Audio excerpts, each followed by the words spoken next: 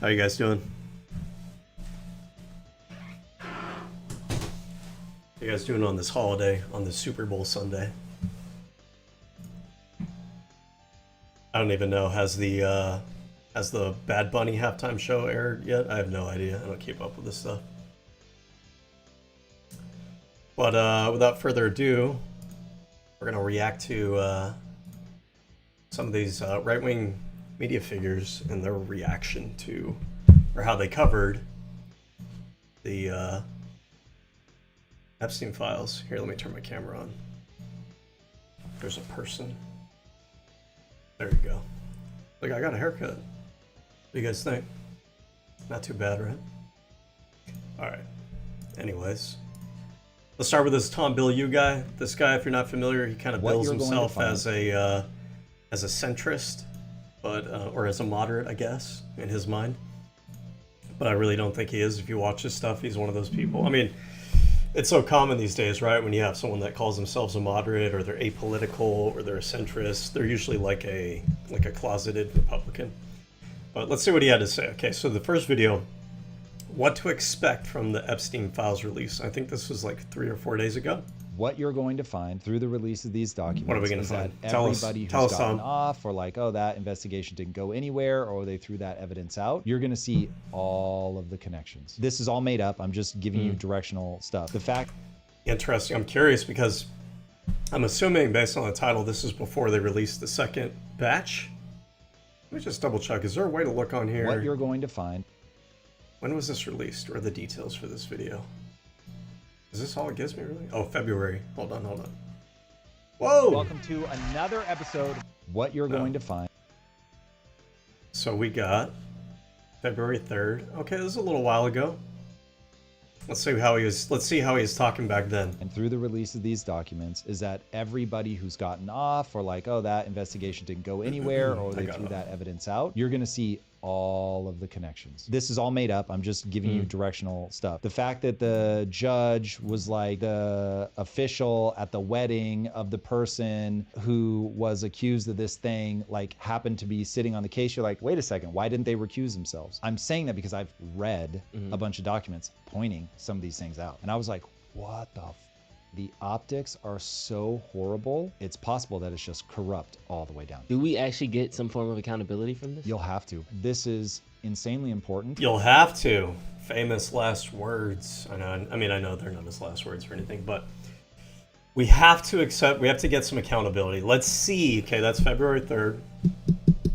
Once we have the new batch that releases, let's see if his story changes. And you must pursue it, because this is foundational to how the world works. We are in a moment where democracy, from where I'm sitting, is in crisis. America's in crisis. You have to have a trust anchor to pull you through. We have to find that and establish it. I don't think anybody's going to trust the Trump administration. He's mentioned too many times. He's too tied. So it's like, the trust anchor isn't going to be this DOJ. So how do we get a trust anchor? I don't know. This is where we're going to want Congress to step in and say, okay, this is where we need leadership. We need somebody that's not mentioned in the Epstein files anywhere to put together a panel of people that are going to run a blue ribbon committee that's going to find out like truth and reconciliation of what happened. And we're going to spend a whole lot of money and years combing through all that stuff, putting everything together, and prosecuting people. You cannot let officials at the level that we're talking about here have done the kind of things that they're claiming that they've done without investigating and finding out what's true. You must. We can't just go, oh, well, crazy. There's just so many claims, nothing to do. It's too pervasive. The second you do that, that's just permission. Okay, so far pretty reasonable, I think, just right? by silence, pretty normal. That's when things escalate. Now that Just a word of advice this has gotten out, for Mr. Tom here. If you have ears that look like that, no offense to him or anything, you got kind of dumbo ears going on, you probably want to go with a hairstyle that's a little bit more voluminous on the sides, I guess, to kind of balance it out. Is kind of just one example. At least that's my point of view. I mean, I'm not a professional hairdresser. The elites kind of now saying, let's buy that narrative control back. The people who have pushed to get this transparency, let's attack them, try to defame them, and kind of start bringing them down. Of course, you're gonna... Like a hairstyle like this, it's very top heavy, where the sides are very they're very inward, right? And then the top is kind of a little bit more spiked up, right? It's automatically it's making your face look longer, right? And he's got these very wide ears. I know this is kind of rude, but like this is some like styling advice, I guess. So I would say maybe go for like a let's see, medium hair men's style. So like, you know, something like this kind of balance it out a bit. You know, maybe a little something like this right here. One of these guys maybe. No, I mean, this is a significantly longer hairstyle than what you got going on there. I'm just saying, like, sometimes you gotta, I mean, it's all up to you. I'm a very, like, liberal guy in the sense that you should do whatever the hell you want to do, as long as you're not bothering anybody. But just word of advice, if you want kind of like conventional grooming tips, you know, if you got ears that stick out that far, having hair that has a little bit of volume to it can kind of, you know, kind of balance it out. Anyways, excellent commentary. You're going to see a massive immune response. You're going to see people try to reassert control, try to own the news cycle, try to get the troublemakers out of office. 1,000%. This is the great tragedy of how we are. What you're going to find through the release of these. So, so informative. Okay, this is also from February 3rd. So he's a little bit old. Let me see if he's got anything newer. Pay attention to inflation. You know, this is another interesting thing. If he hasn't made any shorts on it recently. So this is old, right? What we know about the Epstein files so far, this is one of the older videos, right, from February 3rd. This is organized. Yeah, this is organized by latest. You have to pay attention to inflation right now.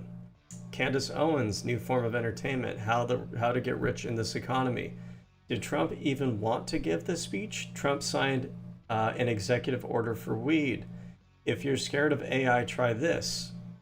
Proof AI, the real difference between left and right politics. So has he put out anything recently since the new round of files came out? Like a short? From February 4th. Let's see, when is his latest shorts video? Inflation. 25 minutes ago. Okay, now that's not to say that he doesn't have his longer form videos talking about the Epstein files, but let's see. Do we have anything here? I'm assuming these are hour-long like podcasts, so they might be mixed in here somewhere. But it is interesting because it's one of the biggest stories, and it's something that the right focused on so much. And after everything he was talking about in the video we just watched, you would expect that he'd have a follow-up, at least focused on this. So 10 days ago, when did the second round of Epstein files?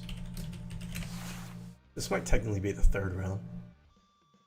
Second batch is what I'm looking for. January 31st. Third round? Third batch of Epstein's files released on January 5th.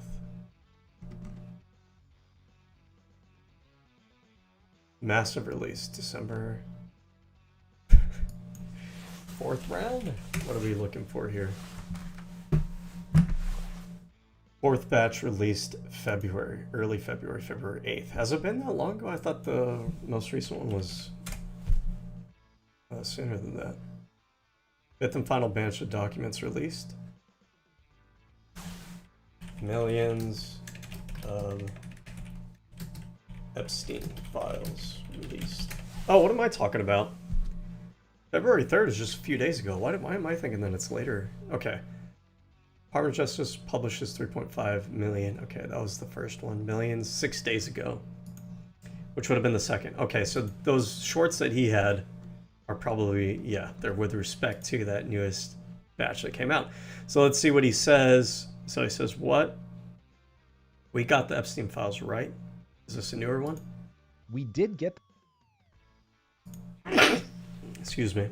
January 18th. Okay, this is a little while ago.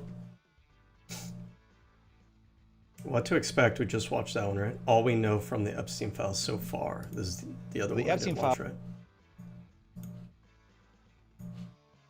February 3rd. Okay, so this would be what, the day after?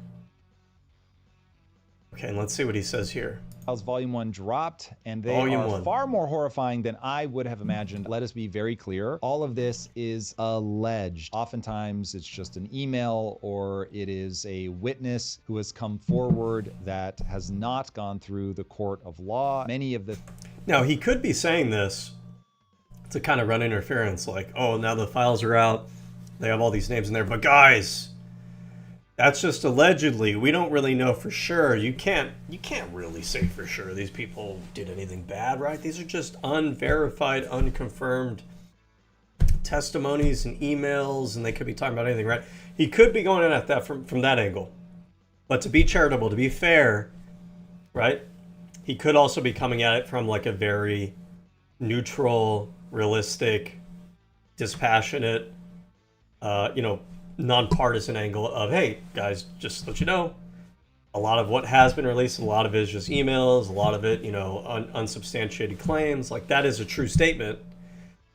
The question is, if you make that statement, are you making that statement to spin a particular narrative, or are you just making that statement because you're trying to be responsible with your journalism? Things that are inevitably going to be in the documents simply are not true. We certainly do not have any special insider information. The U.S. Department of Justice released over 3 million pages of documents along with 2,000 videos, 180,000 images. You've got high-profile mentions. Obviously, people like Donald Trump are mentioned. He was mentioned, I think, thousands of times. Bill Clinton, Elon Musk, Bill Gates, Prince Andrew, who was mentioned. Okay, so I mean, I appreciate at the very least that right from the beginning he's admitting, he's not trying to hide the lead there, that, hey, Donald Trump is mentioned thousands of times in this shit. Hundreds of times. People involved all the way up in finance and world leaders. Like, you've got people stepping down in other countries because of their ties. It is pretty wild. Much of it ties back to Epstein's post-2008 Florida conviction, but many are not necessarily new allegations. It's just that they detail associations or the unverified tips that people have about things that Epstein was doing or people that he might be involved with. And I have a feeling that all of this is going to be one big rat's nest of information warfare. Now, files suggest Epstein may have trafficked girls, obviously, to other people. I can't believe even for a moment. May have? I don't know. The hedging language there is kind of weird to me, but okay. People were just saying it was all the Epstein. Such an absurd claim. And that starts raising questions about past official denials for evidence. No new criminal charges have stemmed from the release of the February 2nd documents of file. So all of this is true. And if he is being just neutral and fair, like, this is fine to say. Knowing his past, from what I've seen from his show, he tends to lean a little bit towards being sympathetic to the right. But so far, he's just being kind of straightforward, so okay, that's fine. Files are publicly available on the DOJ's website, so you guys can go see this stuff for yourself, which we have done here. It is not, I will say, not a pleasant experience. The DOJ has emphasized, as I have here, that some tips are going to end up being proven untrue or purely sensationalist. Okay, so pretty big hedge there, right there. Boy, oh boy, they are worse than I expected. And maybe because I just never went in my mind to anything that was actually specific. But when you start hearing the specific claims, it is mortifying. Somebody said in the chat, like, how many of the victims are even still alive to come forward? That's something we haven't talked about. The allegations that... I mean, a lot of the victims are still alive, and a lot of the victims have, come out. It seems like they don't really get media attention. A lot of the victims have claimed that Donald Trump was involved in some of the stuff there. And now those are claims, of course. But to even be asking this question, it's like, have you not kept up with some of the victims that have come out and talked about it? Did we just purposely ignore those things, or what's going on here? Some people are buried in the back of dude, that's golf the thing. courses. So one of the pages that I read talked about somebody who's very, very famous allegedly strangling a woman to death at a party. Sheesh. And then, of course, you flash back. Who's this Robin Leach character? I'm curious. I'm not familiar with this name. British entertainment reporter and writer, okay. To all of human history, and you realize humans are cruel, and they will kill people in the most horrifying fashion. The Epstein Files Volume 1 dropped, and they are far more horrifying than I would have imagined. Okay, I think it's just repeating now. Okay, so, I mean, I don't generally have a favorable opinion of this guy, but I try to be, objective and fair and everything. I didn't really see anything particularly wrong with his coverage here. These are his shorts. I'm not going to bother looking at any, the long form version of, if he talks about this, but, that's okay. Because we have a lot of them to go through. We got Candace Owens, we got Michael Knowles, we got Matt Walsh. To me, they're all the same person. Matt Walsh, Steven Crowder. What's the other one I said? Michael Knowles, Steven Crowder, Matt Walsh. Like, they're all basically the same person in my mind. But we have a few of them to go through.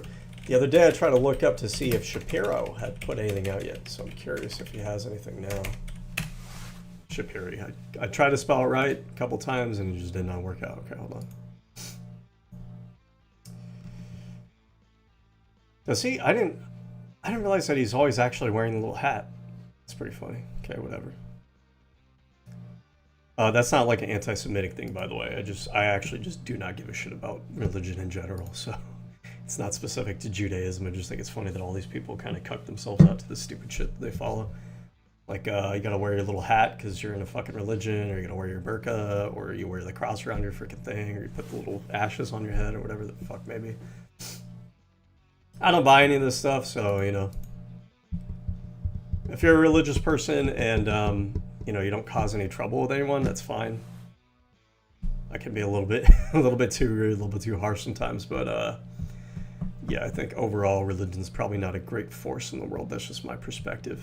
I mean, hey, take that as an opportunity, religious people, to prove me wrong. Be the change you want to see in the world. There's too many people that utilize religion to do bad things. So if you can use your religion for good, I'm okay with that. Okay, let's see what else we got here. Does he have anything in his shorts regarding the Epstein files? Only have one hole in. Let's see, when was his latest one? February 7th, so that was yesterday. How to make a great movie. Why does he act like he knows? I know they made some movies with, what do you call it, Daily Wire, or whatever the hell it is, but, let's not pretend that any of these movies were particularly amazing or anything. The media doesn't care about you, says the guy in the media. Breathtaking court case. Do not do this for Valentine's Day. Oh, thank you for the relationship advice. Gavin Newsom is a chameleon. Okay. I mean, sure, I guess, but so is Donald Trump, but I doubt that you made a movie on that, or a short on that. Disastrous polls for Republicans, at least is being honest here. You can't compare everything to the Queen of Mean. Gavin Newsom's despicable comments, man. They're really anticipating Gavin Newsom being the front leader here. Keep them out. How to balance family and work. New Alex Preddy footage. I have no clue what Trump is saying. The Oscars look horrible. Okay, how far back are we going now? January 28th. I think this dude's dead, right? Isn't this the Scott Adams guy? Okay, so he hasn't had any shorts on the Epstein files. That's kind of interesting. Bench Pro destroys celebrity ice reactions. Look, I mean, this whole thing that right-wing media has been saying for a long time about, celebrities shouldn't be telling you what to think and all that good stuff. Celebrities are Americans. They can have an opinion just like everybody else. I think this, insecurity that Republicans have, I think it's specifically a conservative attitude, because conservatism, the idea behind it is, you have, these societal traditions, and we're supposed to, follow, these societal influences and stuff like that, and you kind of have, hierarchy. So I think in their mind, when you have media, when you have celebrities, to them, in a conservative model of society, they're supposed to put forward the values that the civilization, the society is supposed to be advocating. So they want their celebrities talking about family values and this and that. I think the liberal mindset and the moderate mindset is that, well, they're celebrities.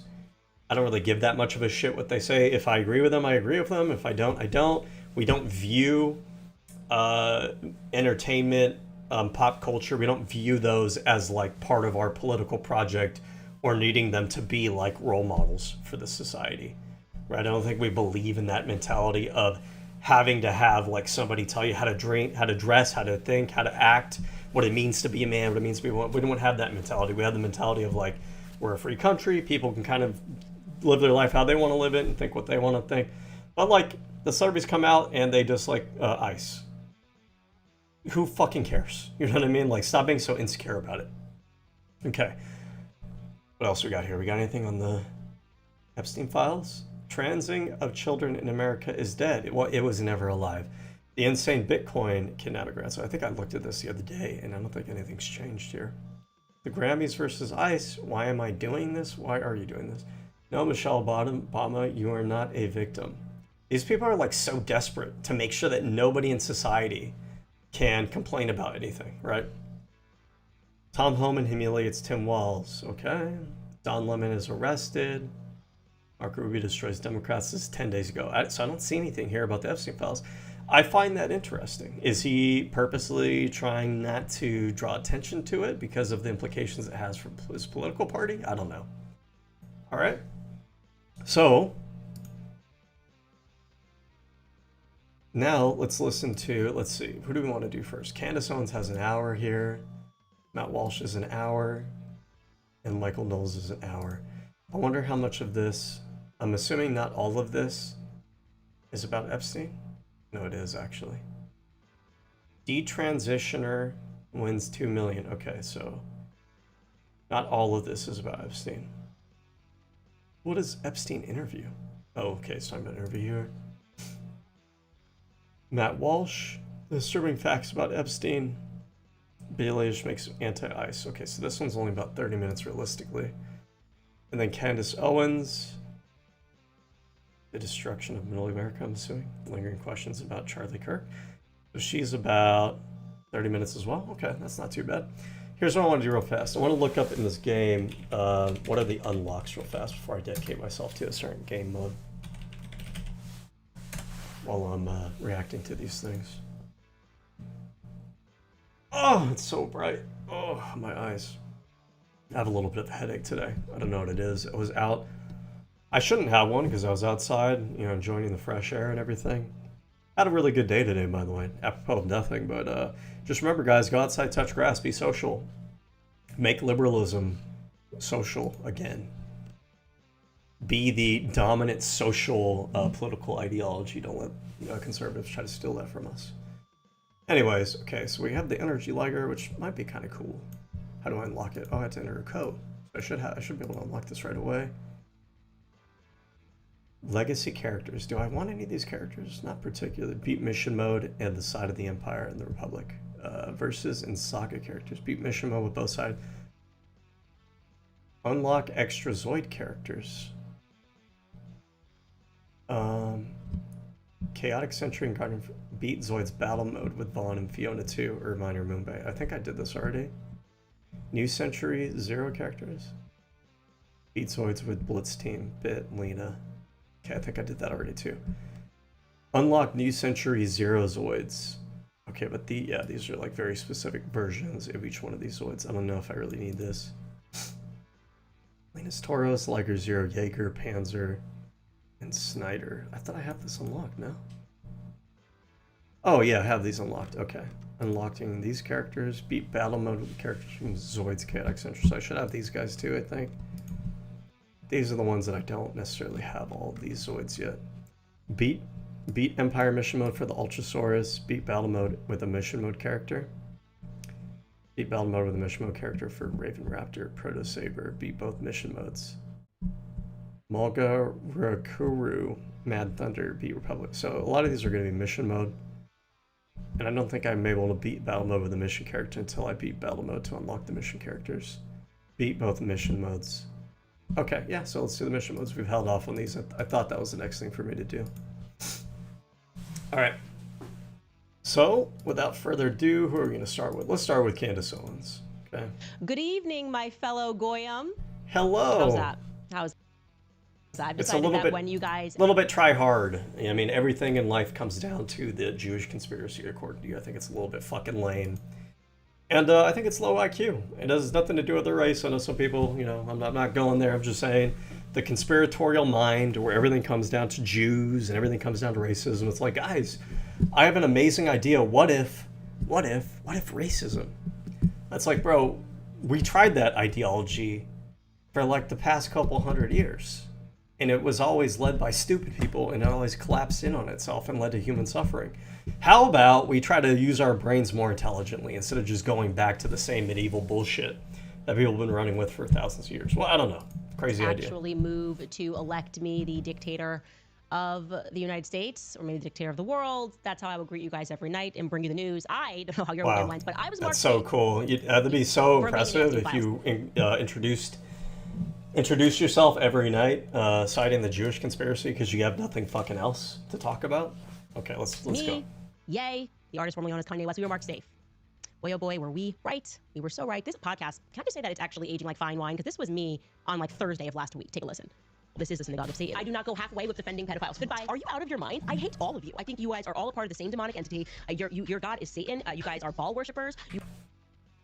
What does she think that she's proving here? She thinks a couple days ago she said pedophiles are bad and she was proven right. Does she think that that was like a unique statement that she said? Like, hey guys, hot take here, pedophilia is bad.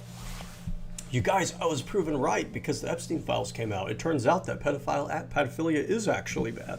Wow, congratulations, Candace. You're really making excellent commentary for the conservative wine moms out there.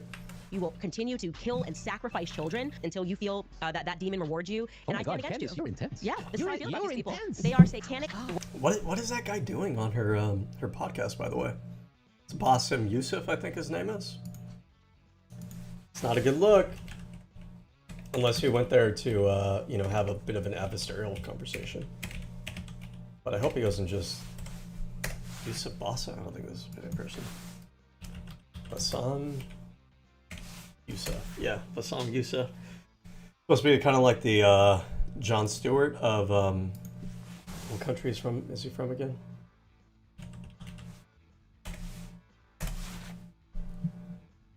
Egypt. Okay, well, anyways... Right and left at the top. I'm kind of feeling like I actually didn't go hard enough. Anyway, today we are going max like always. Welcome back to Candace.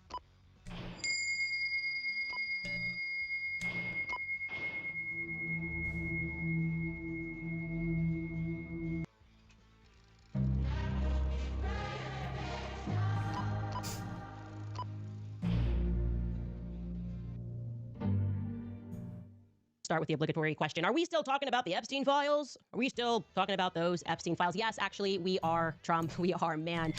I can't believe you're tangled up in this, that you would keep this a secret to protect the elites knowing what you know, what you most definitely know that they are up to. Because if we know, how could... Has she become anti-Trump recently? I didn't know that. Kind of seems like she's being a bit critical of Trump here. That's interesting. See, I think a lot of people have argued whether or not Candace Owens is like a true believer of like all these conspiracies. Maybe I'm wrong. I don't watch too much of her stuff to be, upfront with you. But I get the impression from her that she found her niche a long time ago in, pushing these conspiracy theories and leaning into like the Jewish stuff. And I'm under the impression that she knows all of this stuff isn't necessarily true or it's exaggerated, but that is the audience that she's cultivated. And that it's her niche, and that she can pull even more people that are conspiratorial if she leans into it. That is my impression. I could be wrong, but I don't think she's a true believer. I really don't. You know who was not surprised at all while reading through the Epstein files? Any person that's been watching the show, and of course the people, especially the people. No, nobody has been surprised about the Epstein. Who the fuck do you think was surprised about the Epstein files? Do you think liberals were surprised about it? You think moderates? You think independents? You think anybody from any other country in the world was surprised about it?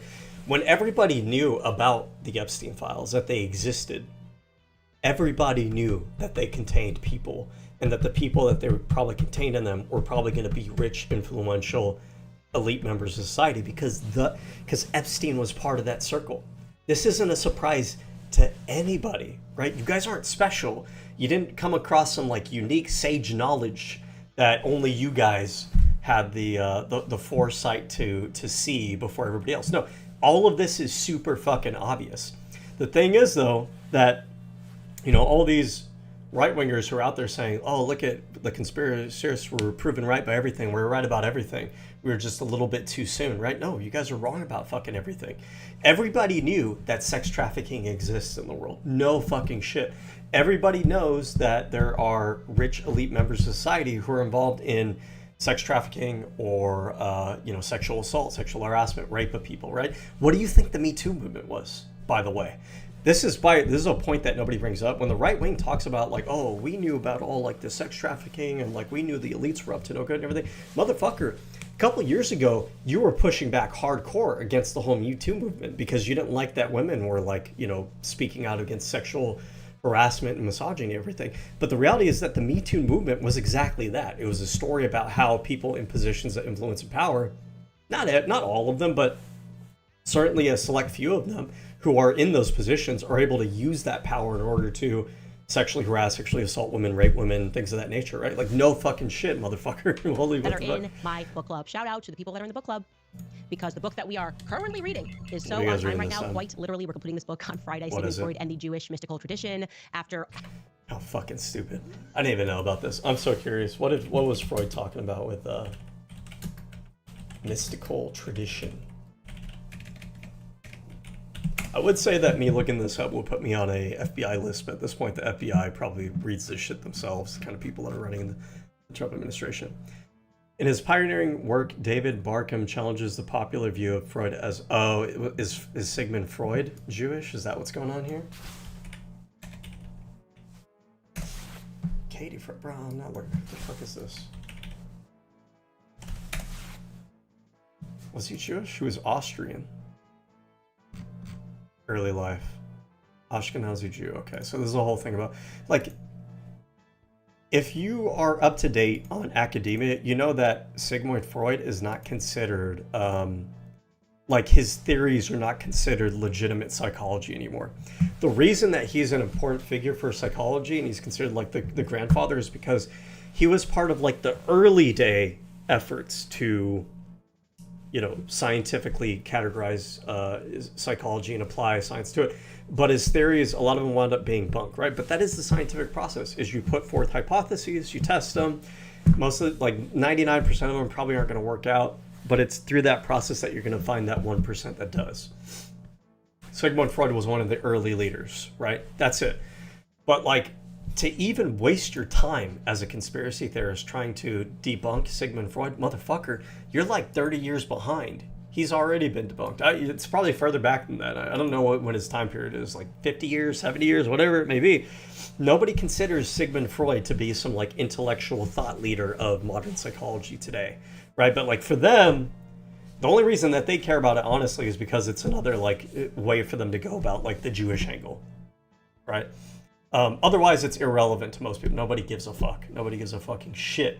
Having read previously The Assault on Truth, those people were not surprised at all, because I took you through it. What Sigmund Freud and his conniving Freemason boys actually believe about you. Oh, wow. Sigmund Freud, what does he believe about? Nobody cares. He's dead, and his shit's irrelevant these days. Nobody cares.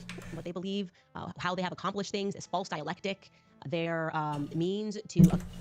I hate the whole concept of dialectic like that. The Hegelian dialectic, and people talking about dialectic, was like internet era, 4chan era, pseudo-intellectualism. A lot of people on 4chan discovered the word, my bad, hold on a second, dialectic. And then they thought they were like super fucking intelligent for saying it. My understanding is dialectic is basically just like a debate. And the idea is that through the course of debate, you're able to arrive on deeper truth or deeper meaning, or more complete, robust, deeper truth or meaning, because ideas are being challenged by an oppositional side, or sometimes the truth lies between, these two sides, and by the two sides clashing, you're like, wow, congratulations, right?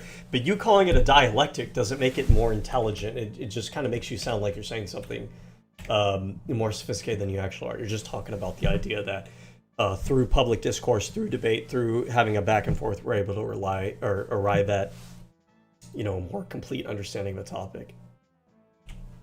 Let me just make sure I even understand. The art of investigating or discussing the truth of opinion. So, like, it's not really saying it like, it sounds fancy, but it's not a super complex term. There's more simple terms for it, but they're so hung up on it because it's like the buzzword among right-wing pseudo-intellectual groups these days. Accomplish running Western society, breaking apart Christian empires. Yes, he hated Christians. It's a fact. He wrote about it extensively.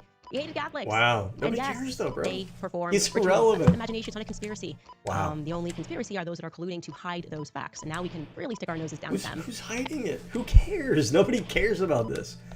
You're like 70 years behind. No one gives a shit. What do you think? What effect do you think Sigmund Freud is having on modern day society? Nothing. And no, I want to be clear. This is... You probably do a better time like talking about Jung with his stupid fucking ideas that still have a lot of cultural cachet for some reason. I consider the 16 types or whatever, the Carl Jung, whatever the fuck it may be, I consider that to be like astrology for psychologists. Not Judaism. This isn't your grandma's Judaism. It's a cult mysticism. That's the way that it's able to move through seemingly all the faiths, right? Aleister Crowley. Well, how could you have the Star of David once upon a time? What was it, before 1914? That was the flag of Morocco. That's weird. That's a Jewish nation. Nobody cares. Talk about Epstein. I want to hear about this Epstein shit. This I'm going to read from you is actually, to contextualize this, he's writing a letter to his best friend, also the person he's having a gay affair with, who mentored him. Whoa, gay affair, gay people. Uh-oh, Jews and gay people. No. Molested his own son, Robert Fleece. Robert Fleece spoke about that when he got older. And child molester? What? Fleece after he gets initiated, because they wait until you're 36 to initiate you into the occult mystic Kabbalah. Okay, I'm going to read you what he writes. He's referring to a patient who he previously hadn't understood before his initiation, who came in, and she spoke to him about what she experienced when she was a child. He writes, imagine I obtained a scene, which means a patient was speaking about this, about the circumcision of a girl, the cutting of a piece of her labia, sucking up the blood, following which the child was given a piece of the skin to eat. This has nothing to do with Epstein. He Epstein. says, I dream therefore of a primeval devil religion, whose rites are carried on secretly. I don't want to hear about your stupid Jewish conspiracies that like don't even have any relevance. Like, just get on with it. And the Freud system. And he also saw festivals of the it's Jewish supremacists. They had everything to pizza. Have you ever felt understood? My natural response is no. I think Mississippi. This reminds me of like when you talk to like Hassan Piker types, where like you're talking about I don't know, you're talking about the cost of gasoline. That's probably a bad example, but like somehow that winds up circling back to Israel Palestine. You're talking about gay marriage rights in the United States, and then it somehow circles back to Israel Palestine. With her, every fucking thing in the world is like, oh, guys, I had a crazy idea. Huh. Have you ever considered Jewish people? What if Jewish people? Hey, I tripped over a crack in the. Did you see that crack in the sidewalk? Isn't that crazy? Well, what if it was a conspiracy by Jewish people? I've been having a really hard time at work. I have a boss that's been a huge pain in the ass. I think it's actually a conspiracy by Jewish people. It's like every fucking thing in the world. You have a sneeze, Jewish people. Your microphone setup is having issues, Jewish people, right? The power cord on your laptop isn't working properly, Jewish people, right? Every little fucking thing has to come back to Jewish people. It's such a boring fucking way of looking at the world. It's so simple-minded too. Kentucky. You think he was just like what, another... This is when you're a dreidel, everything looks like a menorah, you know what I mean? White supremacist, everyone's just a white supremacist. I mean, another, they would call him a white supremacist or... Well, bro, if you're going out there spreading Jewish conspiracism all the goddamn time, like, no shit, people are going to think you're a white supremacist. Go fucking figure. He's anti-Semitic, everybody's just anti-Semitic.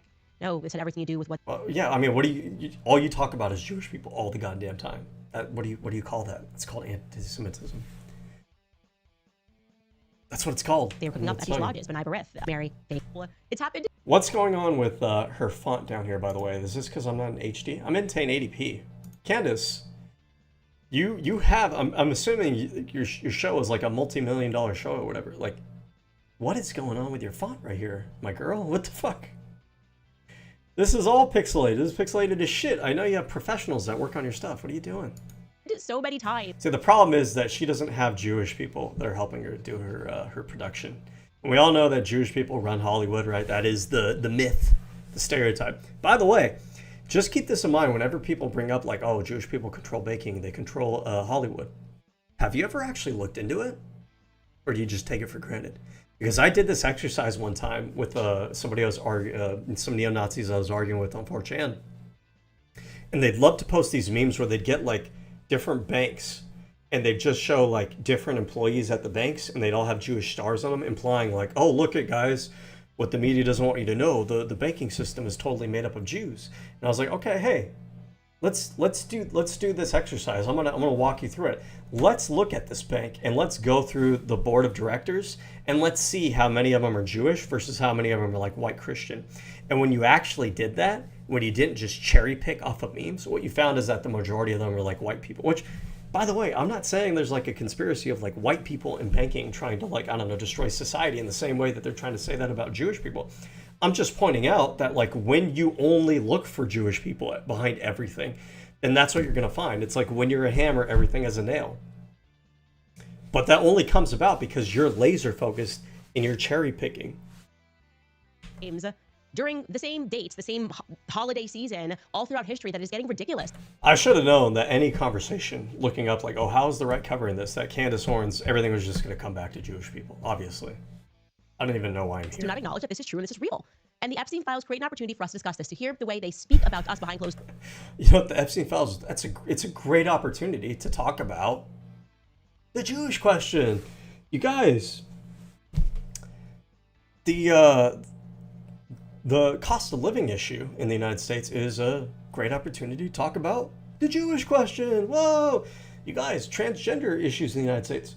Great opportunity to talk about the Jewish question. That's Candace Owens. That's probably her entire show. Those doors, exactly how Sigmund Freud spoke. Racist, right? I want to make it clear that this is for them a religious philosophy, a racist perspective that we are goyim, meaning cattle that are meant to be herded and ruled over. I said it at the end of last year. I said this is how I am being treated because I don't listen to them. Hence their psychotic, as opposed to what? And frankly, their evil manner in which they... As opposed to what, by the way? Because keep in mind, like, she supports Christian nationalist endeavors in the United States. That's like the I would call it funny, but it's not really funny. But it's such a huge degree of like projection on her part to say this. Look, all religions have weird teachings in their religious texts, including Judaism, right? But most people practice some kind of reformed version of that. If you look at Jewish people in the United States, they're probably the least likely to try to impose their religion on the rest of society and to try to legislate it. But people like herself, who are like Christian nationalists, actually do try to do that. So like they're projecting when they say this kind of stuff. They have confronted me simply trying to move on in my life after realizing I don't want to work for Zionist psychopaths. I just don't want to do that if that's cool. To them, that's akin to a buck that won't break. How dare you? They feel as maybe you or I would feel if an animal beat us at a game of chess. That's what it feels like when Candace is just like, peace, I'm out, and her life is not subsequently ruined and over. And they will keep publishing. It's funny because I've heard a lot of people say that, oh, Candace Owens shows is actually entertaining. Like, that's the thing about her. Like, you may disagree with her and everything. Like, I'm one of those people that like to look at media figures I disagree with and try to objectively see, like, do they know what they're doing? Do they know what they're talking about? Are they actually charismatic? This is super fucking boring. This is just like everything just comes back to like Jewish people and Judaism. It's obsessive to a degree that's fucking boring. It's like every point that you're gonna make is predictable and it's redundant. You're a broken record at this point. Things and calling me names. Everything she's saying is an anti-Semitic conspiracy until the emails drop and Jeffrey Epstein, who worked on behalf of the Rothschild. I love this too, by the way. Oh, until the Epstein files dropped and Jeffrey Epstein, I think Jeffrey Epstein's Jewish, right? By the way, was he even like a devout, like religiously Jewish person? Doesn't really seem like it. But keep in mind, the Epstein files has who in it? Elon Musk, Donald Trump, Howard Lutnick. I'm assuming he's also Christian, right? Let's look up these people. The point I'm getting at is it's full of Christians. The Epstein files doesn't really have anything to do with religion. It spans people of different faiths, and a lot of them happen to be Christians as well. But if you're Candace Owens, of course you're going to spin it all into a Jewish thing. So, okay. He's the son of Solomon. Okay, Solomon sounds a little bit like a Jewish name, so let's see here. Solomon Lutnick, son of laundry owner. He's married Jane Lieberman, another Jewish name. Both of his parents are Jewish. Okay, so Howard Lutnick's probably Jewish. Well, he is Jewish, right? Elon Musk, Christian though, right? Who is the other one? Peter Attia. Peter Attia.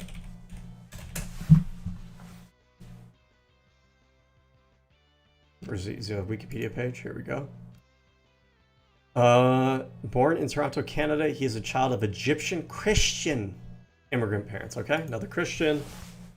Who else was in the files? What was the royal, that dude's name? Epstein, royal family. Prince Andrew. Prince Andrew. What is his background? Well, we already kind of know, right? What is the faith of the crown? It's going to be some version of Christianity, right? They're not Jewish. That's Prince Andrew, and then like who else? Like we're not to do this all day. You get the point here, right? Is that she has to cherry pick here. She has to spend the whole thing as a Jewish thing. She doesn't want to acknowledge, by the way, 'cause she is Christian and she's a Christian nationalist. She doesn't want to acknowledge that the Epstein files are full of fucking Christians like herself. According to him, wrote that in an email, the Rothschilds, who credit themselves with having created which nation state? Oh, right, Israel. Israel, the same nation state that is having a bunch of women say that they were ritualistically abused in a forest by rabbis. That's happening in the Knesset right now, that nation state. Saying they were 3, 4 years old when this happened. He's saying, those are my bosses, the Rothschilds. And here is a brief, but by no means an extensive coverage video that was put together. I assume this guy must be Goy, right? Goy? See, Goy, TikToker, contrarian, put this together. Take a listen. By the way, when you hear them say Goy, the whole thing about this is like a neo-Nazi, white nationalist jargon.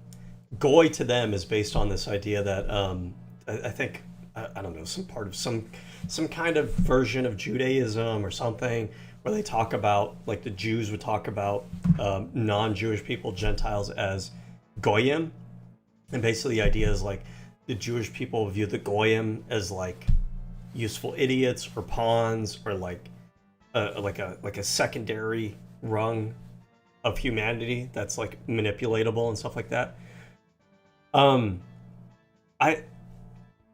The whole idea here, this whole mentality, go out there and talk to Jewish people, interact with Jewish people. The average Jewish person doesn't go by this kind of mentality. Much in the same way that your average Christian person doesn't abide by, or they don't follow the religion to the T on things like you're not supposed to eat meat on Sunday or whatever the hell it may be.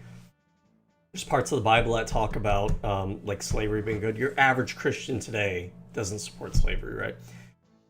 But to people like Candace Owens, to her, Judaism and the Jews and Israel and stuff, they're all part of like this conspiracy of Jewish people who want to consider the rest of the world to be Goyim to them. So that's what she means when she says that. Israel is mentioned twice as much as Donald Trump in the new documents. Here he is discussing with Roger Schenck, a Jewish-American academic and hedge fund worker, saying Jews create vast fortunes by manipulating markets and creating financial speculation and exploiting labor. He says, let the Goyim deal in the real world. In a discussion with the Rothschild family, Epstein says if they overthrew the Ukrainian government, there would be great opportunities. The Rothschild family paid Epstein $25 million for certain algorithms. While talking to Peggy Seigel, August 7th. Could it be possible, by the way, that the Rothschilds family, they're not motivated by Judaism specifically, but they're just motivated by the same thing that people like Donald Trump or Elon Musk would, which is that they want to accumulate more wealth, more influence, more power in society? Why does it have to be a Jewish thing? 2010, she asks if an event is going to be 100% Jewish. He says no, they'll have Goyim in abundance. But don't worry, they're just brilliant wasps from JP Morgan. And honestly, like, they're probably kind of joking. They're probably being a little bit tongue-in-cheek here. Because if you look at other emails in the Epstein files, you see white Christian people talking, I forget who specifically, talking to Jeffrey Epstein and joking about Jeffrey Epstein being Jewish. This is kind of the way that those guys talk. They like to use like racist like stereotypes and caricatures. The same way like Candace Owens and her friends, like they just love to talk in like all of these racial stereotypes and these racial slurs and everything. It's just funny to them. So it's no different. Epstein, Donald Trump, the kind of circles there, they kind of have that same mentality into the world of like being offensive, using racial slurs, using racial stereotypes. Like they think that shit's funny. So that's probably more what they're talking about here. Finkelstein, BlackRock's Larry Finkelstein's son, is accused of not having... Because again, you can get wrapped up in what's going on here, right? The cherry picking that she's doing here. But just keep in mind that a lot of the people in the Epstein files are white Christian people, not Jews, white Christian people. Does that mean that there aren't Jews in the episode? Absolutely, for sure, 100%, right? But like, we don't need to cherry pick here. We know that there are a lot of white Christians also involved with Epstein. Any respect for non-Jews, seeing them as not human. This is from his ex-girlfriend, Svetlana. He pressures her to have an abortion. In 2017, Epstein has a conversation talking about if you want to hire the best people, you have to hire only Jews. Only hire those. Oh, no. Let's go back and read this email. Those who can prove they are abortion. In 2017, Epstein has a conversation talking about if seeing them as not human. This is from... willing to be shared a meal, no sex, none. That at 13, you should become a man. His ex-girlfriend, Svetlana. Okay, let's look at this. So this is an email from Jeffrey Epstein to, we don't know because it's blocked out. You are a man and are ready. You sell yourself short. Married will be stability, not the reversed.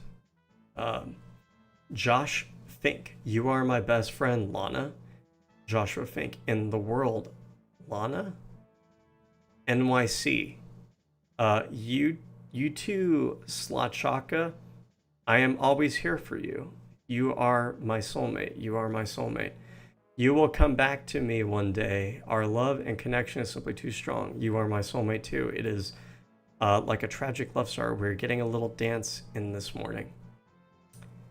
You are a man. Are you ready? Okay, so I'm assuming this is Jeffrey Epstein to someone. So to this, is it just Joshua Fink here? Is that what this is to?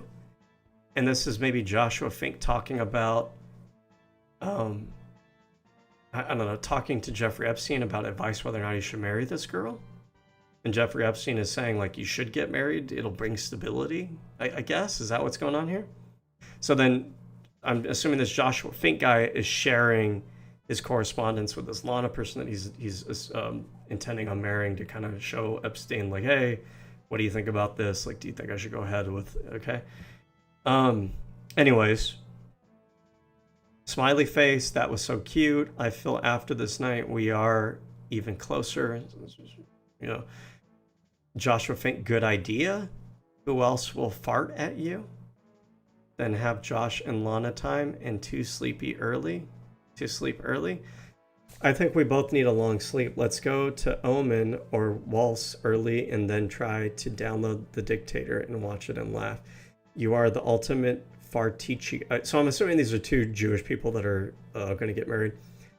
But even if you leave me, you will still be my best friend. Now, it is the case in some Jewish families, much in the same way that in a lot of other families, like there's an expectation that you also marry. Like if you're a black person, maybe they want you to marry another black person. If you're Jewish, maybe they want you to marry another Jewish person. These are kind of like traditional stereotypes, like, oh, why don't you find yourself a good Jewish girl to marry? And, you know, sometimes the parents want to push back against like the Western Americanization of their children. And in a way of doing that is to try to push towards kind of building a community within their own kind of ethnic group, or making the, you know, pressuring the kids to marry within their ethnic group. So that way they can kind of maintain some of their like traditions from back home or whatever, and they don't become super Americanized. So I understand that perspective. But, and this guy might have a little bit of that in his upbringing, but does this mean that this is part of like some large Jewish conspiracy? Again, keep in mind that the Epstein Files has more than just Jewish people, and it has like Christian dudes in it. Okay, so Joshua Fink, I love you very much, and the situation is very sad and stressful, and I don't want you to leave me, and I have no other girl I want to see. Now I wonder if, who is this Lana person? I kind of wonder, like, is this somebody that Epstein set him up with? What's going on here? Is this Lana girl, is she serious about it, or is she just saying what she needs to say, you know, as kind of like an escort kind of thing? You are my soulmate. Do I wish the Visa system was not so stinky? Yes. Do I wish I felt that I did not have the mad experience of being married before on my shoulders, and also not feeling in work that I have gotten to the level I need to get to start a family? Yes, I am moving from hedge fund to a whole new business model. It is going well, but it's not yet stable or established, and I have a lot of pressure on my shoulders to make it work. But you're the most wonderful girl I've ever met, and we are so special together. Okay, so her name is Svetlana. I don't understand why only parts of this shit is fucking redacted. What is going on here? What's even the point? Because, okay, anyways. I love you very much. You are the only man I've loved so much. What is being highlighted here? I don't understand. Like, what are we trying to prove through this email? I need to feel my life and work are stable. I will get there, and I'm working so hard to get there, but I am not there today. But that does not diminish how much I love you and that you are my best friend. What the fuck does this have to do with some Jewish conspiracy? I don't get it. Just because they might be two Jewish people and they have like Jewish pet names for each other? Who cares? He pressures her to have an abortion. In 2017, Epstein I found criteria to find smart people. The more, okay, so now this is somebody else. A Marsha Drakova. This is a different person. To Jeffrey Epstein. I found criteria to find smart people. The more Jew you are, the smarter you. Wow. Yeah, you're definitely right. You're very smart there with that grammar. You said you're 98% Jew. You're very smart. My Xbox is my ex-boss is 78% Jew. You guys don't know this. Candace hasn't figured this one out yet, but actually Xbox is a Jewish conspiracy as well. My ex-boss is 78% Jew. He is super smart, less smart than you are. I have a close friend, business partner who is 90. So this is a girl too, Jeffrey Epstein. She seems to be obsessed with like this racial. By the way, I mean, it's the pot calling the kettle black here. When the right wing are so into all these like racial hierarchy of like genetics and intelligence and everything, right wing people will be the first ones to tell you, oh, you know, white people score higher on IQ than, you know, these minority groups, and Jewish people also score higher in their IQ, and, you know, Asian people score higher in their IQ. So like, what are they even like? They share these kind of views themselves. You know what I mean? But this is somebody else to Epstein. She might have those views. I don't know if Epstein has it. Maybe he did, but what does it fucking matter? Because the whole story behind the Epstein files is not all about some kind of like Jewish supremacist shit. It is, again, a story of elites that span both Jewish and Christian, white and Jew. It's not just Jewish people that are behind it. It's not. Okay, so anyways, let's continue this message. I have a close friend, his partner is 99.3% Jew. Dude, having like this degree of like knowledge, like, oh, I'm 97.435% Jew. Who fucking cares? Like, to be obsessed with that stuff is so cringe. He is crazily smart. We take all Jewish people. Sourcing can be done through relatives. Ask them to do 23andMe test. Do event for everyone who is 98% Jew. Also, all of them are not religious. Do you think it makes sense, right? What is this grammar for someone who thinks she's super smart? I find, by the way, that a lot of times people obsessed with racial intelligence stuff tend to be fucking stupid themselves, like a Dunning-Kruger thing. As a conversation talking about if you want to hire the best people, you have to hire only Jews. Only hire those who can prove they are genetically Jewish. Maria Farmer, one of the first victims to come out and name Epstein. I wasn't allowed. So like what's going on here is it's a cherry pick thing, but it's also like a gish gallop. Like they're just bombarding you with every single person in the Jeffrey Epstein orbit who may have said some weird things about Jewish people or being Jewish and everything. And I don't even know what the conspiracy is supposed to be. Like, what is that message from that chick to Jeffrey Epstein supposed to prove? What is that supposed to be in terms of like a Jewish conspiracy? Right, but like they're cherry picking so many of these little stories and then they're bombarding you with it so quickly you don't even have time to think about it. It's just the common thread behind everything there is going to be Jewish people and Jewish people saying we're Jewish things, right? And then your mind is supposed to fill in the rest because you don't have time to like really break down and think about it. What you're going to latch onto is that common thread in the Gish Gallop, which is Jew people, Jewish people. Here's another Jewish person. Here's another person talking about Jewish stuff. To go get food. And when I called DLN and asked why I couldn't eat there, she said, it's a Jewish country club. You're not Jewish. They're not going to serve you. They, honest to God, think their DNA. When I called Ghislaine Maxwell and asked why I couldn't eat there at a private and exclusive country club, she said, well, I'm not even trying to defend Epstein or Ghislaine Maxwell here, but like what Ghislaine Maxwell might be saying here is like, oh, like if someone asked me, I used to work for this guy and he was a Catholic and he used to go to my local Catholic church. And the Catholic church had like this Catholic men's group, right? If someone were to talk to me and ask about like, oh, how do you, like maybe, let's say I was meeting with my, it was a contracting engineer. Let's say I was meeting with that contracting engineer. He was giving me some new job assignments. And while I was meeting with him, he was also happened to be with one or two of his Catholic Brotherhood partners, whatever. Right. And so one of my friends asked me like, oh, those guys seem like really smart, really well connected. Like, how can I, be a part of their club or whatever? And then I tell him like, well, you can't be. It's a Catholic club or anything. Is that like some kind of conspiracy that I'm telling you about? Or am I just being honest that like, hey, this is like a group that is like all Catholic or all Jewish, or like this is a like an Asian pride convention thing.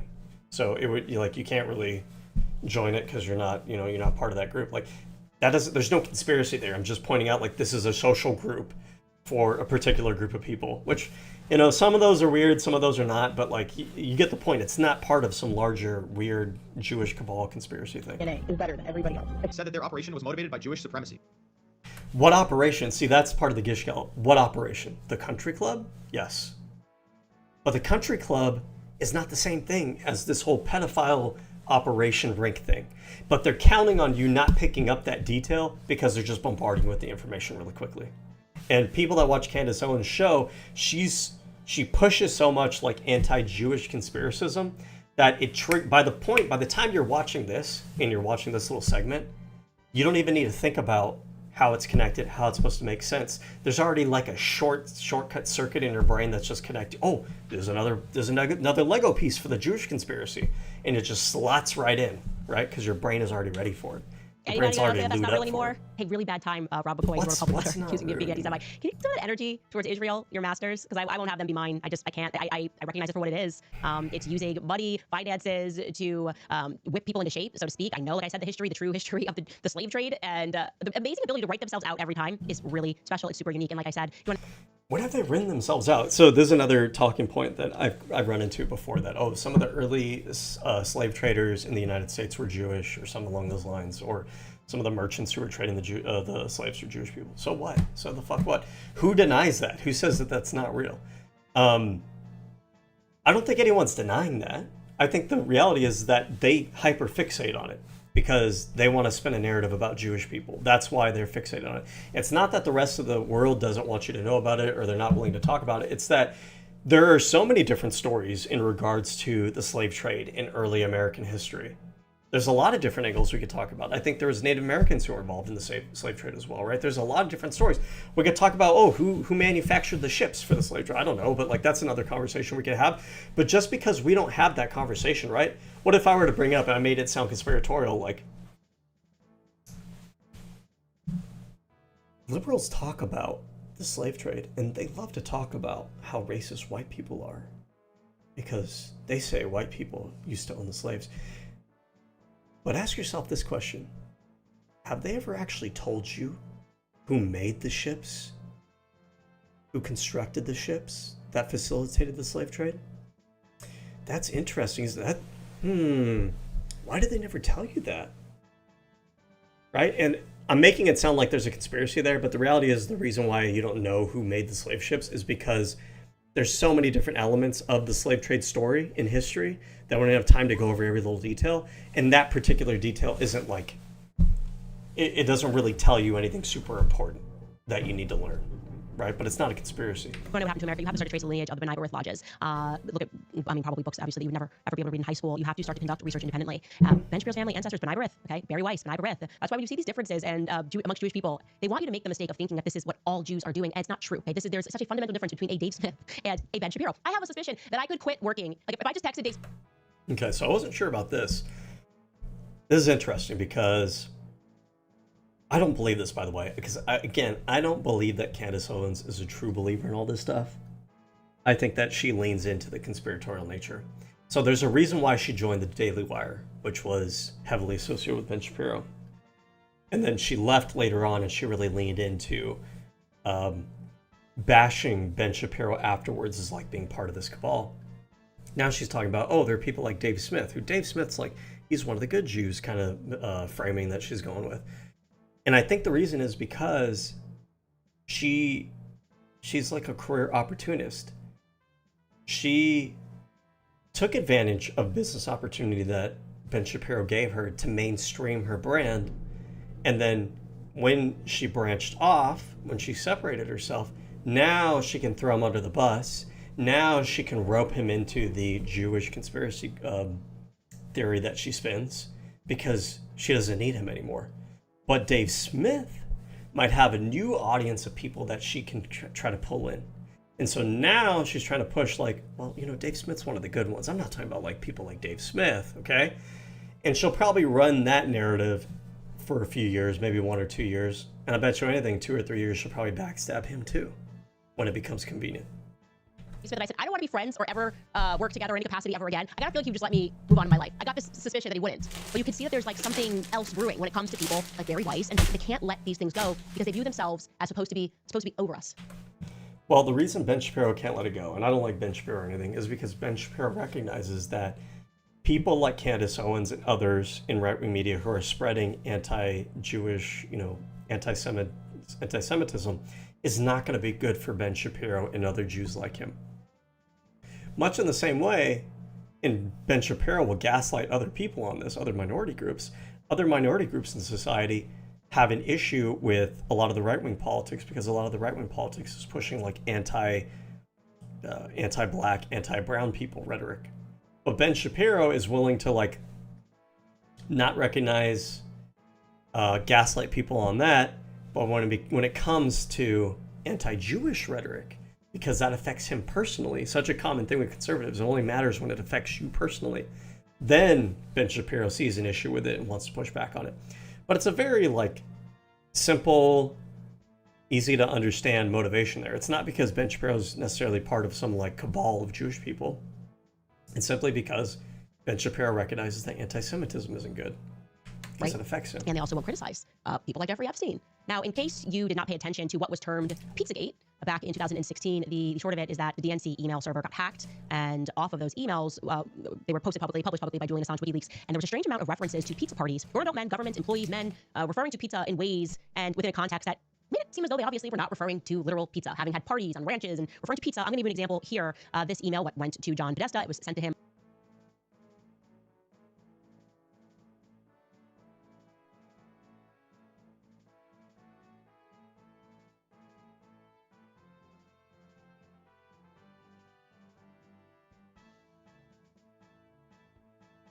So Pizzagate, when it comes to Pizzagate, there's a question, right?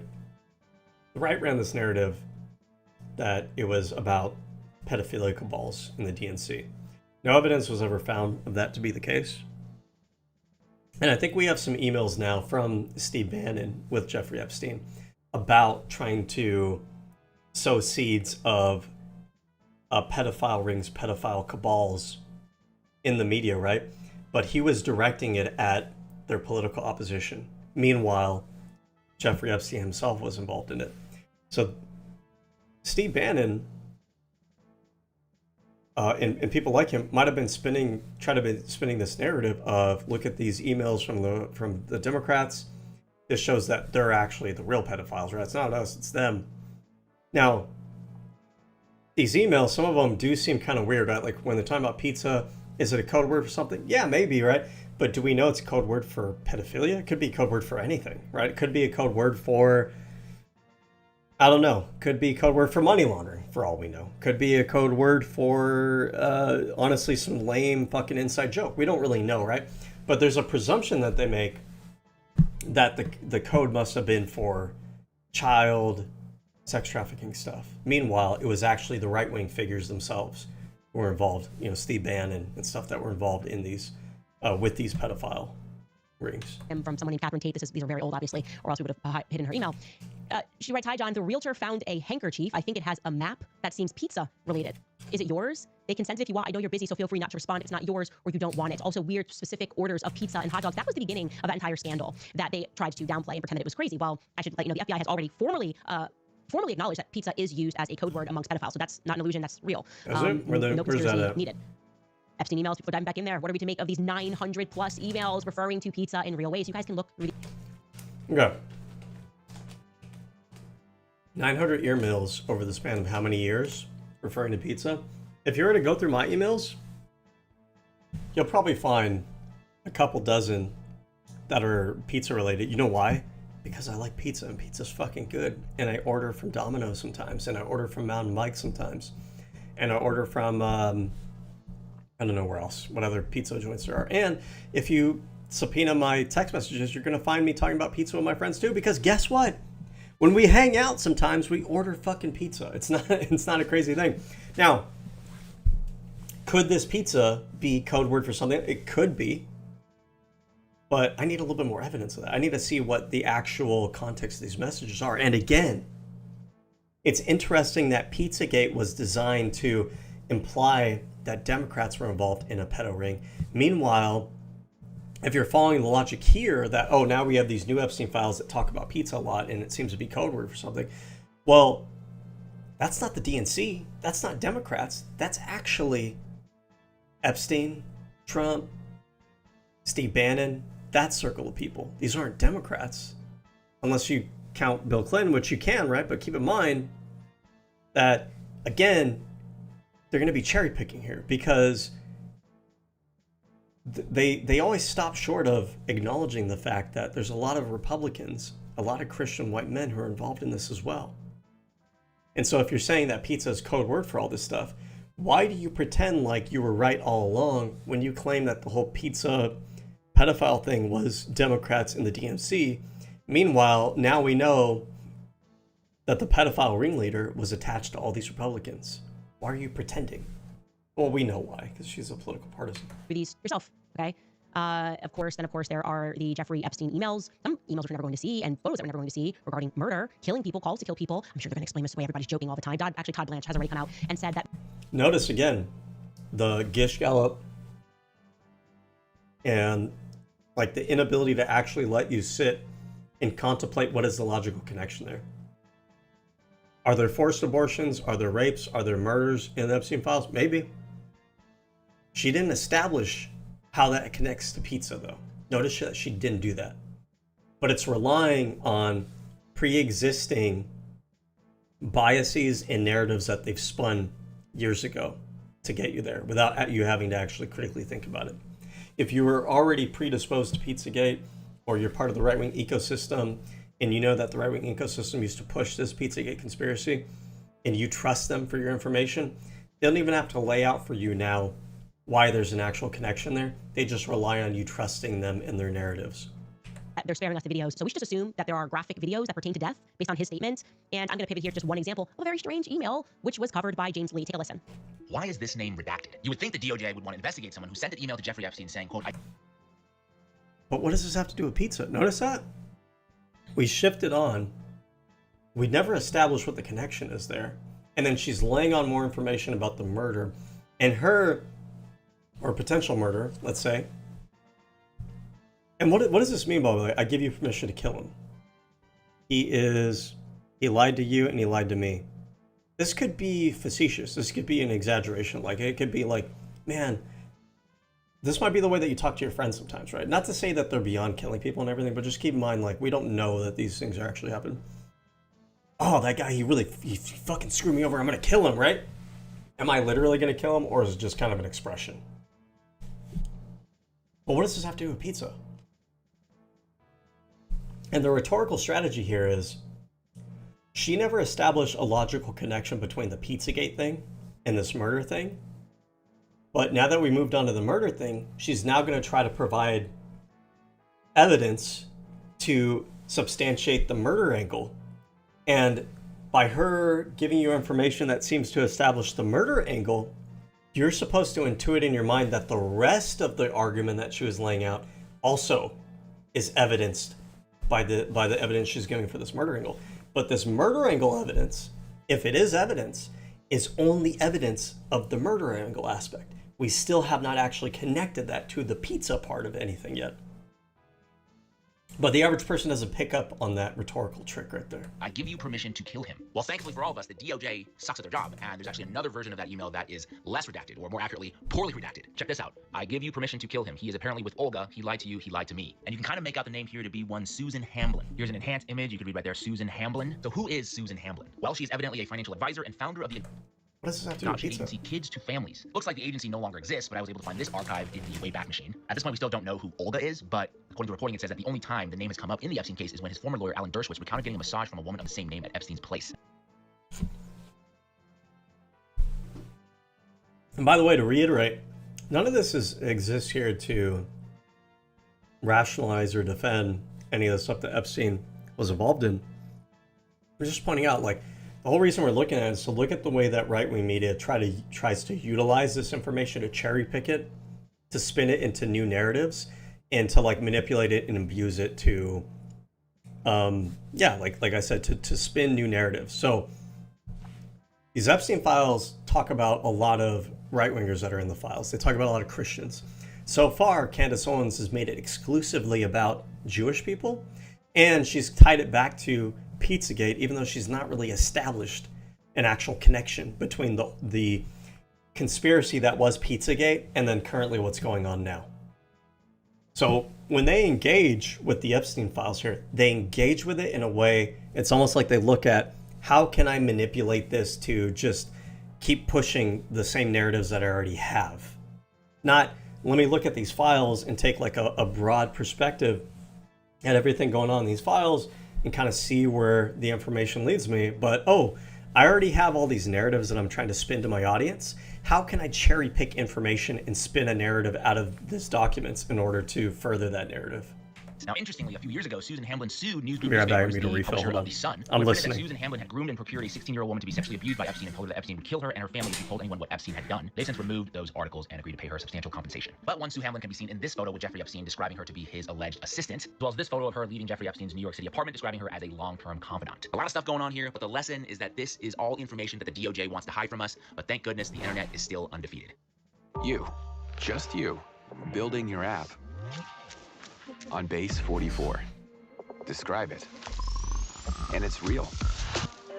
One thought leads to more thoughts. Layer by layer, taking shape. When you need your tools, bring them in. They just click. And by the way, I mean, okay. It's worth mentioning. Also, I love that he's wearing a CIA t-shirt. When they say, so many independent journalists, thankfully for independent journalists, or this would have all. When they say like, oh, the CIA and the FBI is behind, you know, this cover-up or whatever it may be. Again, the cherry picking that they do, the things that they say, the things that they don't say. Who is running the DOJ and the FBI right now? Is it the Jews again? Is it Jeffrey Epstein? Is it Soros? No, actually, it's Donald fucking Trump, Pam Bondi, Kash Patel, Dan Bongino. Right? These are not Jewish people, but she simply just doesn't mention that.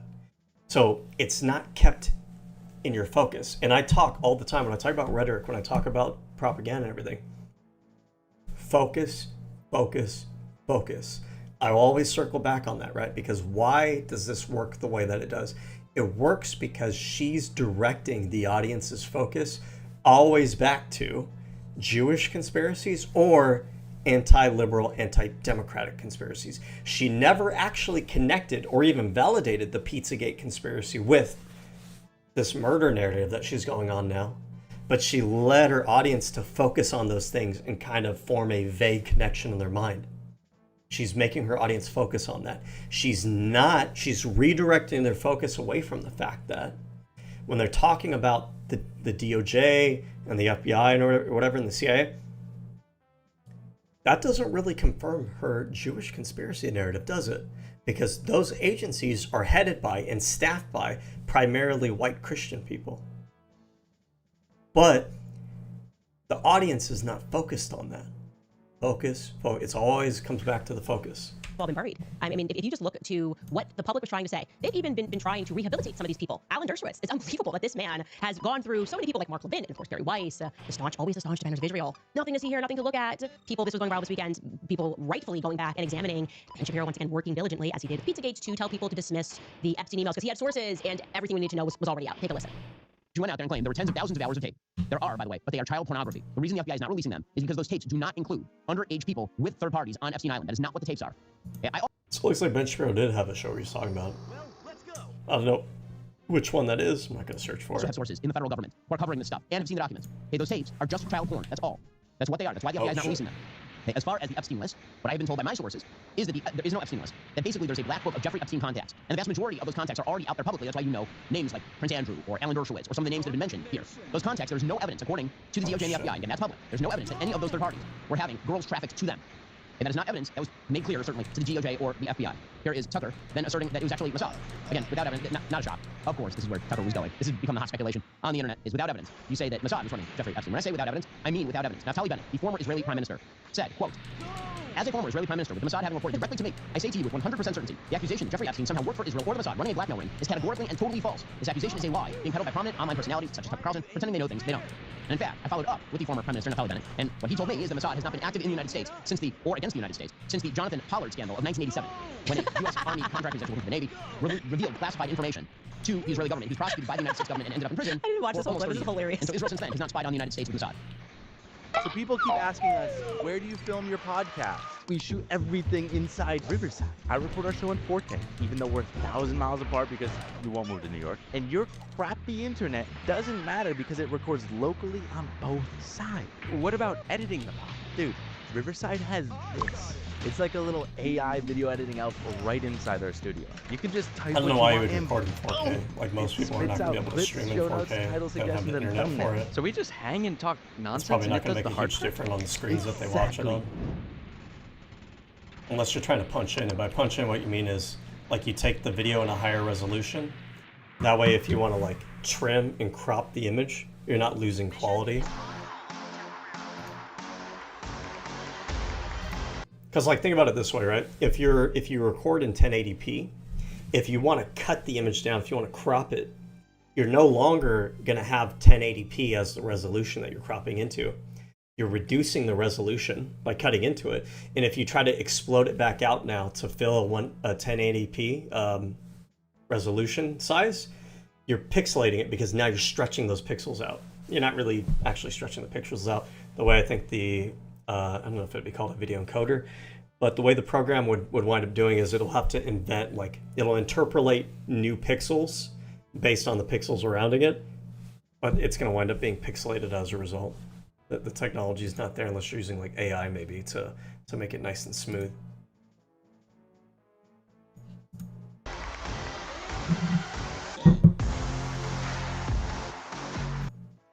Okay, guys. Well, there you have it.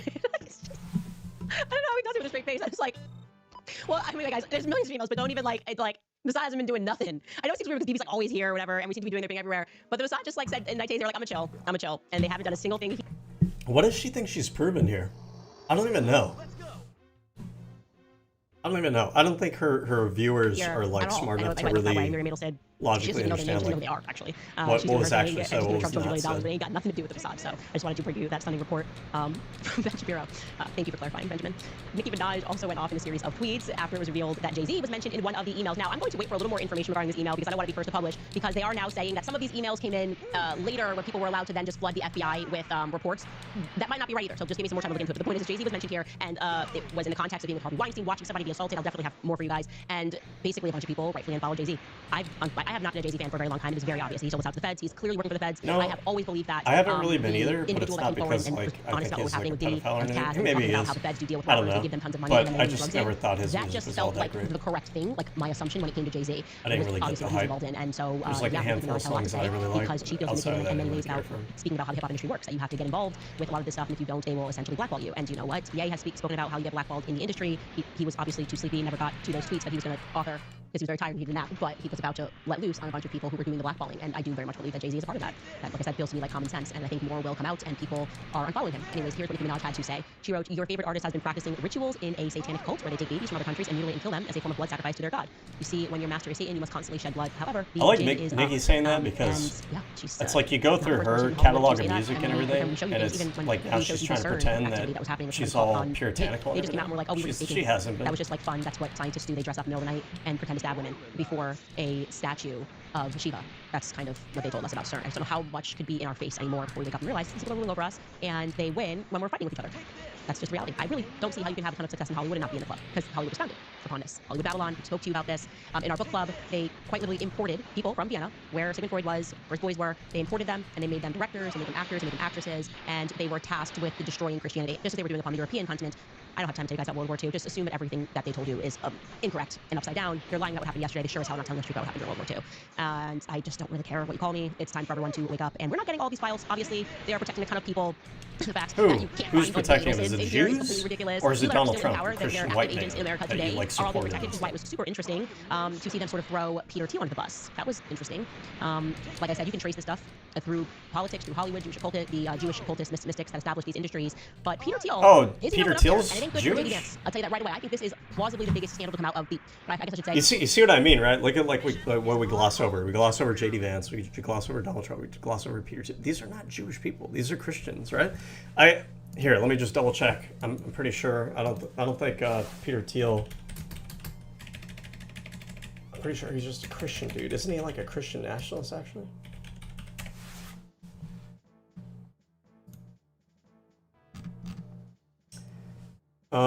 Then part of West Germany, Klaus. So this is like a German guy. Or at least this is where his family comes from. Before German language, corporal punishment. The German community in Swakopmund was known at the time for its continued glorification of Nazism. Thiel was noted as a smart but lonely withdrawn boy. It seems like he grew up in an area that was prominent with neo-Nazism.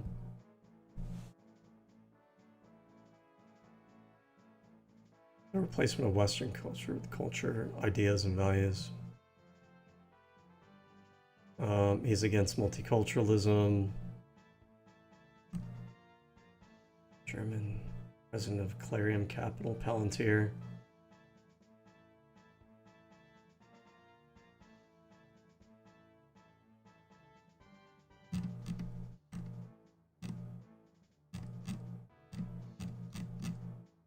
Let's see.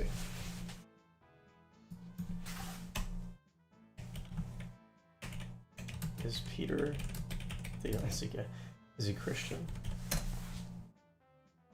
Small Orthodox Christian. Okay, so this is a Christian guy, right? But notice that she doesn't bring that up. The most consequential thing to come out of these emails that I can see right now. There's millions to go through, so we'll have more and we'll be reporting on more. But JD Vance, he was kind of, they had him there, right? Like he's going to be running in 2028. He's not been leaning super into the Zionist stuff. He seems to be abstaining, has been quiet during the whole Epstein thing. It definitely didn't seem like he agreed with it. But everyone knows that Peter Thiel effectively funded JD Vance's career. He probably had something to do with JD Vance getting the deal with Netflix to do his book, A Hillbilly Elegy, I think it was called. And Peter Thiel, Christian, who was mentioned early on as being someone who was friends with Epstein, went on to Rogan at the end of last year and sort of intimated that he really didn't know Epstein that well, but spoke to him mainly just about math because he knew about taxes and how to avoid them. Take a listen.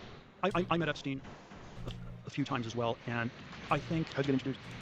It was Reid Hoffman in Silicon Valley introduced us in 2014, but it was basically, and I didn't ask enough questions about it. When you were introduced to him, how was he described to you? He was described as one of the smartest tax people in the world. Interesting. And I probably was my moral weakness that I. Well, how could you have known back then? He had never been arrested. And this was 2014. It was post arrest. Oh, so his arrest was the first arrest, right? Yeah, which was like 2007, 08. Okay. And so, but you assume he didn't go to jail for that long. Right. It was probably not as serious as alleged. There was certainly the illusion through all these other people that I trusted. Reid, who introduced us, was. With a lot of these people, I don't actually believe that they're religious. I think they just recognize that they can manipulate religion to manipulate people. The second time, we were like, oh, well, there you go. Because they don't really conduct themselves. I thought a lot about as it. religious people, I'm sure. Realistically.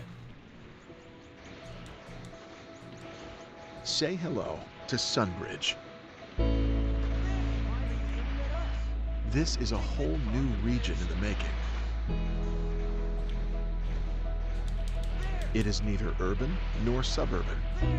It's something else. Oh, damn it. Holistic in perspective. Okay. And thought about it, he did, because he was emailing Jeffrey Epstein a lot, meeting up with him a lot. No, I'm done with her. She's fucking boring. I can't believe people think she's like interesting. All she does is talk about Jewish conspiracies all fucking day, and it's the same shit. She's a broken record. All right, let's move on. Here's the next one, Matt Walsh. Today on the Matt Walsh Show, millions of pages of Epstein files. I just want to say with like Matt Walsh, he tries so fucking hard. Like people don't recognize this, but this shit is gender ideology. This shit right here is like, it's like trying so fucking hard to be recognized as being masculine. I mean, do we actually believe that this guy goes out and he boats a lot of the times? Do we actually believe that he goes out and he fucking fishes? This shit's so stereotypical. He's got the fish on the mantle, he's got the little boat, he's got the oar, he's got the sailing memorabilia, he's got his little like lumberjack fucking shirts that he wears all the time. He's got the big fucking fake beard, right? I mean, that's a real beard, but you know what I mean. it tries so goddamn hard to project this image. And same thing here, like so much of these conservatives, like they're all trying to project an image. The image here, by contrast, not necessarily not masculine, but right, but what he's trying to project here is like this sophisticated, like classy, you know, most interesting man in the world. He's got his cigars, right? What a cool guy. He smokes cigars. What a badass fucking cigars, bro. Whoa. Fucking loser. Have been released. I'll give you an honest and thorough analysis of Cigars what's contained in the suck files shit, and what, by if the way. anything, People do it to also to try to degenerate, prove something. drug-addicted It's fucking musicians lame. bravely speak out against Trump and ICE during the Grammys to the sound of applause. And new work requirements officially go into place for food stamp recipients, and the recipients aren't happy about it, to put it mildly. Talk about all that and more today on the Matt Walsh Show.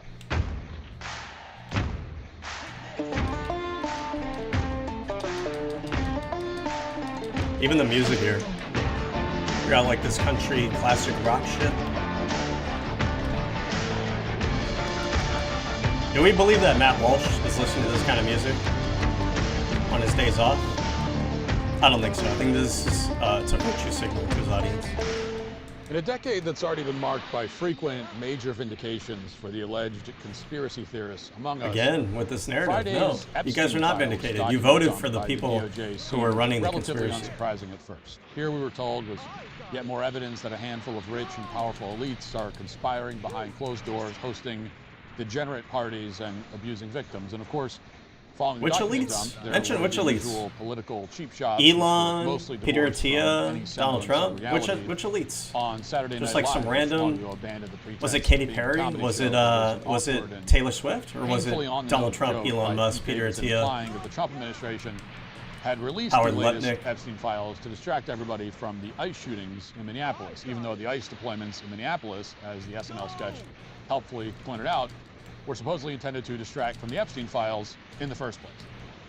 In short, the message was that for the typical observer, this latest document dump contained nothing new. We're told that this is all a political distraction that tells us nothing we didn't already know. But the Epstein files that were released on Friday are, I think, Who said far that, more by the way? I don't think consequential anyone said that. than you're being told. First, the documents demonstrate that the size and scope of Epstein's network were much larger than we believed. And these people are, in some ways, more demented, even more demented than we realized. And second, it gives us a glimpse into how these people speak to each other, which is revealing for a number of reasons that I'll get I'm into. just gonna survive at this point. And third, there's new evidence that about how blackmail operations may have been conducted in Epstein's network. as There's well as how another Epstein's tortoise? associates pushed Jesus things Christ. like the cult of transgenderism onto toddlers. Transgenderism is a In cult, short, Friday's guys. release It's of not the just latest something I Epstein disagree. It's a files cult. vindicates How's it a cult? a new wave of Doesn't make any alleged sense. conspiracy theories that a week ago would have been dismissed the as cult leader unhinged for transgenderism? or Doesn't make any anti-Semitic or sense. far-fetched. And today I'm going to go through what I've seen in these files and just give you an honest summary and analysis of it from my perspective. because that's Honest, all that I can honest do. analysis, sincere. But before we dive into these emails and documents, I need to point out a few things. Now, first of all, a lot of fake emails are predictably circulating. So if you see an email and you're not sure if it's authentic, it's very easy to go on the DOJ's website and find their Epstein database, search the words in the email and see if it's legitimate.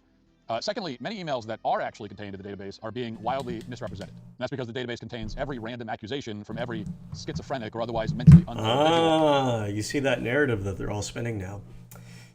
Well, you know, the Epstein phone, we can't trust everything from it because some of them are just random fucking allegations from schizo people, right, that we can't trust. And what that allows them to do, it sets up, it lays the foundation so that when members of their own political circle are caught up in the files, they can lean on, well, you know, not every allegation in the files is legitimate. A lot of it comes from unsubstantiated schizophrenic people, right? But it allows them to pick and choose now. They can pick and choose which ones they want to believe and which ones they don't. Whoever emailed Epstein or who was ever discussed by FBI agents. So take this email, for example, that you may have already seen. It involves FBI agents discussing an interview with a man who described all kinds of allegations against Epstein, including the claim that the man was the victim of a, quote, ritualistic sacrifice in which his feet were cut with a scimitar, but left no scarring. And the man also told agents that he was sexually assaulted by George H.W. Bush. And in an email, one of the agents noted that the man was unemployed and resides with his mother and her unemployed, morbidly obese boyfriend.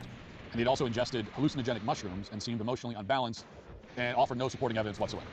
So the agent naturally recommended that the Bureau drop the case entirely. Which means that with that kind of email, if you are a sane, rational, honest person, there's obviously nothing to be gleaned from it whatsoever other than this was a crazy person saying crazy things. And there's no evidence at all for the claims that are absurd and being made there. Now, with that in mind, here's how a viral post on X with more than 10 million views and 100,000 likes describes that email, the email that the FBI acknowledges is not credible at all. There's no evidence for it. Quote, the Epstein files reveal horrifying events involving the American elite. It is alleged that George H.W. Bush raped a male victim, and that the same victim was also subjected to a ritual sacrifice in which his feet were cut off with a sword. The victim says he witnessed a child being torn apart and having their intestines pulled out aboard a yacht. He says the people on the yacht ate the intestinal... Who's talking about this story? Notice, like, no one's actually talking about the story. He might have found a random person on Twitter, but he's now going to overrepresent it. He's going to over-index on this story in order to try to cast doubt on other aspects of the Epstein files that people are talking about. That's the goal here. That's what this whole little exercise is. So they strip out the context, which is the fact that we're talking about the rantings of a man who's clearly unwell, and they present it as fact-based testimony from a credible witness. And that's how a lot of these viral posts Who's presenting work. that? What are you There's talking another about? one that claims that Trump What's buried viral children about under this? his I haven't heard passports. about this at all. This is And because of posts like this, some conservatives have suggested that the administration shouldn't have released these files at all. There was a mistake to release them because of all this bad information. Just don't release them. Now that we're in power, we don't want to put ourselves in any kind of jeopardy. But the problem is that, first of all, Trump promised to release the files, and then of course we have unilaterally use binder it stuff. to attack our opposition. And to promise to release the files and then not release them would be a problem. Promising to release them and then pretending to release them, but then not releasing them would be even worse. So these documents had to come out. And there was no other way at this point. And second, more to the point, it cannot possibly be overstated the extent to which all public trust in our institutions and ruling powers has been demolished in a post-COVID, post-Floyd, post-gender affirmation world. There's just no trust in the powers that be, in the elites, in our institutions at all at this point. And the entire institutions of the United States are not trustworthy now because George Floyd. I admit. Now, yes, one of those complications is that you're going to get a lot of false engagement bait. You'll get posts that are intended to get views and generate revenue. See, but here's it's also that like narrative. Some of these posts are intended to distract you from the fact that, pay attention, there is important information in the Friday release of the Epstein files. The important information is the stuff that implicates people I don't like. The stuff that's dubious is the stuff that's going to implicate people that I do like. And it's so not just new information, but also important information that we should know. We'll begin with a highly unusual series of emails from December of 2018 in which Ehud Barak, the former prime minister of Israel, discussed a meeting with Jabor al-Thani, a member of the Qatari royal family. And Epstein is CC'd on the communications, and Barak eventually asked Epstein, "Hi, Jeff, are you going to be in London on Thursday?" Epstein responds, "Unfortunately not. You should make clear that I don't work for Mossad." And he adds a smiley face to the end of that email.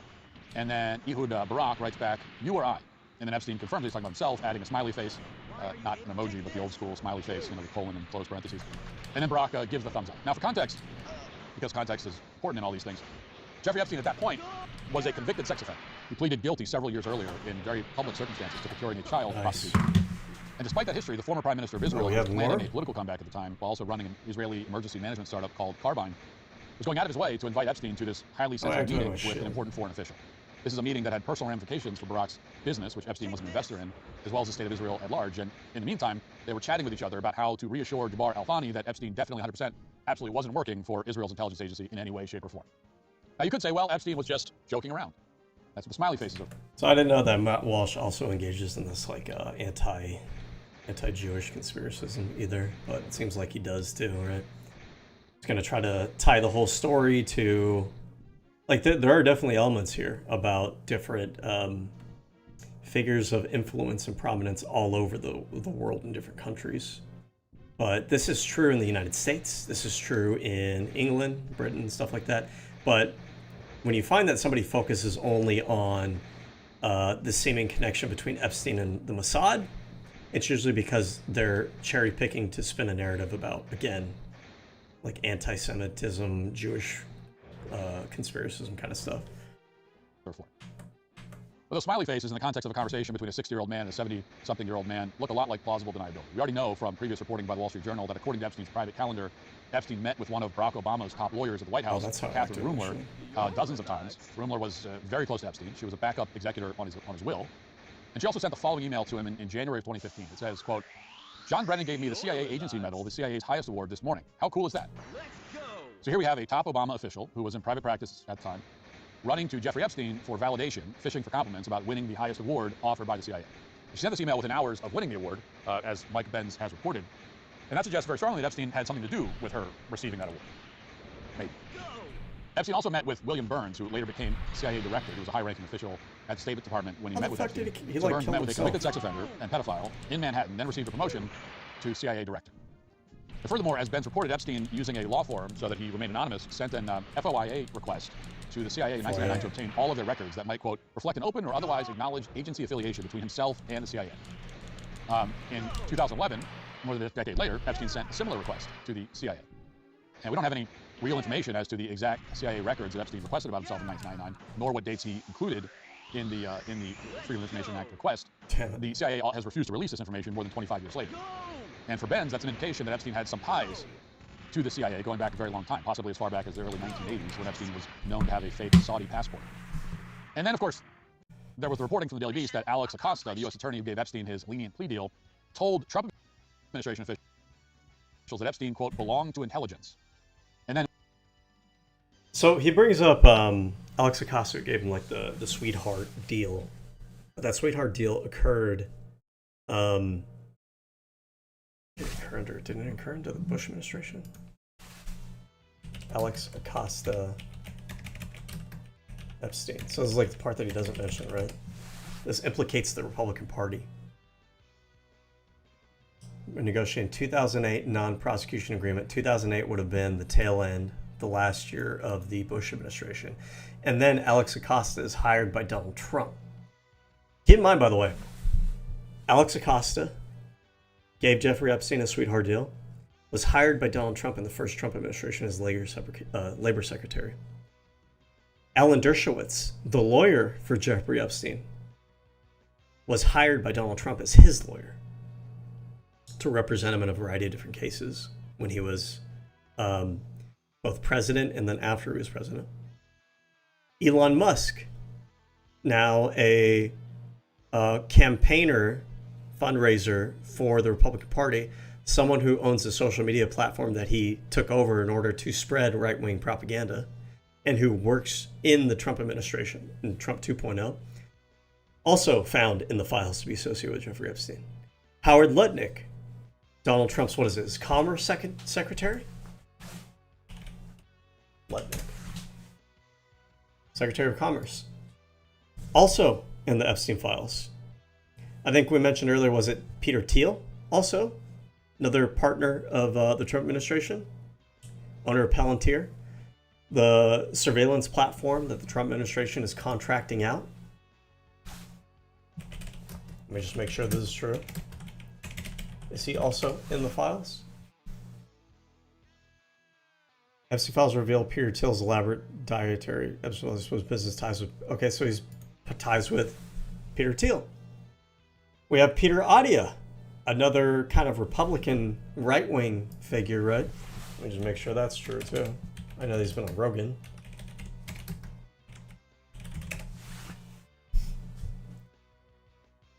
So it says he avoids. There's no significant public record of him engaging in partisan politics. But seems to have been a staple on the Joe Rogan podcast.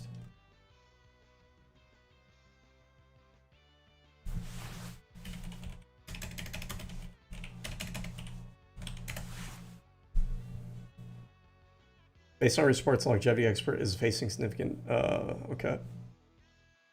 While the search results do not show a direct personal connection between Adia and Donald Trump. Okay, so we'll be charitable here. We're not going to count Adia in this, but Alexander Acosta, Alan Dershowitz, Lutnick, Elon Musk, Peter Thiel. Who else do we know? Steve Bannon. Steve Bannon is like the chief campaign architect of the first Trump term. Also a big, conservative figure, one of the most prominent, like right-wing political media figures in recent years, and one of the kind of I don't know if you call it like a foundational influencer behind the rise of the alt-right movement. So Steve Bannon, also connected to Jeffrey Epstein, right? So we have all of these connections in the circle of Jeffrey Epstein connected to Donald Trump, Trump administration, and Republican politics.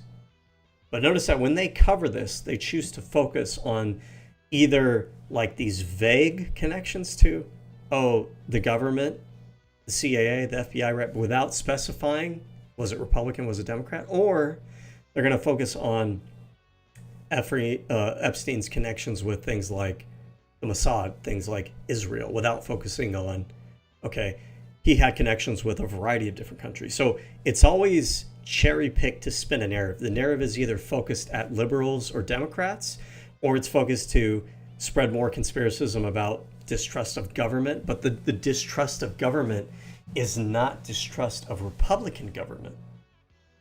Or it's specifically to push a narrative about like anti-Israel, anti-Jewish sentiment. But they always kind of avoid the connections that lead back to the Republican Party and Trump and conservative politics. And when he was asked about those comments during a press conference, Acosta dodged. So it was painfully obvious that he was hiding something. And we played this before, but I think it's worth repeating in the context of everything we see in the Epstein files. Watch. Were you ever made aware at any point that you're handling this case that Epstein was an intelligence asset of some sort? So there has been reporting to that effect, and let me say there's been reporting to a lot of effects in this case, not just now but over the years. And again, I would hesitate to take this reporting as fact. This was a case that was brought by our office. It was brought based on the facts, and I look at that reporting and others. I can't address it directly because of our guidelines, but I can tell you that a lot of reporting is just going down rabbit holes. A few more questions.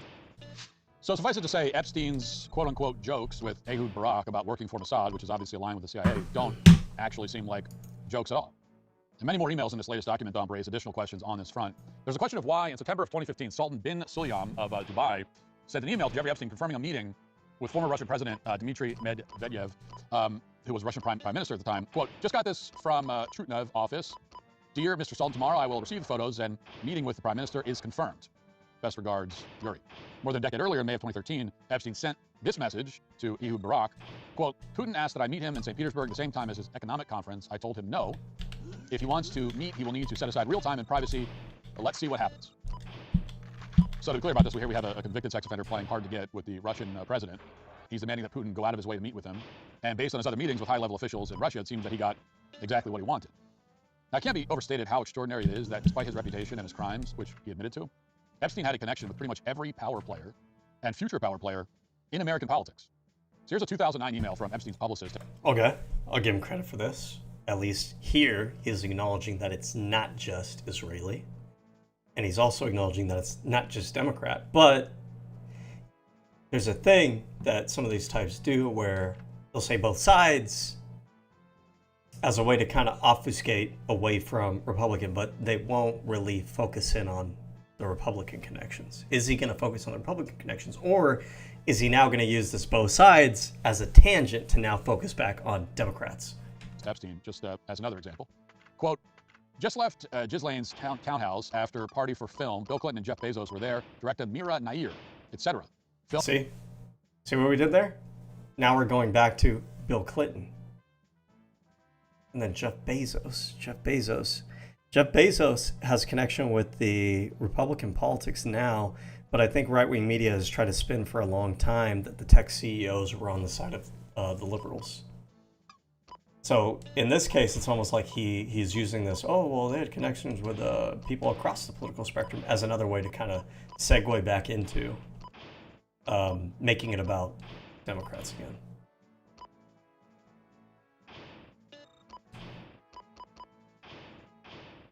Film received tepid reaction, although women like it much more. Studio went for free party from store and windows for a month. Going to be in Wall Street tomorrow. More to come. XOXO, Peg. Now, the director that's mentioned there, Mira Nair, who's mentioned in the email, is not a name you probably recognize, but it is a name familiar to Zohran Mamdani because that is his mother. Oh, see what I mean? So he takes that opportunity to say, oh, connected to like all of like U.S. politics as a way to attack, and again, Democratic politicians.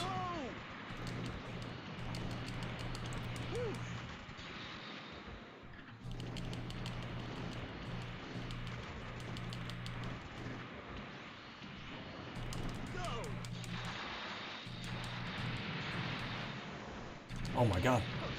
I have to fight all of these? Do I have anybody on my team? Yeah, these mission modes are kind of hard, actually.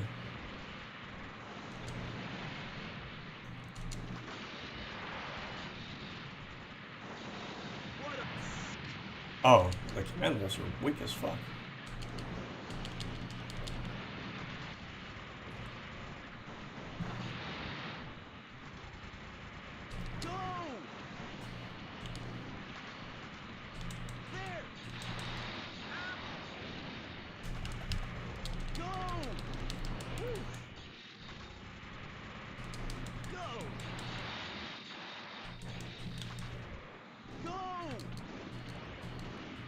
Oh my god, there's another one? Is from, you know, Nowheresville, Uganda, came out of nowhere to become the mayor of our largest and most important city. This, again, is perhaps the most important takeaway from the Epstein files.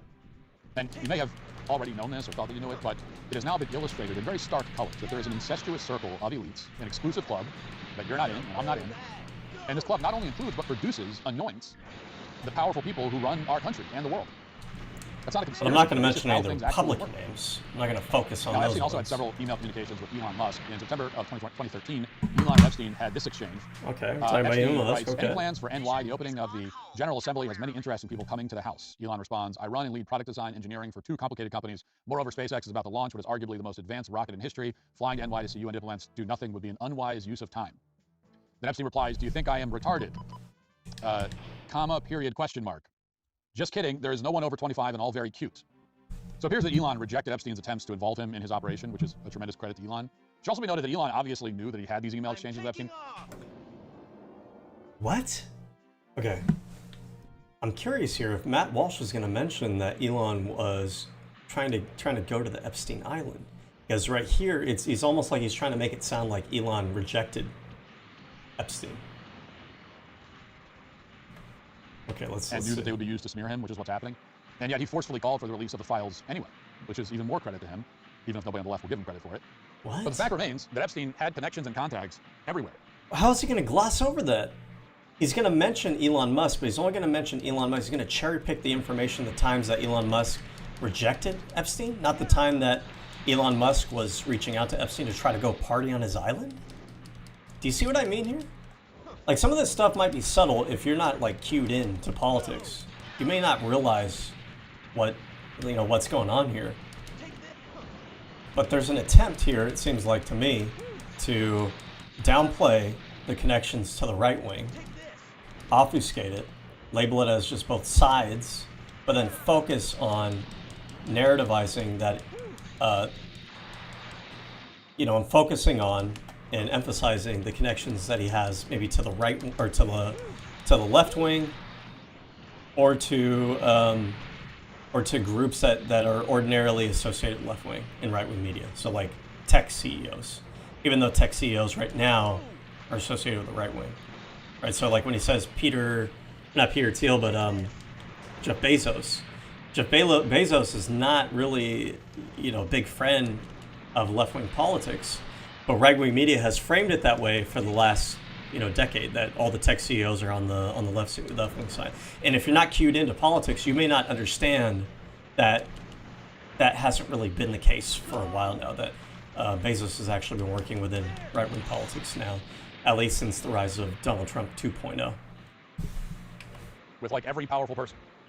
And it wasn't just foreign officials and tech executives he was communicating with. Epstein was coordinating meetings with high-level politicians in the United States as well. This email thread is from January of 2018. And a lawyer with a law firm that has offices in the U.S., Virgin Islands, and New York writes, we have to help Stacey get a meeting with Schumer. Any thoughts? The reply from Epstein should not be a problem. Another We need to know Democrat. the reason and subject. Stacey with Schumer, Chuck refers Schumer. to the top Democrat in the Senate who received There we thousands of go. dollars See, in campaign contributions. we're going to focus on There's Democrats also this email again. from 2013. It's from Epstein, and it reads, I have dinner with Schumer tonight. Again, seems pretty straightforward. And demands an immediate explanation from Chuck Schumer, who's been extremely loud since Trump's election about demanding the release of the Epstein files. Like every Democrat, he claims to care so much about the issue, but never mentioned it. Never mentioned it until Trump took office. Biden was in office, after, mind you, for 4 years, had control over the Epstein files, never released them. And none of these Democrats that are now, thumping their chests, none of them called for the release. Not one single Democrat. And now some of their names are appearing in the Epstein files. And we haven't heard a word from Chuck Schumer about that, as far as I know. Now, to be clear, this is not a partisan issue, strictly. Well, yeah, he's framing it as a partisan issue, though. He's saying it's not, but he's only really emphasizing the connections that Democrats have. And then when he brought up Elon Musk, he made it sound like the files exonerate Elon Musk, when they don't.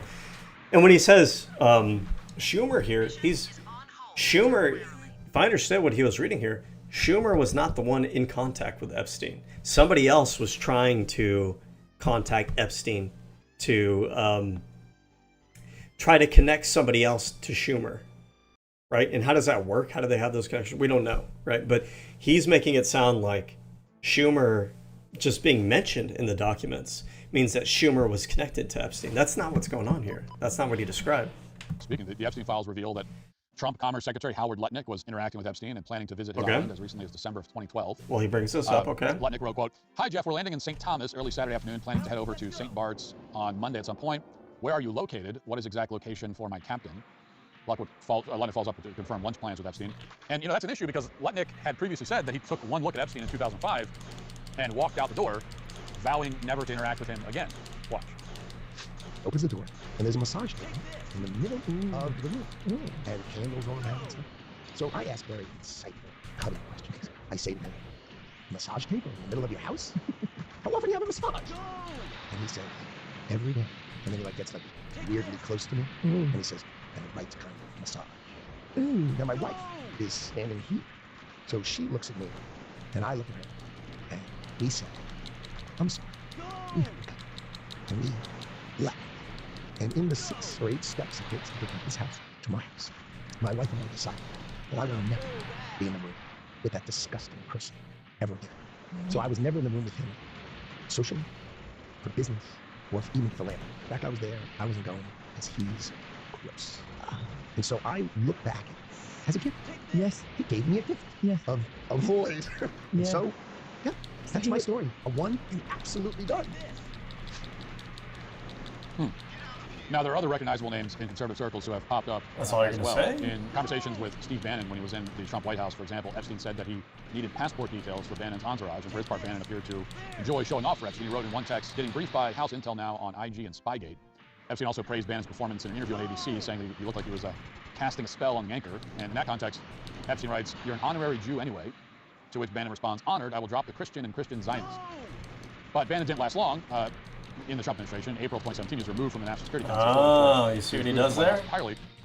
And that's what led to this email. It's from So he brings up Bannon, but he brings him up in order to separate him from the Trump administration. About Bannon's termination. Quote, "War between the Jews and the non-Jews. Jews presently winning." Now, by itself, you might think, well, that's some odd one-off humor. But actually, there was nothing one-off about it. Throughout this latest document dump, it becomes abundantly clear that Epstein harbored a deep disdain for Christians to a pathological degree. And many of his powerful associates Matt Walsh doesn't tell you here, though, is that Bannon that's not conspiracy theory or was not anti-Semitism or Nazism or anything just like that. casted out of the Republican movement. Bannon has been involved ever since. He's been in CPAC very recently. He also expresses an overt preference for Jewish people many times without mincing words. For logistical reasons, we'll settle for just a few examples. There are many more, but here's a 2015 email in which Epstein advises the banker. And again, he's circling back to, let's make this about some kind of Jewish and, he says, Jewish conspiracy there. No diplomats, etc., not African, serious people with a strong finance operations reputation, not charity, preferable some Jews. Then there's this email from somebody named Mark Fisher to Epstein in March of 2010, quote, "Thought about our conversation, meditation. Actually, it's not that hard. Why? A Jewish soul has a very different structure, different ingredients, components, relates to its higher levels differently, as different higher levels relates to itself and other people in a different manner than a non-Jewish soul." So Jewish souls have a different structure, evidently, whatever that means exactly. But here's maybe the most quotable one that maybe you've seen quoted already. It begins with Epstein writing to his assistant in August of 2010, quote, "Dubin, Dershowitz, Zuckerman all said yes to September 18th, Yom Kippur. Redemption sounds like a wrestling event. I need you to oversee." And then the assistant responds, "Is it going to be 100% Jew night? Even Perlman on Yum Yum has some Goyim. I'm getting my media elite list fed out Saturday. We'll email some names. What about Charlie Rose? Love him. What about Jane Fonda? My new best friend. Nothing like an extra here with a Jewish boyfriend." Candace Owen also mentioned Epstein then responds with, quote, "No Goyim in abundance. JP Morgan execs, brilliant wasps." As a side note, one thing you notice when you read these emails, especially if you're trying to read them out loud as I am right now, is that Epstein was apparently only semi-literate, and same goes for many of the billionaires he consorted with. So that was one surprising revelation, that our elites all write like at a third grade level. But anyway, yes, Epstein wrote that there will be Goyim in abundance. And in case you're not familiar, in this context, Goyim is a slur directed at non-Jews to imply that they're inferior, along with similar slurs that appears many, many times in these files. Here's another example. This is from an email Epstein sent in 2012 to somebody named Josh. And it says, quote, "You asked me to violate a basic conviction of mine and have an abortion. Your mother said it would be in your best interest." Okay, I've heard enough. You get the idea, right? It's all about cherry picking the information that you put out there. When you talk about Elon Musk, you're not talking about the emails where Elon Musk is expressing interest in going to the island and partying with Epstein. You instead cherry pick the 1 or 2 times that Elon Musk insulted Epstein. When you bring up the connection with Steve Bannon, use it as an opportunity to say, well, but Steve Bannon was kicked out of the Trump administration, so therefore, that connection to right-wingers and to Trump, like it's not legitimate, right? But let's see. I'm curious how Steve Bannon's relationship with Trump has been lately, because yes, he was kicked out of the first Trump administration. I think it was due to him bringing a lot of negative publicity to the Trump administration. But does that mean that they haven't been collaborating since? 2025.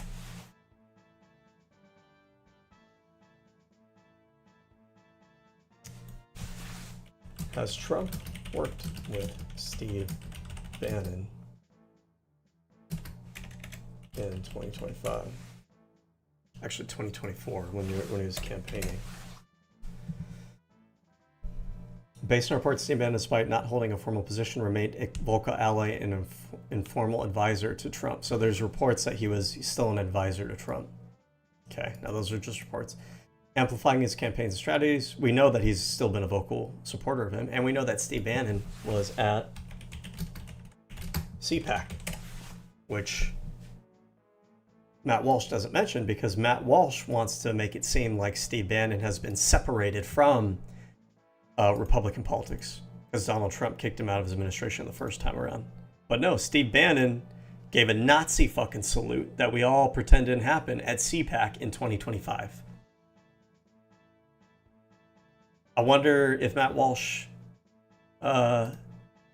reported on that at all. I wonder.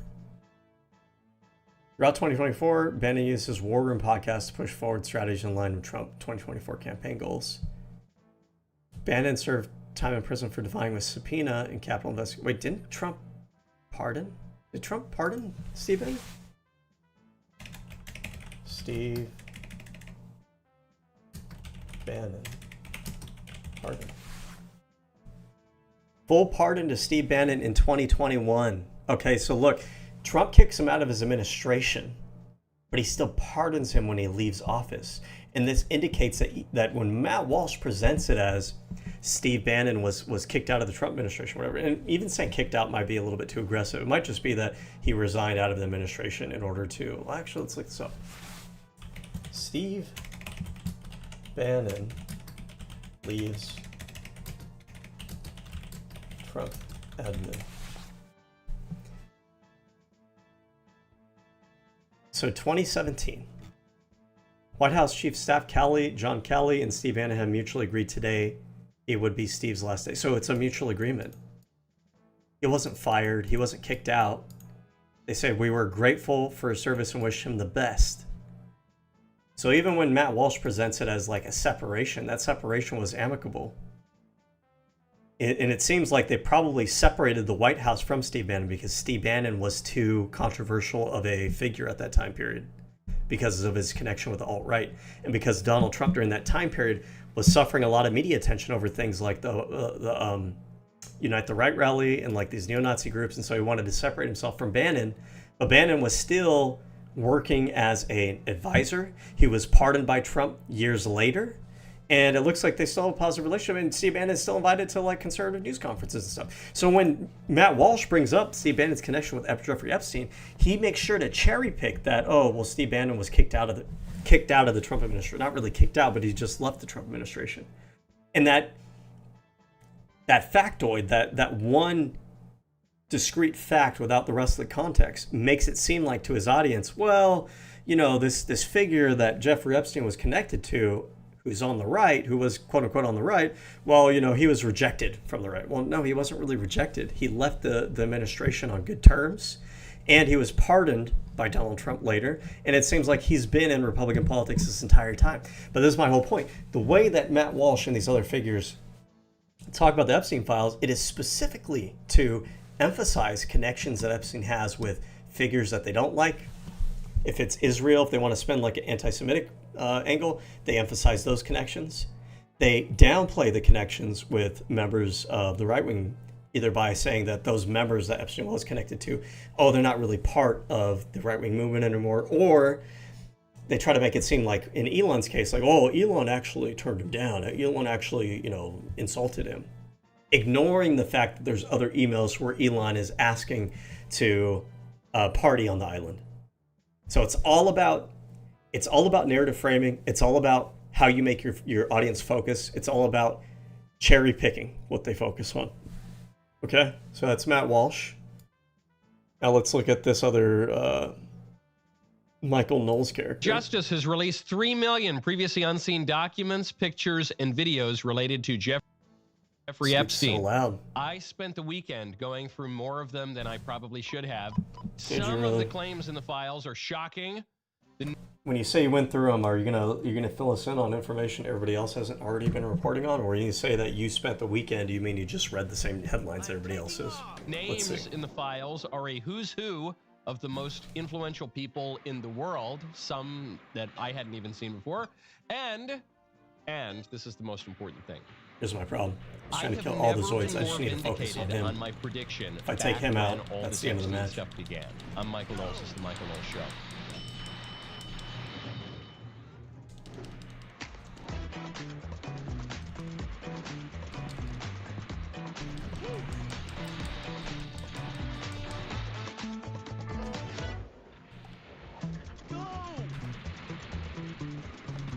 Welcome back to the show. Christopher Nolan is doing a new movie about the Odyssey, like Homer's Odyssey. And Helen of Troy, the most beautiful woman in the Greek world, will be played by fictionally. She's the most beautiful woman in the world, according to the Iliad, which is like a fictional story.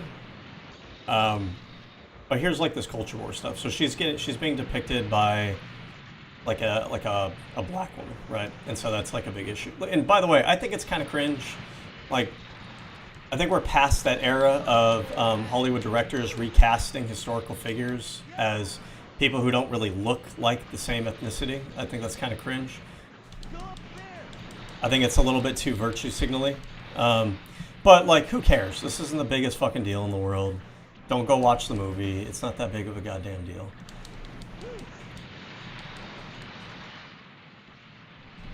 But I think the concern here is that, like I was saying about conservatives, they're concerned about how media might influence the culture. They believe that individuals should kind of take their cues culturally from,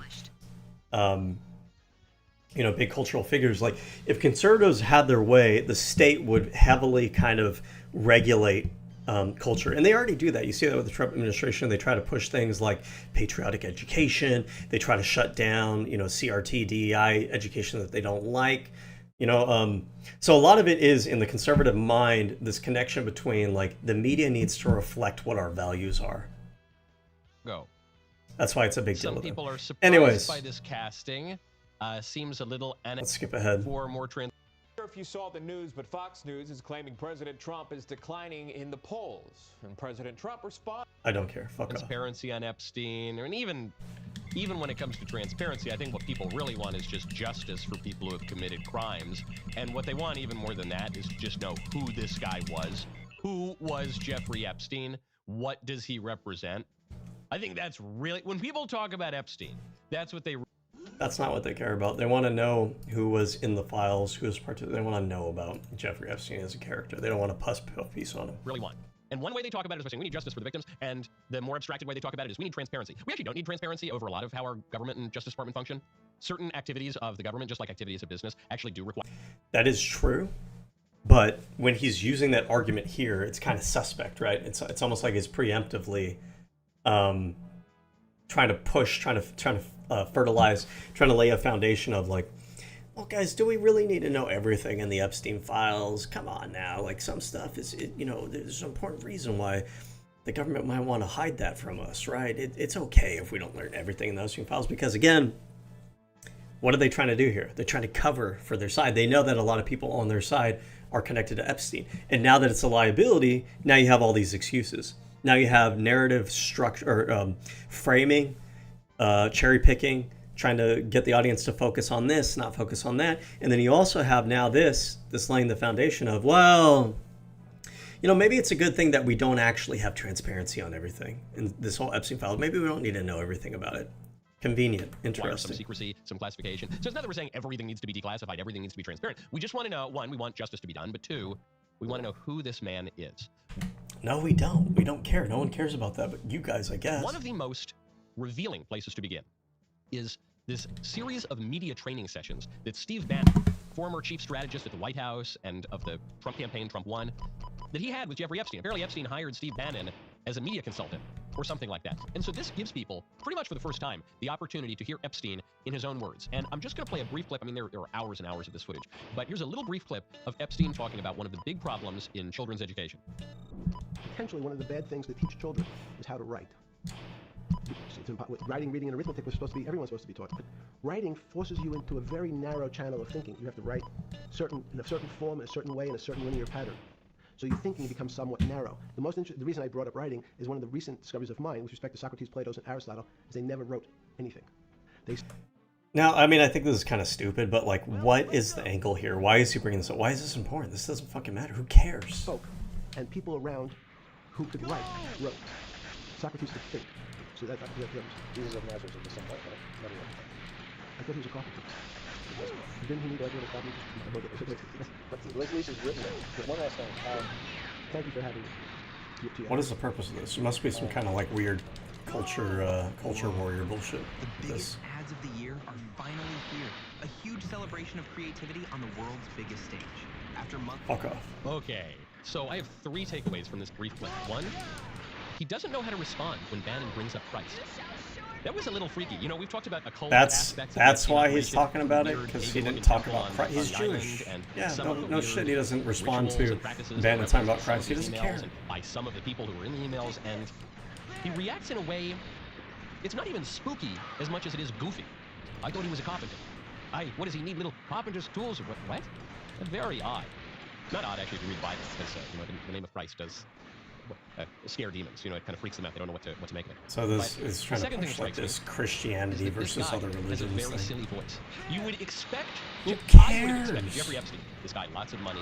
Oh my God. Some of them underage, but some of them. What the fuck? Who is this for? I can't believe that this is the coverage that we're getting here. What is the purpose of this? Is this just because this dude's obsessed with like his insecurities over like gender and like the way you look and the way you talk and everything, or is it because he's trying to like talk about everything else, but the implications it has on his political movement?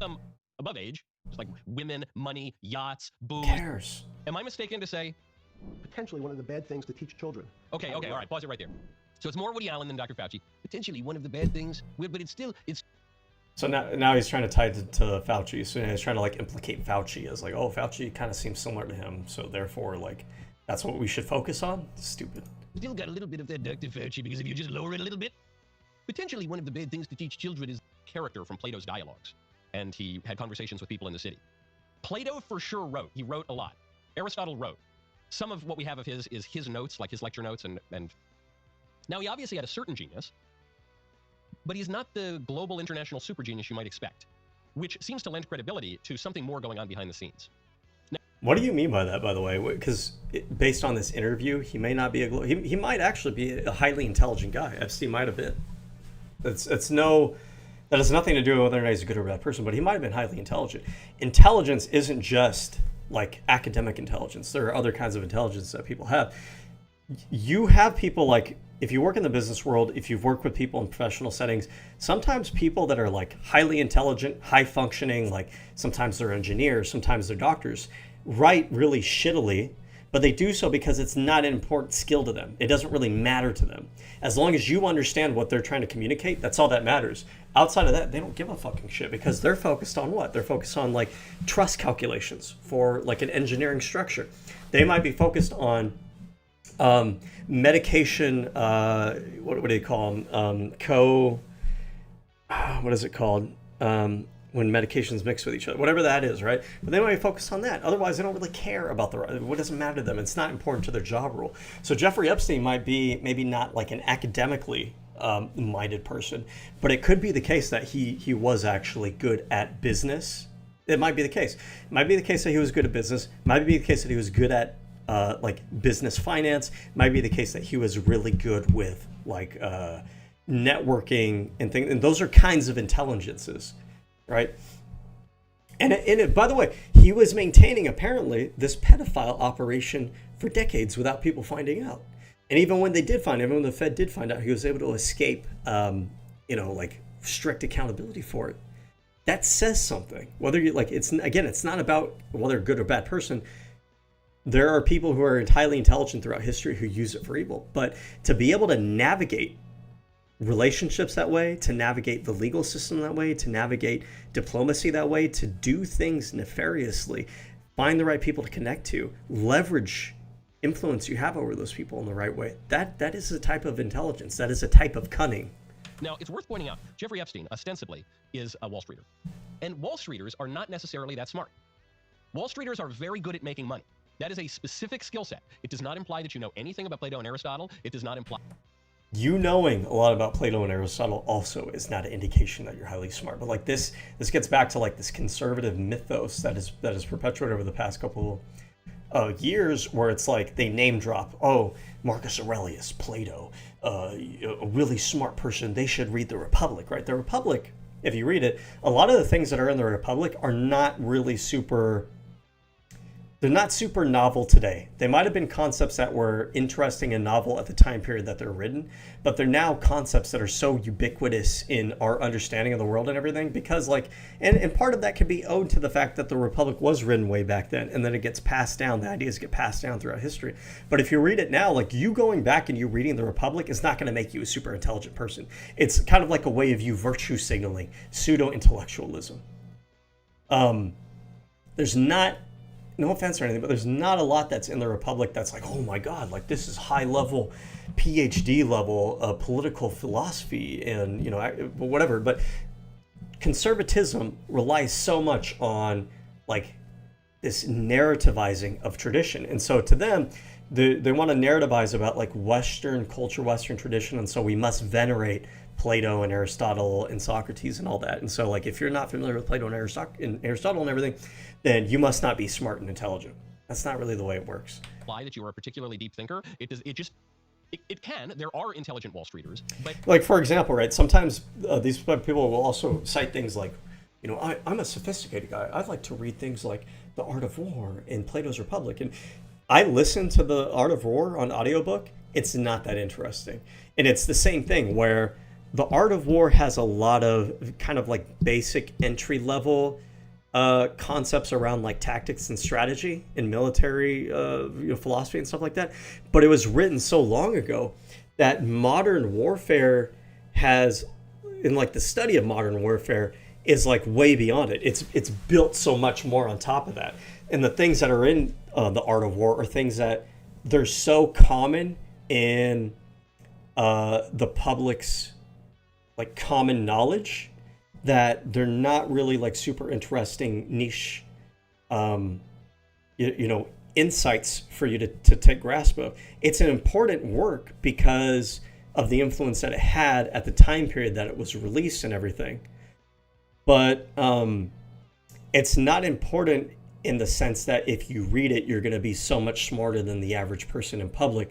The ideas that are in there have been permeated throughout our society so much to the point now where the stuff that's actually in the Art of War it's not super deep to the average person anymore. And that's not to detract away from Sun Tzu or like Plato or Aristotle, these people that wrote these things in the past. Ideas that today will be considered novel and like revolutionary, 100 years from now, 1,000 years from now will be common knowledge. That's just kind of the flow of time. You know, that's kind of how it works, unfortunately. So it's not to knock those people or anything, but a lot of times people will like name drop these like old philosophers or like these old books or like these pop culture invocations of what's supposed to be like sophisticated, intelligent literature and everything. And it's like, it's pseudo-intellectual. It's like trying too hard to put on the image of sophistication. Just like this room setup is meant to give you the impression of sophistication. But it's that impression of sophistication it's a simulacrum. It's copy and pasting.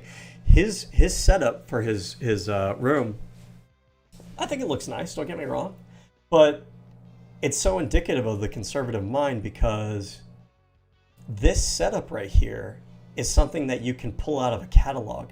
There's nothing in here that tells me, if I just look at this, that this is a sophisticated person.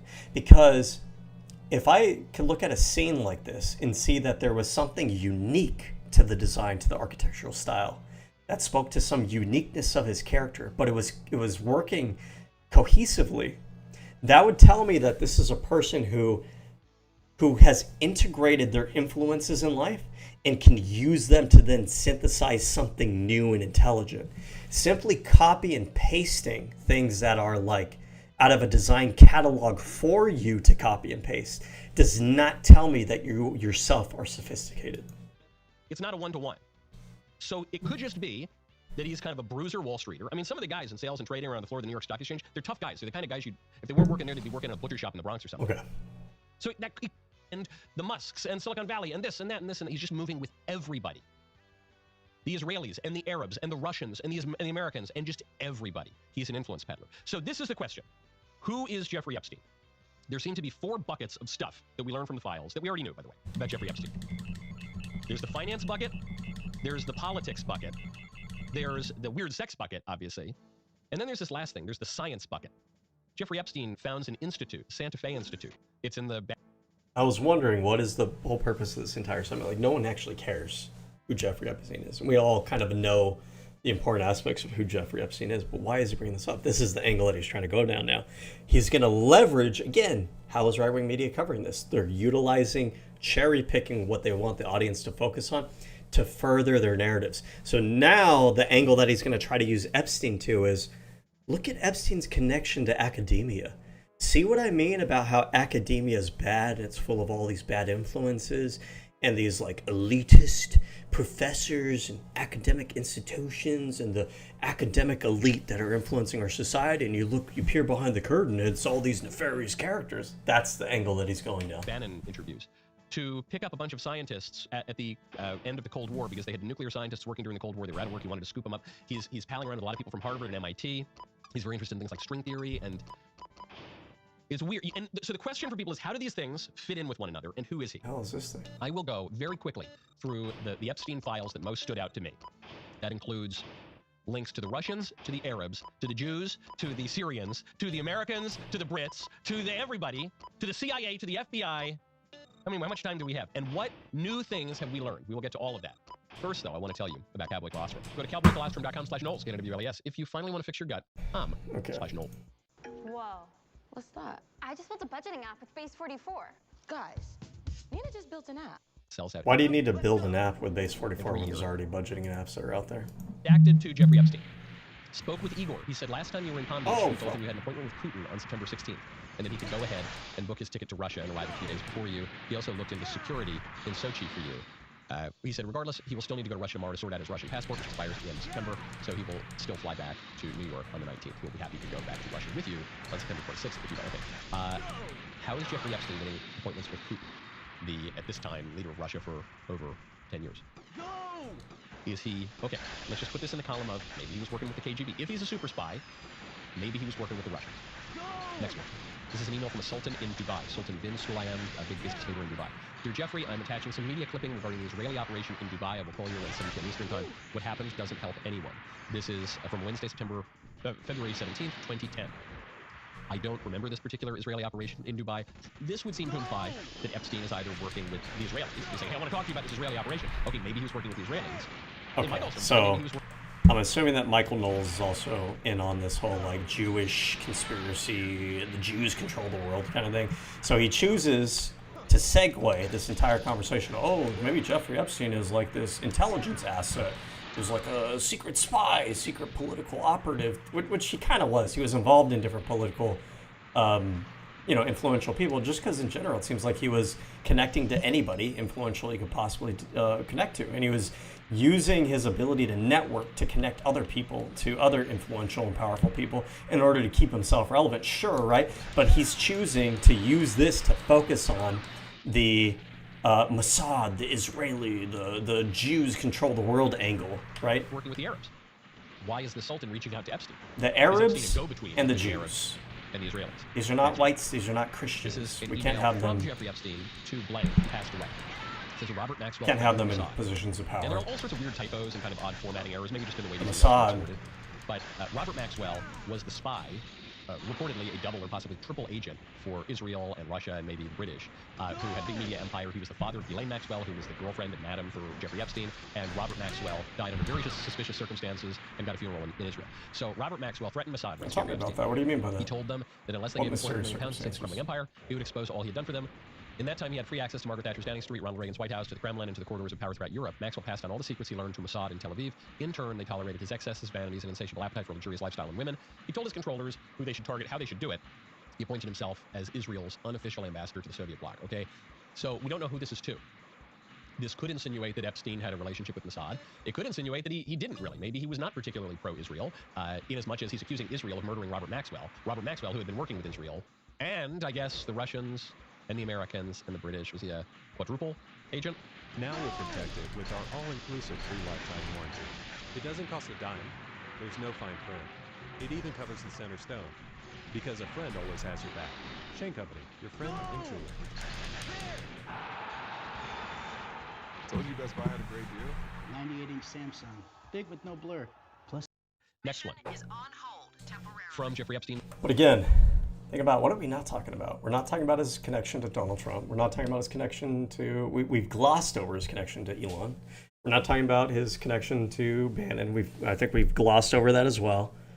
We're not talking about his connection to Lutnick. We're not talking about how the Trump administration has been withholding, redacting all this information. We're not talking about how Trump's DOJ is redacting information out the files, right? It's all cherry picking what you choose to have the audience focus on. And all the things he's choosing to have the audience focus on are reinforcements of the narratives that he's already spinning as a political operative. Epstein writes, talk today. He says, my schedule's a bit crappy, but I could call from the car. Where will you be? By the way, I'm trying to get a friend out of prison in Syria. You don't happen to have anyone with influence over Assad, do you? And Jeffrey Epstein responds, not for email. This is one of my favorite emails in the entire batch. And actually, there are a number of emails like this. Not for email. All the stuff this guy is emailing about. Weird sex stuff, international intrigue between really every sector of the entire globe, scientific secrets. Did I mention weird sex stuff? All the stuff Jeffrey Epstein emails about. Joking or not joking about killing people. And yet Jeffrey Epstein knows some things are really not to be put in writing. Including, do you have influence over Assad? His influence over Assad? Now is he working for the Syrians? If Jeffrey Epstein knows that some things are not for email, and his emails are this titillating, what on earth is not in the emails? And what influence did Jeffrey Epstein have over Assad? Okay, now let's try to nail in on which intelligence agencies, if any, he was working for. Here's an email from a guy named Greg Brown to Jeffrey Epstein. Jeffrey, this is from 2011, understood, remember, there are already $80 billion in frozen assets internationally, of which $32 billion are in the U.S. It's estimated that the real number is somewhere to 4 times this amount in sovereign, stolen, misappropriated assets, blah, blah, blah, blah, blah. They're talking about Libya, right, during that Libya operation. Look at all this Libyan money that's up for grabs. Here's the key. They're talking about the law firm they've retained. It would be to our advantage to pay them on an hourly basis and initially go after the low-hanging fruit, which would enable us to keep more of the money. I also have friends formally, I don't know if they mean formally, like officially, or formerly, because there are a lot of typos in these emails. I also have friends formally with MI6 and Mossad willing to help identify stolen assets and help them get recovered. This is a weird email because the claim that we've been hearing is that Jeffrey Epstein worked with Mossad. And maybe with U.S. intelligence, maybe with Russian intelligence, and who knows, maybe with Allied intelligence generally, so that would include MI6. So if this guy is emailing Jeffrey Epstein, why would he have to say, well, hey, look, I know some people in Mossad? That would seem to imply that Epstein's not Mossad. Gets even more complicated. Jeffrey Epstein writes a letter to the CIA under the Freedom of Information Act asking for any information the CIA has on him. But Epstein doesn't write the email himself. I got to give a hat tip here to Mike Benz. Mike Benz identified this email and then the $3 million. He writes the letter from his lawyer, so it would not necessarily come out that Jeffrey Epstein had requested this file. And the lawyers say, hey, we don't know exactly what the lawyers requested. We do, however, know the CIA's response, and this is very, very interesting. Let's pull up the CIA's response. We have it. Okay. Dear Mr. Weinberg, Epstein's lawyer, on July 25th, 2011, the Office of Information Privacy Coordinator received your letter request providing additional information pertaining to your client, Jeffrey Epstein. Okay. Since you have provided the necessary information, we processed Mr. Epstein's request in accordance with the Freedom of Information Act and the Privacy Act. We searched for CIA-originated responsive records that might reflect an open or otherwise acknowledged agency affiliation existing from November 5th, 1999, the date of our previous acceptance letter, to July 25th, 2011, the date we accepted Mr. Epstein's current request. We were unable to locate any information or records. That phrasing. We searched for CIA-originated responsive records that might reflect an open or otherwise acknowledged agency affiliation between 1999, well, from 1999 to 2011. Okay. In this life of masculinity, when do you know to ask for help? I think that's the hardest thing, especially when you're trained and it's deeply embedded. Open or acknowledged? Well, we know that a lot of what the CIA does is not open or acknowledged.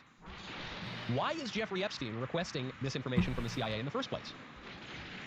If Probably there's because he knew he nothing was in there, getting investigated why for would he, and his what child sex specifically did he trafficking. request? Did he say, is there any open and acknowledged relationship? Some of it was between international, 1999? so it would They go include on. the CIA, The CIA says, rather than respect just responsive FBI records or and domestic. classified connections to the CIA. Facing In accordance with Section 36A of the Executive Order, law enforcement blah, blah, blah, agencies. As amended, the CIA can neither confirm nor deny the existence or non-existence of records responsive to your request.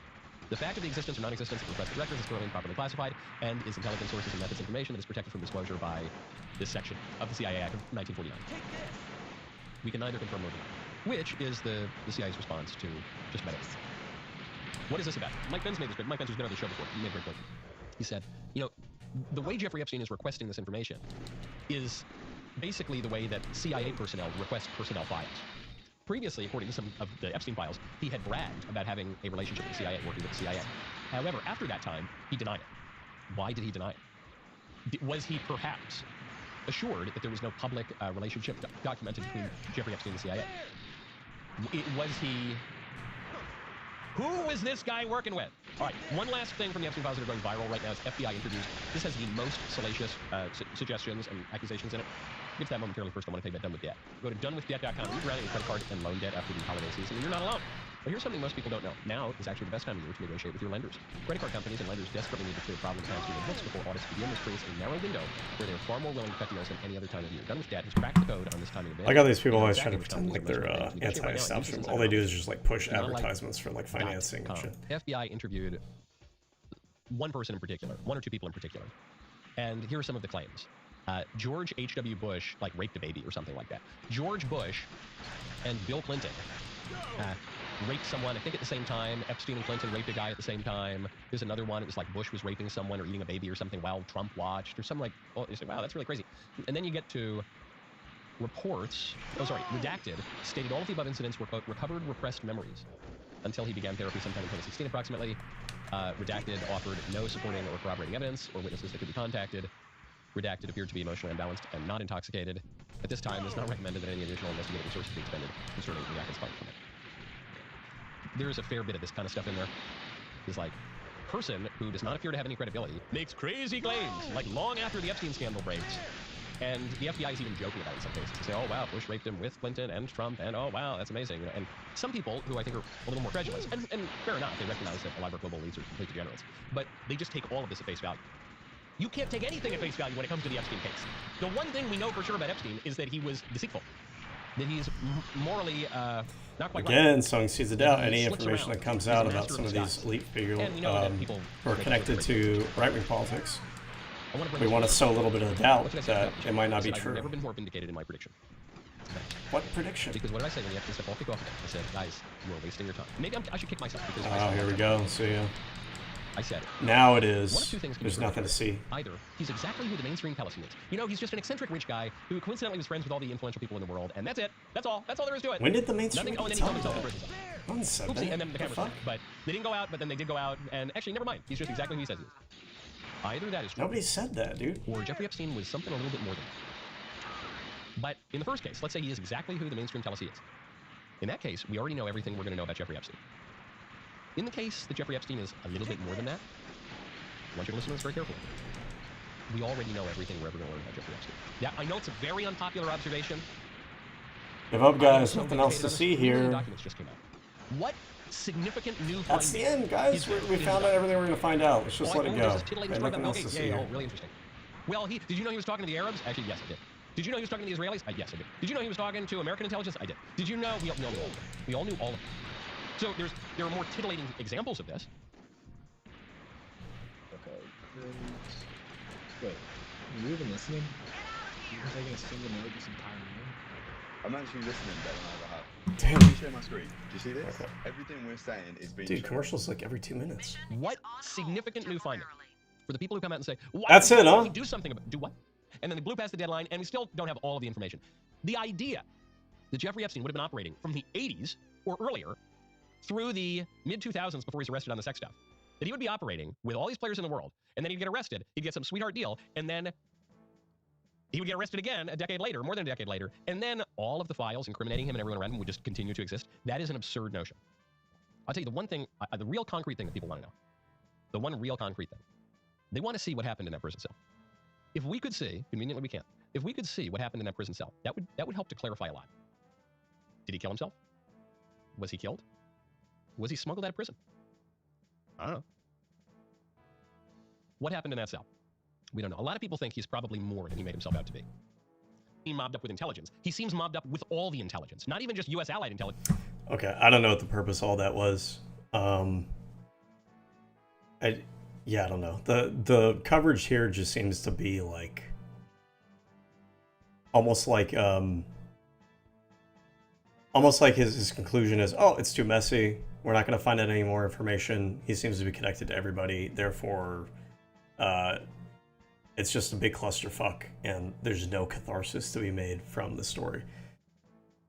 And there might be a nugget of truth to that. I just find it very politically convenient that when your side is under the crosshairs, when they're under scrutiny, when a lot of the files are starting to connect your side to Jeffrey Epstein, it's, we're gonna find, we found out everything we're gonna find out, and who knows? And he was connected to everybody, and it's just kind of like, oh, okay.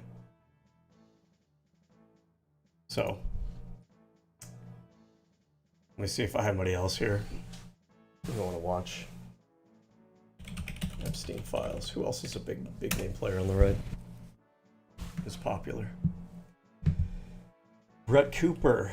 I don't really want to listen to her. I wonder, what's it called? Social Blade? I wonder how she's doing.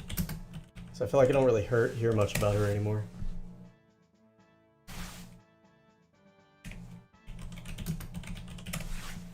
Has she been waning, or is she starting to rise back up again?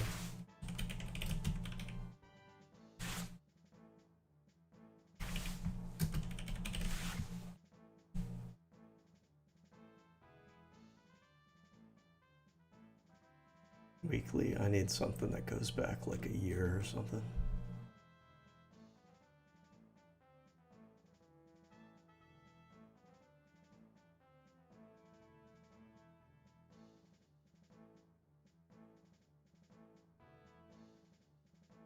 Oh man, I gotta have like a subscription to see this.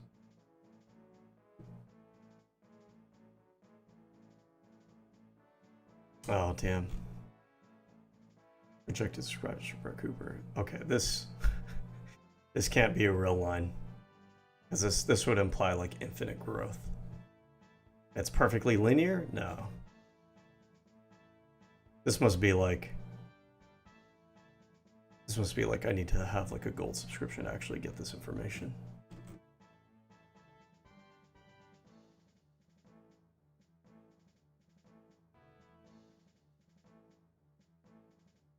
God, dude, these websites are AIDS. I can't navigate anything without a billion ads on everything. What is this graph? Yeah, none of this. This seems fucked up. This doesn't really seem to be telling me anything. Your subscribers has remained perfectly static over the last. What is this? Over the last what? Day? Last few hours? 2055? Is this minutes? What the hell is this? I don't really care about achievements. Okay. Who is this? Great, the conspiracy files. This guy kind of looks like Jeffrey Epstein. Or is that Jeffrey Epstein? I guess that is, huh? Law and Crime Network, Sky News. This guy's familiar. I don't know what kind of content he makes. I feel like I've seen a few of his videos. Who else is really popular on the right now? Oh, Tim Pool. Let's see what Tim Pool has to say. Why aren't the Epstein files being released 6 months ago? Let's see, in the past week. Epstein is alive. Was fake body used to miss... What is this garbage? I have a hard time believing even Tim Pool believes this kind of shit. Is this just like clickbait? Just to bring his channel views? Epstein emails prove it all. Prove what all? Bill Myers says sorry. Build a website you love. This is going to be, without even watching, this is going to be that typical narrative of, oh, look, the conspiracy theorists on the right were right about everything, even though the conspiracy that they were pushing was that the Epstein files would prove that liberals and liberal media and the Democrats and the leftists and the globalists were all involved with Jeffrey Epstein. Whereas what the Epstein files actually do show is that he had connections with people across the political spectrum, across different countries, and that there's a lot of connections with the very politicians that this guy was advocating for this entire time. So whenever they say like, "Oh, we were right about everything," how, motherfucker? You told your audience to vote for the people that were connected to this guy. What the fuck are you talking about? You weren't right. You were literally like 180 degrees wrong. Trap set Trump just changed the Epstein narrative. How? Who is this? State of Daniel? Sarah Gonzalez Unfiltered and Blaze TV. Epstein files expose Bill Gates. Again, see what they focus on, right? Now, Bill Gates is in the files. I don't know if we have information that he like did anything with the child, or even if the person that's pictured with him is being trafficked. It could just be an affair. But yes, he's in there. But why is it that like we're focused on Bill Gates? Why aren't we talking about like his connection with Trump? Why aren't we talking about the Trump DOJ redacted files? Why aren't we talking about his connection with Elon Musk? Like it's all about, we take what's in the files and we pick and choose who we're going to focus on. Who are we going to cherry pick a narrative out of? If we're trying to attack the Jews, we're going to cherry pick the information in the Epstein files that has them connected to Israeli leadership intelligence. If we're trying to attack Democratic politicians, then we're going to focus on Bill Clinton. If we're trying to attack academia, we're going to focus on his connections with someone like, what was it, Stephen Hawking. And if we are not interested in making our side look bad, we're not going to focus on his connections to Elon Musk. We're not going to focus on his connections to Donald Trump. We're not going to focus on his connections to Letnick and all these other figures. This is disturbing. Hot dog with no bun. The quartering. Is that John Benet Ramsey? Okay. So like more conspiracism that's probably not going to lead anywhere substantial or interesting. Are you kidding me? Based on it, are we going off of this photo with this child's face redacted and we're saying that's John Benet Ramsey because this is also a girl with a similar attire? Does she know that they produce this clothing and they sell it in like stores everywhere? You could just buy this and your kids can wear the same type of clothing, and that depending on what era you're brought up in, a lot of times the kids wear pretty much the same kind of clothing. This doesn't mean anything. It's stupid. Art of Grace Ministries. It was like a religious one. Epstein files. Mayor's music industry and coming. What the fuck is this? I'm curious. Let's see. Let's see what this has got. Let's see what this brain rot is. This is an hour.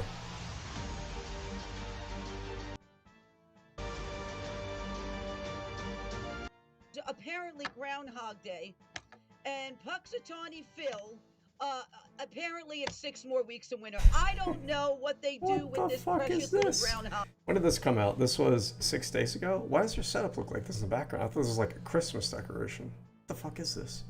But you've got... Wait, this is Christmas decoration. You got the snowflake here. Snowflakes. I assume the white trees are supposed to be like they're frosted, like they're snowed on.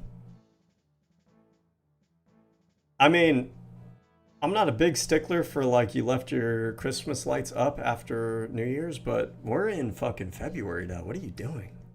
6 days ago, yeah, we're February 2nd.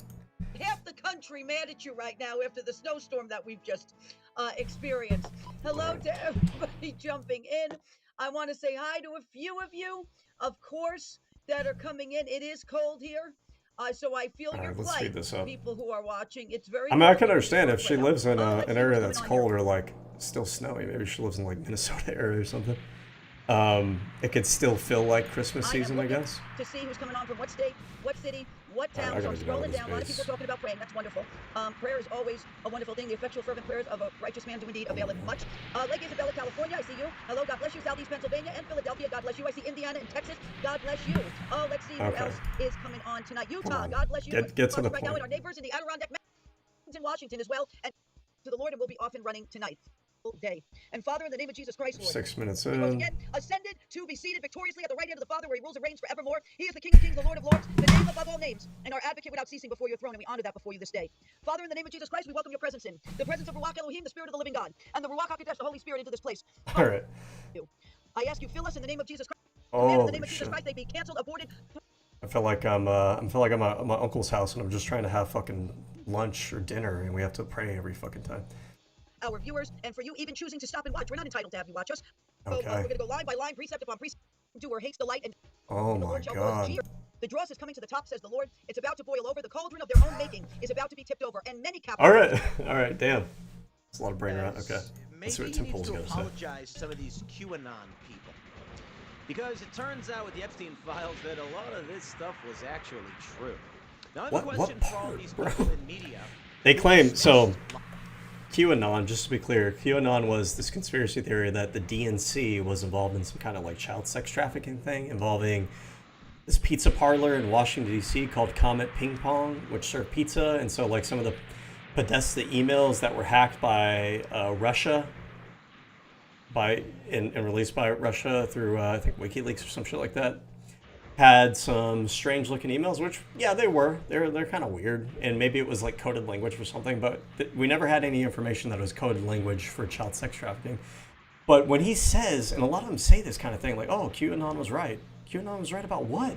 What in the Epstein files has vindicated the whole Comet Ping Pong story or the DNC being involved in child sex trafficking? Nothing. I don't know what the fuck they're talking about. It's like they have this loose association that, oh, the Epstein files show that there is like child sex trafficking with elite members of society, which who denied that that was the case? Everybody knew that that was the case. The question wasn't whether or not that was true.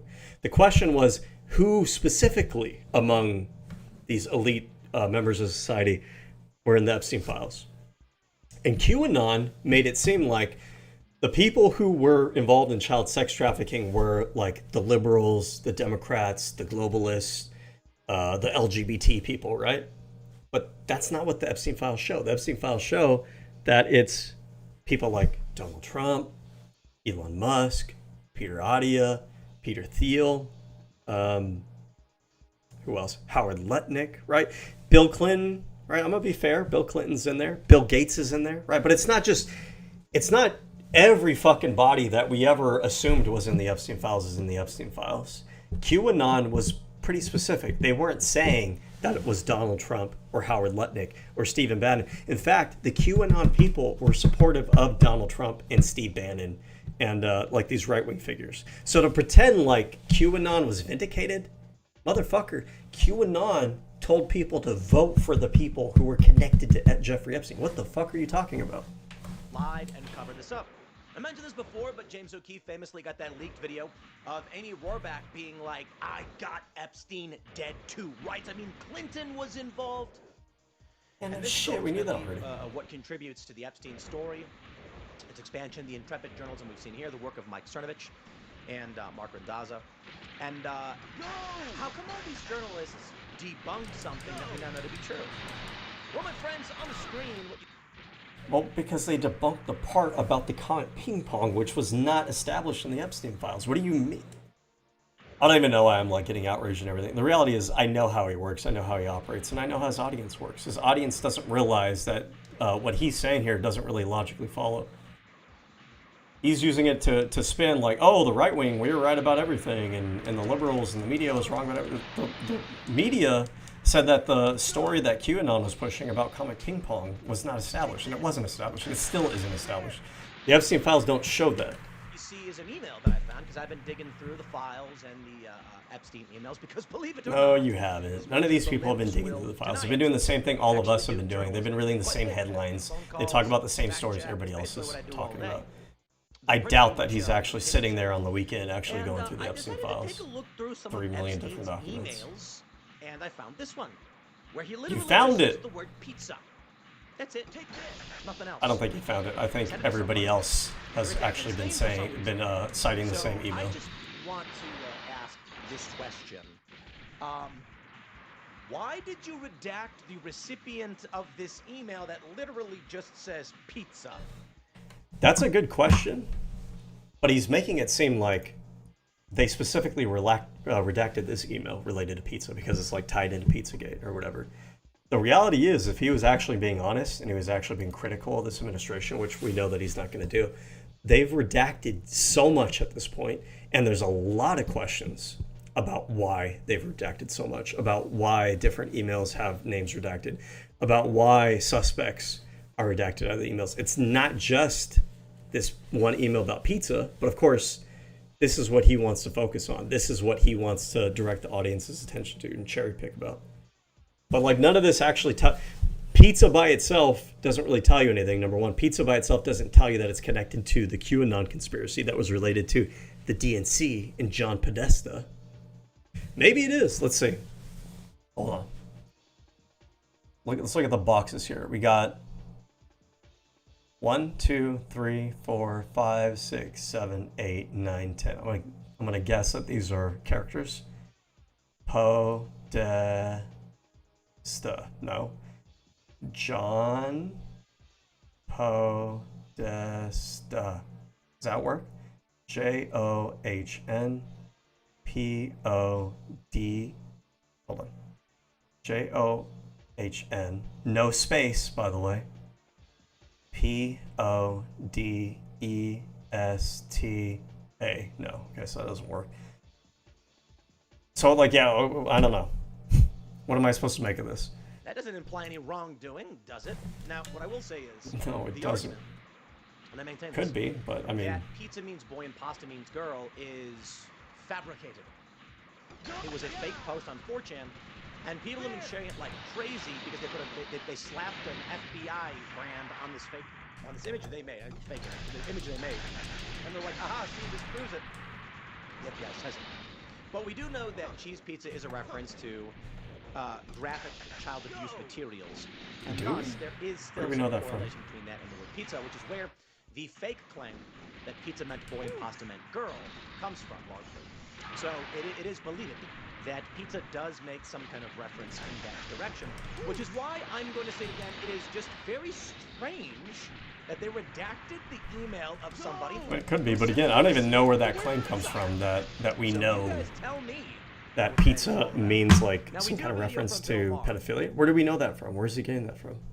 I don't know. I mean, there may be something to that, but I just don't like how he just brings it up. And does his audience even know where that comes from? Or is it just that over the past like decade, they've repeated this kind of QAnon conspiracies so often, or they've been in communities that repeat these QAnon conspiracies so often that they just take it for granted that that is the case. And more to talk about on this. Bill Maher admits he may owe QAnon an apology. Well, Bill Maher's fucking stupid because QAnon, like, if he actually engaged in some critical thinking, what exactly do you owe QAnon an apology for? What was QAnon right about that the rest of the world population didn't know about? We all knew that Jeffrey Epstein was involved in pedophilia. Well, we know that because he was convicted in 2008. QAnon doesn't arrive until what, 2013? So does QAnon get credit for that? Why the fuck would they get credit for that? 2017. I feel like they were a little bit before that. I have to remember the timeline because I actually was on 4chan when QAnon got started. I was there for the very first QAnon thread, believe it or not. I feel like it was a little bit before that, but that's okay, whatever. Either way, it was not 2008. So what was QAnon right about? Was QAnon right about Jeffrey Epstein being involved in pedophilia? Well, no shit. We already knew about that. Was QAnon right about the people who were actually involved in the child sex trafficking? Doesn't seem like that's been vindicated at all. So why is Bill Maher apologizing to QAnon? Is it because he doesn't know what the fuck he's talking about? He doesn't know what any of this stuff is about? He doesn't actually know what QAnon was claiming? Over Epstein, And he's fucking lazy? Smoke. Indeed. They called it all a conspiracy. I mean, that's really It was a Pizzagate. conspiracy. December 2nd, 2016, the But notice, the fake story that shows. notice in here, and I don't know, maybe he's gonna prove me wrong here, okay?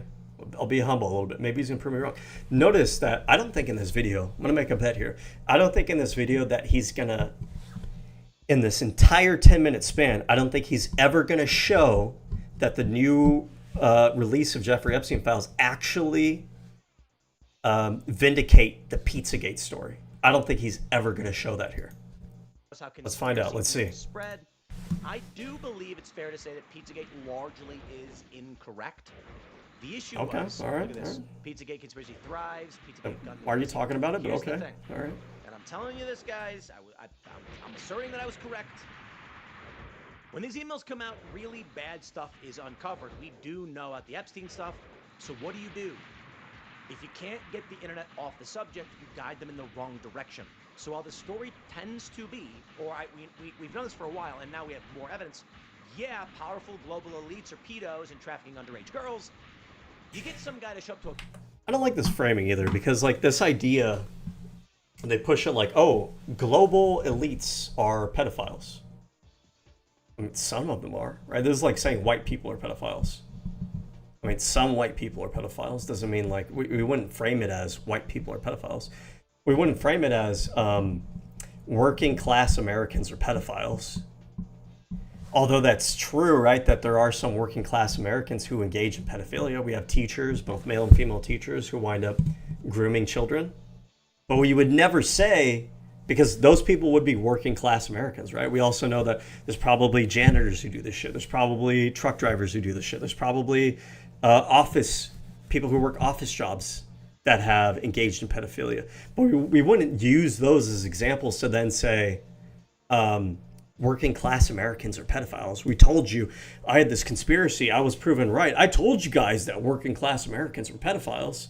Because it sounds weird. It sounds like you're claiming that all working class Americans are pedophiles, when it just so happens to be that some working class Americans, some of them, are pedophiles. And then this idea that, oh, QAnon, the right-wing conspiracists, they were proven right that global elites are involved in pedophilia.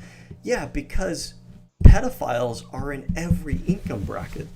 You have pedophiles who are like homeless people who will assault people. You have pedophiles who are working class. You have pedophiles who are middle class. You also have crazy story. You also have pedophiles who are also rich people. But that doesn't mean that you guys get to throw darts at the board and pretend that because you know that some people in elite circles are pedophiles, that now you get to just claim that every elite person you don't like is a pedophile. You get to claim that members of the DNC are pedophiles because you don't like them. You get to claim that the liberal fucking LGBT woke people are pedophiles too because you don't like it. It doesn't work that way. We all know that pedophiles are out there and they exist in our communities. We don't get to just accuse everybody in our community of pedophilia as a result of that.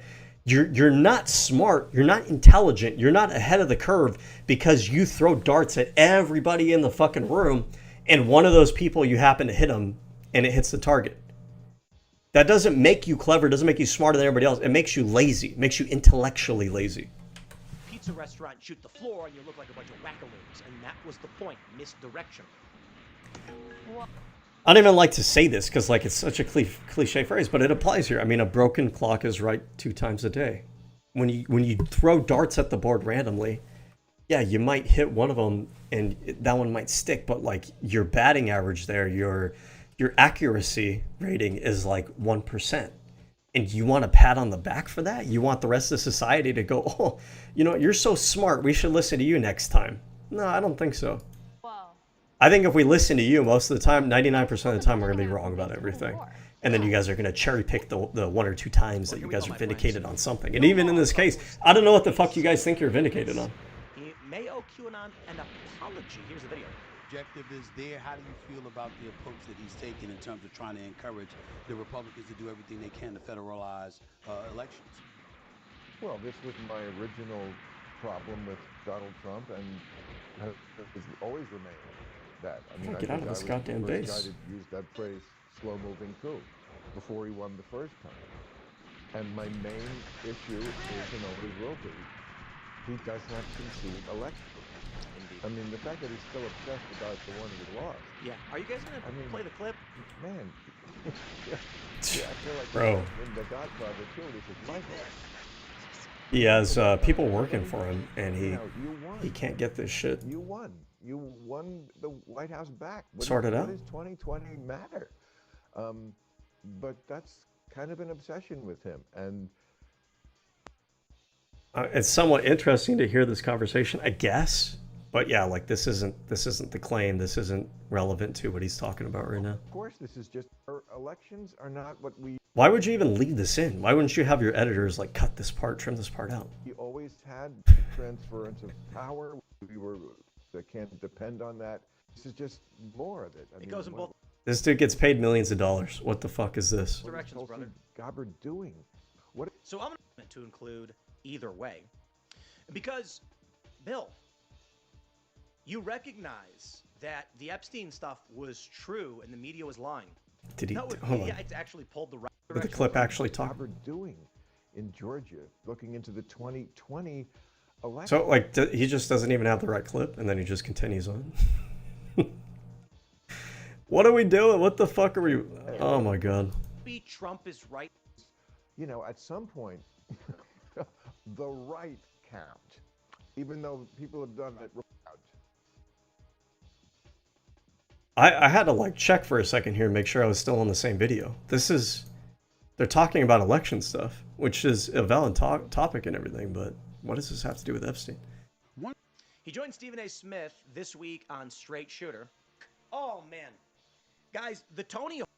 Mayer told Smith he made plenty of jokes about QAnon and conspiracy theories about a pedophile ring run by billionaires, but the files released seem to only back those theories. I can't believe I'm saying this, but where does QAnon go for an apology? It's so stupid. Hawk thing. I'd be repeating myself to explain why, but it's stupid. A lot of these files, and it backs up a lot of what Dan Bongino said, as much as people don't want to admit it. Dan Bongino said there's a lot Bongino. of uncorroborated garbage in there, not real. Yeah, that is true and everything, but Dan Bongino and Kash Patel went on, what was it, Joe Rogan's podcast? To tell Joe Rogan, tell his audience that, we're wrapping up the Epstein thing. There's nothing to see here. There's no Epstein list. Which, by the way, like, I don't think when people say the Epstein list, I don't think people actually ever meant that they think that there's like one specific list that says like, oh, Bill Clinton, five children, Donald Trump, one child, auburn hair, green eyes, second child, 5 years old, blah, blah, blah. Like Elon Musk, 3 children. Jeff Bezos ordered 5 children. He's going to get them Prime delivered to his house. I don't think anybody ever thought there was a list like that. What they meant was through the entire collection of documents that are out there and the investigations that are had, you should be able to compile from that a list of people who Jeffrey Epstein was trafficking children with or who was involved in trafficking and stuff. Bongino, Kash Patel, it's not just that they told Rogan in Rogan's audience that we don't have enough evidence to prosecute anyone. They made it sound like to his audience that there was like literally nothing there, that there wasn't any incriminating evidence pointing to anybody. But there is. The Epstein files does have maybe not incriminating, not enough to secure a conviction because the emails are vague. There's not enough like direct evidence of anything, right? But there would be enough in there to warrant investigation because things like Elon Musk talking about wanting to visit the island, oh, girls for the win, I want to have a wild party. And this is after Epstein was convicted the first time. That warrants investigation. But Kash Patel and Dan Bongino made it sound like not only was there not any direct evidence that can secure a conviction in a court of law, but that there was nothing to see, that there was no evidence, that there was nothing implicating anybody. Let's go back. Let's look at that interview because I want to hear exactly what they said. Kash Patel, Bongino, Rogan. I believe it was Rogan, right? How weird is it too, by the way, that Rogan will have these people on? Like, these people work for the government. These people work for the administration. And you have them on there like they're doing PR for the government. And like he doesn't think like I think he does. He probably knows what he's doing, but like that doesn't pop out as a red flag to people that that it's almost like you're running PR for the government. The fuck? Hold on. Cash Patel, Bongino, Epstein, list. I thought I remember them doing an interview together at one point, or maybe I'm just mixing up that Patel was on Rogan, Bongino might have been on a different program, and I probably would just mix those things together as being like one thing. Epstein Files, where are Cash Patel saying this now? Blaze TV. Justin Patel gives update on Epstein Files. Cash Patel, Rogan, Epstein. This was 8 months ago. So this is probably the clip right here. Ads, am I right? They're bombastic and outrageous. They take months. The Joe Rogan was 2006, 7, 8. Epstein gets his sweetheart plea deal, right? Right. After committing the most horrific crimes on. There autopsy done other than the official one? Not to my knowledge, but if there was, you'll get it. And that's what we're doing. See if you can find that Dr. Not to my knowledge, but we'll get it. I mean, you're FBI director. This is probably like one of the prime questions to ask. How do you not know this question? And my job is not the forever. My job is to get you absolutely everything that we can give you. And that's what we're going to do. When did you become aware of Is he talking about like the release the fires? Because they didn't even want to release them at all. It had to take Congress passing a bill to make it happen. Hold on. Guys that were trafficking children from Mexico into America. And you could put up a professional expert to say, and this is what's going to go on forever. And my job is not the forever. My job is to get you absolutely everything that we can give you. And that's what we're going to do. When did you become aware of this video that showed that no one had gone in and out of the cell? Okay, this is recently. So why was it recent, though? I mean, if this death was, how long ago was it? I mean, 2 years? That's a good-ass fucking question, Rogan. Wow. Probably no follow-up for that, though. Probably not willing to talk about it after he left the show or anything. Probably not question it too much, but that is an excellent fucking question. And it's probably because they weren't actually all that interested in the answer to that question. Images, AI can generate night vision, AI. Fiction. It's just, in my experience, that is not doable. It's not doable even for the most powerful and wealthiest people in the world? Yeah. Wouldn't you think, though, that hold on, what are they talking about here? Very powerful people wouldn't want him If he was talking? murdered in segregated housing, in isolation, after being on suicide watch in a place... Oh, he's saying it's not possible that rich people could have had him murdered in prison? I mean, I don't know if that's... I don't follow that logic. I feel like there's ways to go about that, but... Detention center that I've physically been in myself, it would be fiction. It's just... And is he implying when he says this that correctional facility that he's saying he's been to himself, the one that Epstein was being housed in, like it's not possible for people to sabotage or do some kind of, you know, foul play, influence into the prison system or shut off cameras or whatever it may be, right, to facilitate the murder of Jeffrey Epstein in the prison cells? Because there's a report that was put out on the circumstances revolving Jeffrey Epstein's suicide, right? And that report indicates that prison had issues with like security cam feeds and whatnot. So like, and that the security that was there, they had issues with like the personnel following like best practices and whatnot. So if he's implying that, oh, the facility that he was at, that I've toured myself, there's no way it could have happened there. How do you say that when the report says that facility had a lot of issues? In my experience, that is not doable. It's not doable even for the most powerful and wealthiest people in the world? Yeah. Wouldn't you think, though, that... Here's like a simple logical question. Why would it not be? Like, what is a prison? Prison isn't magic. Prison isn't a force of nature. Prison is simply a structure that human beings build. It takes a lot of money to do so. a facility where criminals are being housed, and those criminals are housed with oversight by human beings that are employed to oversee that system. If it takes powerful, influential individuals and a lot of money to set up that apparatus, why wouldn't the same apply to being able to influence such an apparatus or infiltrate such an apparatus to do the opposite thing? Like the entire apparatus there only works due to the human beings that are involved in, putting all that into place. So if the secret sauce, so to speak, of a system like that is the personnel there, why wouldn't those same personnel be, capable of causing Epstein to be murdered? Maybe there's a good answer to that question, but I'd like to hear a little bit more detail. I don't want to just have like a vague, like, oh, it's just not possible.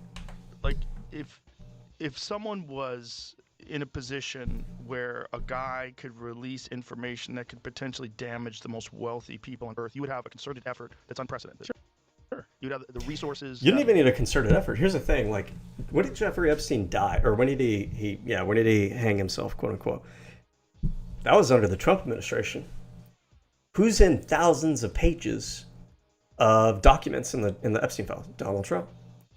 Also, if it is a correctional facility, I don't know if that'd be actually the technical term, a prison, whatever you want to call it, right? Who has like the final authority over such a, and I'm pretty sure this would have been a federal prison. Epstein hangs himself, prison, death of Jeffrey Epstein. Which prison was he in? New York Downtown Hospital, New York Medical Examiner, Metropolitan Correctional Center. Was found in his jail cell at the Metropolitan Correctional Center. Is a temporarily closed United States federal administrative detention facility, which means who is that under the purview of? That's under the purview of the federal government, which is under the purview of the executive branch. The executive branch has the ultimate authority over law enforcement. And I know that they contract out a lot of these correctional facilities, but that contract is going to be under the authority of the executive branch. So I'm just saying, I'm just asking questions, okay? I'm just asking questions.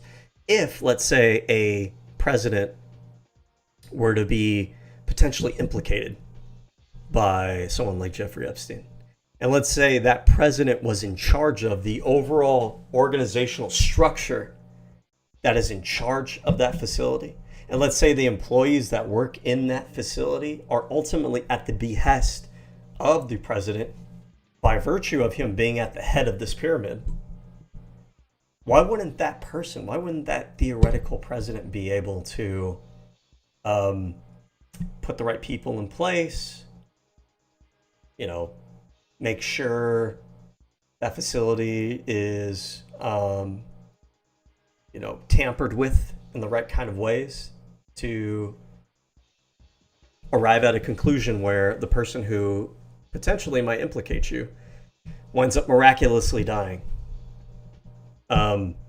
This isn't like, because the way he talks about it makes it seem like this is like the powers that would have the interest in having Jeffrey Epstein killed because Jeffrey Epstein could implicate them. They don't have any influence or control over this facility. This facility is like it's like a, how do I put it? It's like a, I'm sorry, I'm drawing a blank here. It's like an impenetrable fortress that is run so properly that anyone who wanted to have something bad happen to Epstein in that facility, they wouldn't have access to it. They don't control it. They have no way of infiltrating it. It's secure. The personnel who are involved, they're the right personnel, all that stuff, right? That's not the case here. The people who are in charge ultimately of the pyramid that this facility has to answer to ultimately are the same people who are implicated in the files. There's no like separation there. There's no like this group over here wants to, fuck up this facility over here, but they're completely different factions. They're oppositional to each other. They're not connected. This one over here is secure from this group over here. It's the same group. So why wouldn't that be possible? All pointing towards eliminating this one person that it could be done. But I mean, so many people have been implicated, right, already, and some of that information. And like, not even just the president himself, but all of the other people are implicated in the files. Again, Elon Musk, Howard Lutnick, Steve Bannon, Alan Dershowitz. Who else? Who else is in the Trump sphere? Not Peter Audia, but Alex Acosta to a certain degree, I guess you could say. Peter Thiel, Palantir, Donald Trump's contracts with Palantir, right? All these people. It's not just the president. It's all of these other people who are surrounding the president who are also implicated in the files. So if they also have an interest, even though they're outside of that pyramid, they have like a connection to the pyramid in the sense that they have a connection to Donald Trump. And Donald Trump is the head of that pyramid. What they did to Prince Andrew and everybody else is already out there. And so like, even if you were trying to make the case that like, oh, you have a lot of people out in society who might have wanted him dead, that's pretty plausible. It's not like all of those other people don't have a connection to being able to effectuate that. It's not just Trump with a connection there. Trump is kind of like the connection between that thing overseeing Jeffrey Epstein's prison stay and all these other people who are quote unquote outside of that pyramid who might also have an interest in him dying. And by the way, like, I am not saying, and I'm really genuinely not saying this, I am not saying actually that I genuinely believe that Jeffrey Epstein was murdered. I'm actually fairly agnostic on that question. I think that it's a little bit fishy. I think that, there's missing video on the recording there. I think that's a little bit fishy, but I could see that there may be a plausible explanation, even if it sounds like it's a little bit too convenient to be true. Things happen like that in real life. They do. In the report over Jeffrey Epstein's death, it indicates that prison had issues with their security cameras, and that that had been an ongoing issue. There was a record of personnel mentioning this, and it was just kind of never corrected. So like there's two angles to look at this. Number one is maybe that's legitimately true, and the missing minutes or whatever in that recording are just a circumstance of the improper maintenance of the security system in that prison, and there's no foul play or anything. Maybe they specifically chose that prison for that reason. Maybe the footage is missing because someone tampered with it. It could be any one of those possibilities. I'm open to it. I'm just saying there's enough there to question what actually happened. I think that's fair. There's a lot of conspiracies out there that I look at and I go, it's pretty far-fetched. It's kind of stupid and everything. I don't know whether or not he killed himself or if somebody else had him killed. I really don't know. But I think that there's enough going on in this story. There's enough of a motive. So for like these kind of crimes, right? You have, what is it? Motive, means, and opportunity. There you go. It's all there, right? Isn't that all there? The motive is this guy can implicate a lot of people. So there's a lot of powerful people that have a motive to have him silenced. That's motive. The means would be that you have somebody who is in control of the overall agency who is overseeing his security. So you have the means there. You have somebody who could possibly infiltrate that system to effectuate his murder. So you have the means, and then you have the opportunity, because the opportunity is that, it kind of goes together with the means here. The opportunity is that you have the ability to take him out, potentially, having the right personnel in the right place, and you have the ability to do so in a way where the evidence won't be there. And because you're in charge of the administration, you're going to be in charge of record keeping of this at the government level. So even if that video did exist, there is possibility that I wouldn't put past Trump and the kind of people that work for Trump. They could have just had that information, not even at the prison level, But once that investigation happened at like the federal FBI level, had that information altered with. So all of it's there. All three of those pillars are there for it to possibly happen. So I think it's plausible. It's possible. And also, by the way, most Americans haven't, nor should they. Have you ever spent 1 minute in segregated housing? No. It's the worst. If you're working for, let's just. Well, I mean, also, it's possible he did kill himself. I mean, that's possibly true too. I mean, it could be that he looked at, hey, you know what? I'm probably fucked. I'm dead to rights. No one's gonna help me because everybody else who potentially helped me, like, they are all potentially implicated, and they might just want to get me out of the fucking way. My life is over, basically. I don't want to spend the rest of life in prison. I'm going to be in prison as a known child predator sex trafficker, which those people tend to get killed or beat up in prison. And he might have just decided, and especially like he's saying here, I mean, this is true. I'm being fair. This is true. If you are in a situation like that, isolated, holding and everything, like, yeah, people do become depressed, they do become desperate, they become anxious, things like that. It is possible that he did want to take himself out. I don't know. I could see it going either way. I could. We don't have to name names. We don't have to speculate. If he's working for some agency, some group, some foreign group, and they decide to target his family. Yeah. Right. So I'm How much can you talk about what you've seen? Not yet.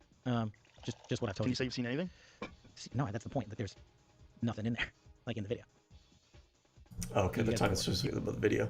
So, okay, there must be, it might be part of the same interview, but it's a different part because this one seems like they're only talking about Jeffrey Epstein hanging himself. But there is a point where he talks to Rogan about there's nothing more in the files, and there's nothing more to see, basically. So I want to see, what's that part at? Is that part of this or a different clip?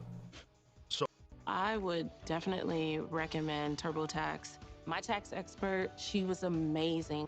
So, where else would it be? Right, if you have it. Right. But you can't say that you have it. No, we're giving you everything we have. So far. Everything we have so far is... Have you guys gone over all the video that's available? Yeah, that's what I'm telling you. That's what takes so much time. Okay, so this seems to be all about... The big bomb, Donald Trump is in the Epstein files. That's the real reason they have not been made public. Have a nice day. Jesus Christ. I'm not participating in any of that conversation. What is he? Have a nice day, DGT. Somebody take his phone away. You're going back and forth. But like Patel knows. He must know at this point. He has to know that Donald Trump is indeed in the files. We know that now, obviously. But Kash Patel would have known that. He was the one that had access to it at this time period. About different things. Yeah. Well, he said he was disappointed in Elon. Yeah, he just want to leave. Jesus Christ, that's a crazy thing to say. How does he know? Does he know that Donald Trump's in the Epstein files? Or does he have access to the Epstein files? I don't know how he would, but I'm just staying out of the Trump Elon thing. That's way outside. What the fuck are they doing? I know I'm staying out of it. I mean, I understand he owns Twitter. I think it's bad for your mental health. I think posting things public all day and arguing with people all day is bad for you. Well, you raise a great... What a fucking ass kisser. What a kiss ass, right? Elon Musk, he's willing to indulge all this different conspiracy about the Epstein files. All these different people he's willing to indulge conspiracies about them being in the Epstein files. Elon Musk says Donald Trump's in the Epstein files. All of a sudden it's, well, you know, it's bad for your mental health. You know, speculating like that and being on Twitter and sharing all these, that's pretty bad. Hey, point. Sorry to cut you off. Half of what we have to respond to is the click army on social media. Okay. There's another clip. Joe Rogan makes cash flow score over suspicious Epstein list.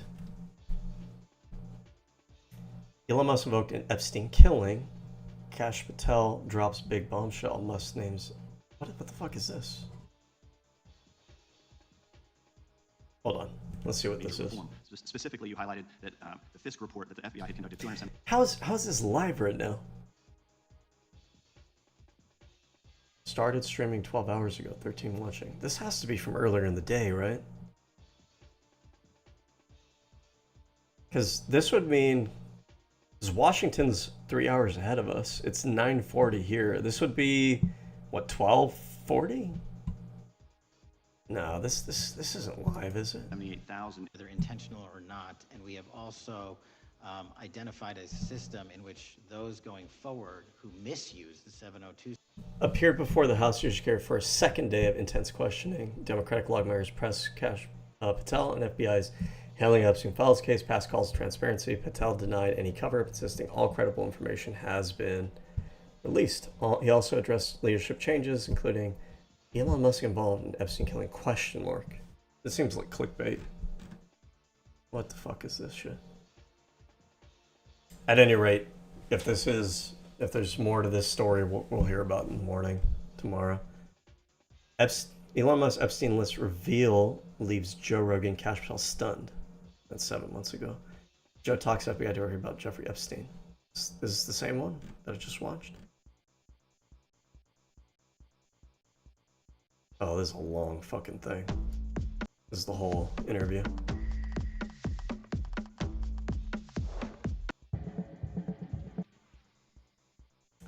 Do you think the FBI would lie to the American people? LOL.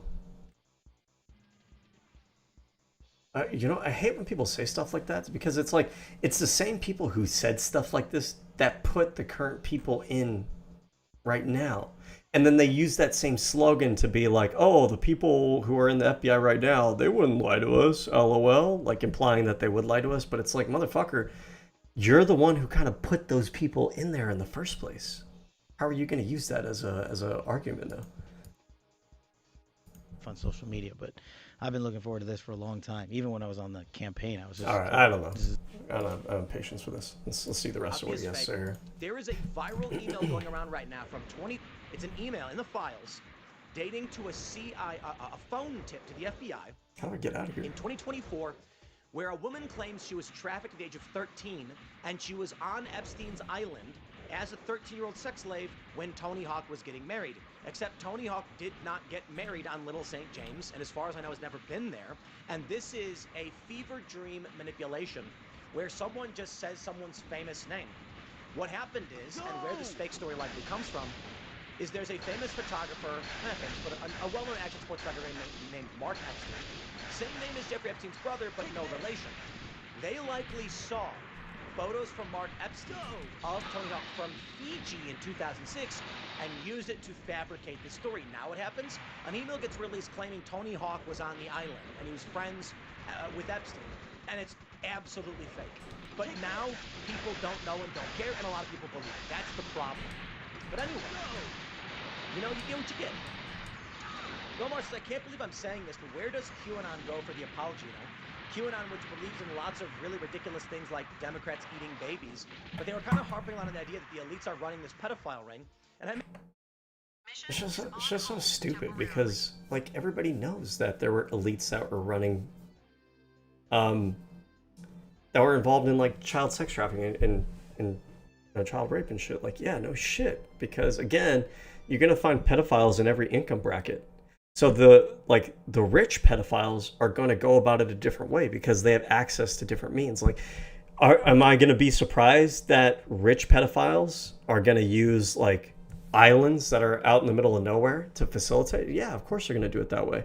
The middle class pedophiles will do the same thing, but they don't have the access to those means. That's not, like, surprising anyone. It's not unique. Like, QAnon didn't stumble upon some hidden truth that the rest of the world didn't know about. Everybody knew that there was going to be some rich and elite people who were involved in pedophilia. Yeah, no shit. It's more of a question of, like, who specifically. Like, right now, this second, I could tell you that somebody somewhere is abusing a child in some way or another. There's 8 billion people on the fucking planet. Somebody somewhere is doing that. I don't get a participation trophy for making that claim, and then maybe tomorrow or maybe a week from now there's a news article that comes out and says, oh, you know, this person was found, they were caught in the act of grooming a child or abusing a child. And I'm like, huh, see, I told you guys. Nobody believed me when I said that. I was right this whole time. You guys all owe me accolades for, you know, finding this hidden truth that nobody else knew about. Like, I was never saying anything super interesting or super insightful. I was just saying, like, the most generally vague, true thing, but not knowing specifically who it ties to. If I knew who specifically was abusing a child at this very moment, that would be interesting, important information. Call the FBI, you know, call the police, give them a tip. Hey, go check this guy's house out. You know, I know that he's got this child over there and he's abusing a X, Y, and Z thing, right? If I just called the cops and I was like, hey, I know that somebody is sexually abusing somebody right now, and they're like, oh my god, really? Wow. Hold on, let me get a pen. Let me write that down. Can you give me details? Yeah, he's a middle class person who's abusing children right now. Oh, really? Okay. Can you tell me more details? Yeah. The kind of abuse, it's like a physical abuse. Okay. And could you have more information on this person? Yeah, I know that they work somewhere in the middle class, somewhere in like a middle class job. Who cares? The police aren't going to give me like a pat on the back for that. They're not going to find that interesting. I don't have any useful information at all. I'm just saying something that's like broadly, generally true, but I don't know the specific person. And QAnon didn't know specifically who these people were that were involved. If they would have known the people that were involved, they probably wouldn't have told their supporters. They probably wouldn't have been the people supporting Donald Trump the entire time. The fact that they were supporting Donald Trump the entire time tells you that they didn't know what the fuck that they were talking about. Tells you that they were just randomly saying shit and blaming it on the people that they didn't like. Meanwhile, they didn't actually know who it actually applied to. They weren't right about anything. I hate this claim. This claim's fucking I annoying. also made jokes after the Epstein thing happened originally that were on the idea of, well, obviously there was some smoke there. Well, now with all that come out the past couple of weeks, it's a little more than smoke. He joked he was more guarded when he would buy pot. I don't get this. Was like Bill Maher genuinely just not in the, like keeping track of any news whatsoever at that time period? What is I don't get it. I really just genuinely don't get it. And I know like I'm kind of repeating myself and I'm frustrated here and everything, but I really just don't get this narrative. What do you mean? What is the thing that you didn't know, that you joked about with Epstein, that you thought was a joke, but now you think there's some truth to it? Like, you didn't think that Jeffrey Epstein was involved in pedophilia? But everybody knew that in 2008. You didn't know that there were other people that were also, hanging out with Jeffrey Epstein? Who were involved in like these pedo parties? You didn't know about the legal... Everybody knew about that.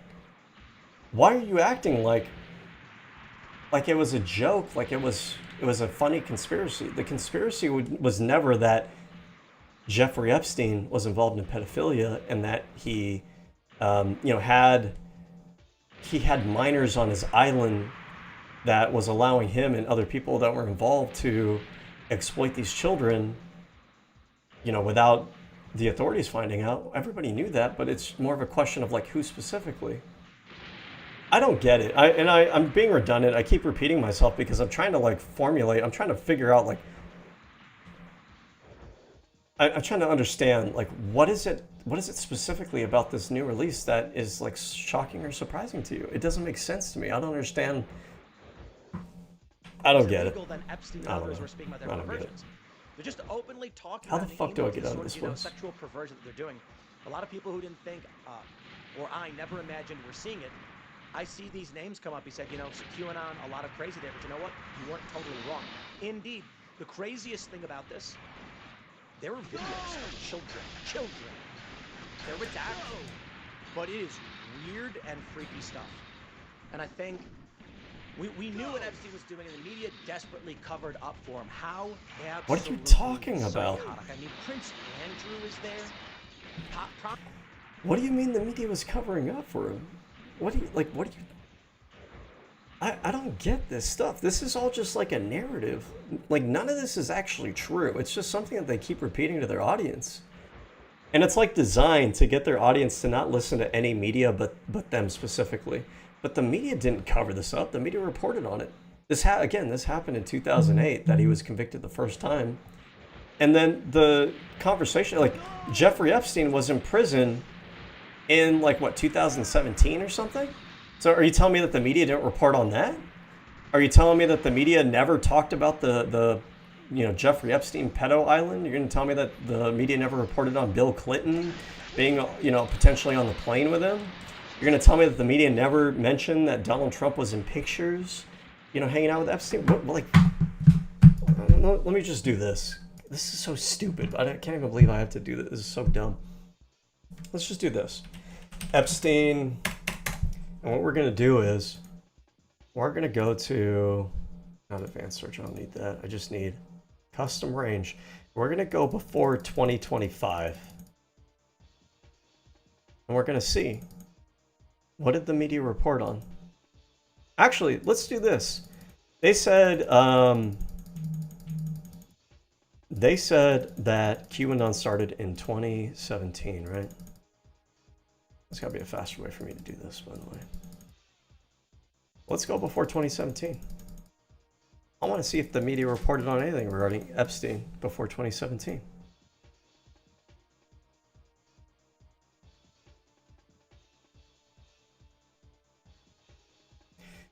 International money man of mystery, New York Times.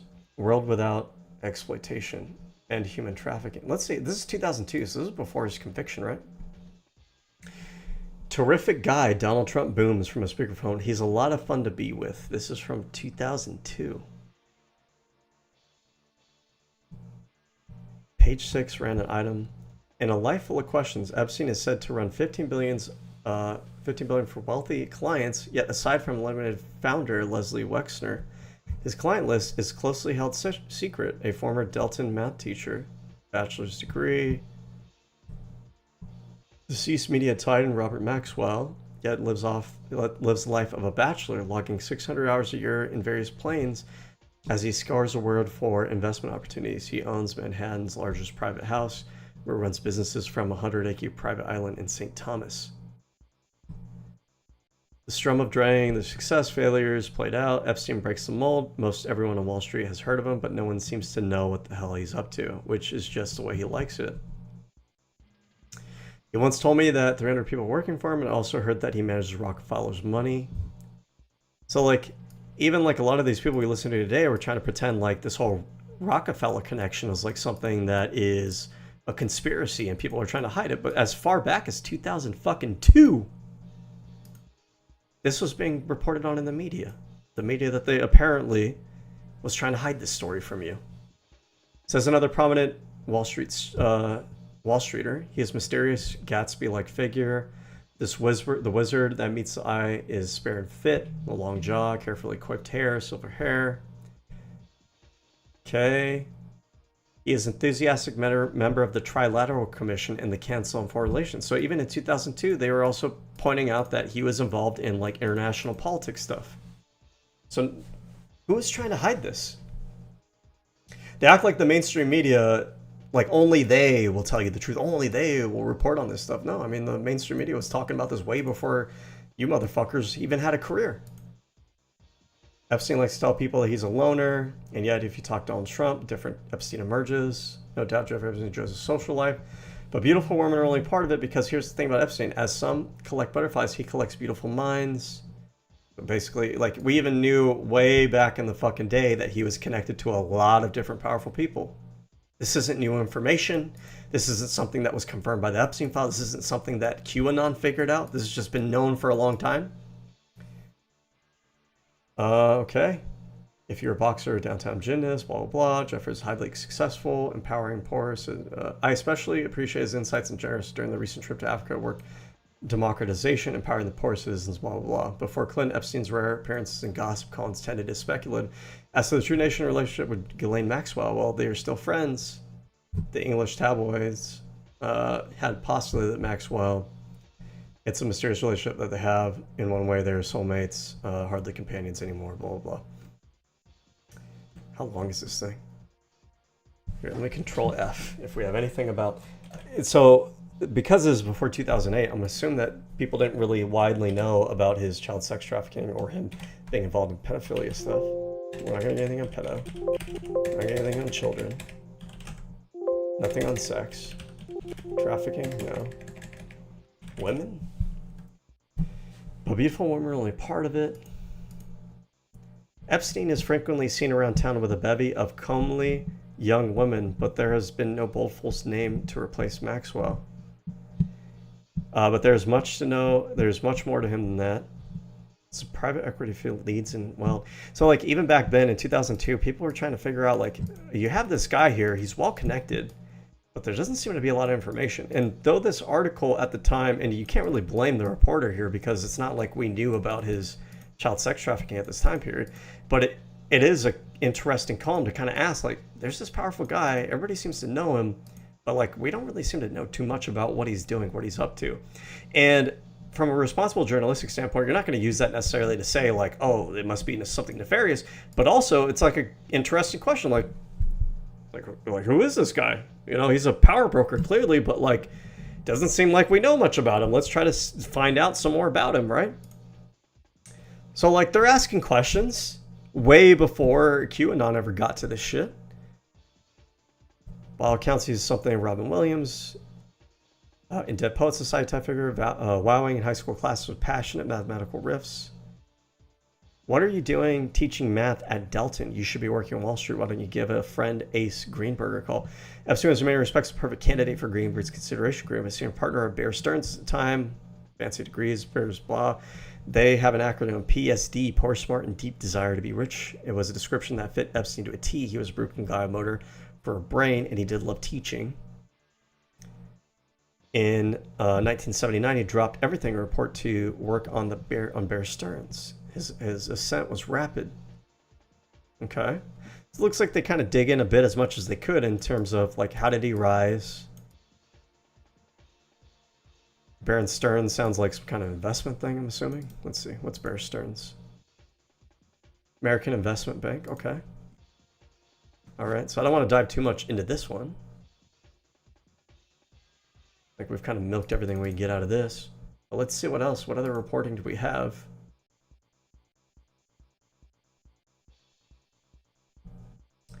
End Human Trafficking, 2016. Stand with Epstein survivors. So we have a media reporting on Epstein as a, predator, 2016, before QAnon ever exists. Inside the decade of scandal entangling, a telephone call set off a cascade of FBI investigations. Here we have Prince Andrew. So we're linking Prince Andrew to Epstein. And this is in the fallout of Jeffrey Epstein already being convicted in 2008. She'd had sex with a middle-aged man who gave her money, 14-year-old, right? So this article is about the, predation of minors. And we're linking Epstein and Andrew in here. So the media is covering this stuff way prior to QAnon. So like, what the fuck are we giving QAnon credit for? Of course, Tim Pool's audience is none the wiser. They're not wise enough. They're not up on game. They're not aware enough to understand how like the spinning that's going on here.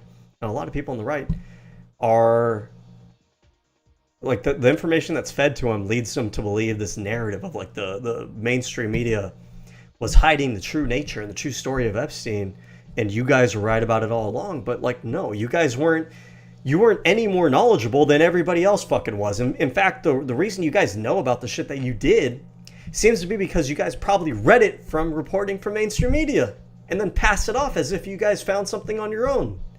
And then use that as a way to like implicate or make allegations against people that were your political enemies, even though there's never actually been any evidence linking like the DNC or John Podesta to actually being involved in this shit. And there still isn't. But we're supposed to like give them credit and give them a pat on the back and tell them sorry for what? We have his deposition posted 16 years ago on YouTube. Persecuting sex trafficking 2025 or 2005, an investigation to Epstein. This is way before 2008, 2005. So they were probably investigating before they ever brought charges. But like, we even have investigation, or we have a reporting here talking about investigation into him for years of sex trafficking in 2005. I hate this narrative, and I just wish maybe the media did a little bit more to push back on it, because I don't really hear people talking about it too much outside of mainstream media. But like, these people need to be raked over the fucking coals. Like, what the fuck are you talking about? What, like, this should be the tone, the tenor, the predisposition, I guess, of media when they talk about how the right-wing media is covering this Jeffrey Epstein scandal, is push back on them. Like, give QAnon credit, give the conspiracy theorists credit for fucking what? What the fuck are you talking about? They don't get credit for shit. this shit has been reported on before you guys came along, and you guys just ripped it off, and then you made like wild accusations directed at everybody that like people that you didn't even, that weren't even actually involved. And you want credit, you want a pat on the back, and you guys are going around your media ecosystem and you're telling all of the people who watch your shit to give credence and credibility to QAnon, who, by the way, QAnon wasn't only talking about pedophile shit. QAnon, I think, is also very much adjacent with like white nationalist shit. So why the fuck do you want to normalize them and give them credit for stuff? Satanic, cannibalistic child molesters. Granted, I will grant that, yes, this was like their main thing. And so here's the thing. Here's the part that they don't really tell you about. That Tim Pool and these other right-wing people that are talking about all the conspiracy theories, right about everything. This is the part that they leave out, is that QAnon were... even I kind of forgot about this like... I knew vaguely that they were supportive of Donald Trump, but I forgot that they actually spun a narrative that Donald Trump was secretly going to take down the deep state, and the deep state was defined in their mind as this global, bureaucrats that were behind this child sex trafficking thing, and that Donald Trump specifically was leading the fight against them. And we're supposed to give these people credit. Donald Trump was in the goddamn files. Donald Trump was Donald Trump's like implicated, well, not necessarily implicated, but like in thousands of the pages. And Donald Trump tried to redact them and try to hide them and try to cover for them. And even now, his administration is trying to cover for them. And we're supposed to give these people credit. What else do we have in here? So, yeah, they believe that that Democratic politicians, Hollywood actors, and high-ranking government officials, business tycoons, and medical experts as members of the cabal. So, like, most of this they're not right about, because what they did is they just took everybody that they fucking dislike. They hate Hollywood. They hate the liberal actors in Hollywood. They hate Democrats because they hate liberalism. They hate Democratic politicians. High-ranking government officials, this probably applied to government officials they hated. Same thing with like business tycoons. They're probably talking about like woke tech CEO, Silicon Valley types who they thought were like progressive. And medical experts were all part of the cabal, but they just threw the darts at everybody that they hated rather than the people who were actually specifically involved. They're described as anti-Semitic and use anti-Semitic tropes. This is true. I'm not even going to really get into the details of this. I mean, maybe if we really wanted to, we can go pull up the Four Plebs archive. If you don't know what this is, what Four Plebs is Four Plebs is an archive of 4chan posts. I don't know if this has been maintained over all these years. But these would be posts that stretch back, running since April of 2013. So you could potentially go back in here. I don't know how well it's been maintained over the years. Maybe it's not well maintained. Oh my God, sorry. Maybe it's not been well maintained over the years. But I should have known before I even go on there. It's 4chan. You're like, you could probably go back in there and see the threads that QAnon was putting up in 2017 and look at the claims that they were making, look at the rhetoric that they were engaged in, look at the kind of memes that they were posting. Like, they were absolutely anti-Semitic. White nationalist types. They were trying to rope George Soros in because it was all part of like a Jewish cabal kind of story. Okay, well, yeah, anyways. Prominent Democrat donors partying on the island, and then you get these videos of children in bathrooms, and I'm just like, dude, what's going on? Now, I'm going to be honest, I'm actually leaning towards Epstein's alive at this point, because some of the information that got released, and this may be why they didn't want to release it. I don't believe he believes this. This is just kind of him leaning into his conspiratorial audience and like trying to be, I don't know, sensational, trying to pretend like he's got some weird angle that everybody else doesn't have. Just shut the fuck up. That shows that there was somebody claiming to be involved in the MCC, in the correctional facility, who said, this is before the news broke of Epstein's death, saying they may have swapped him out.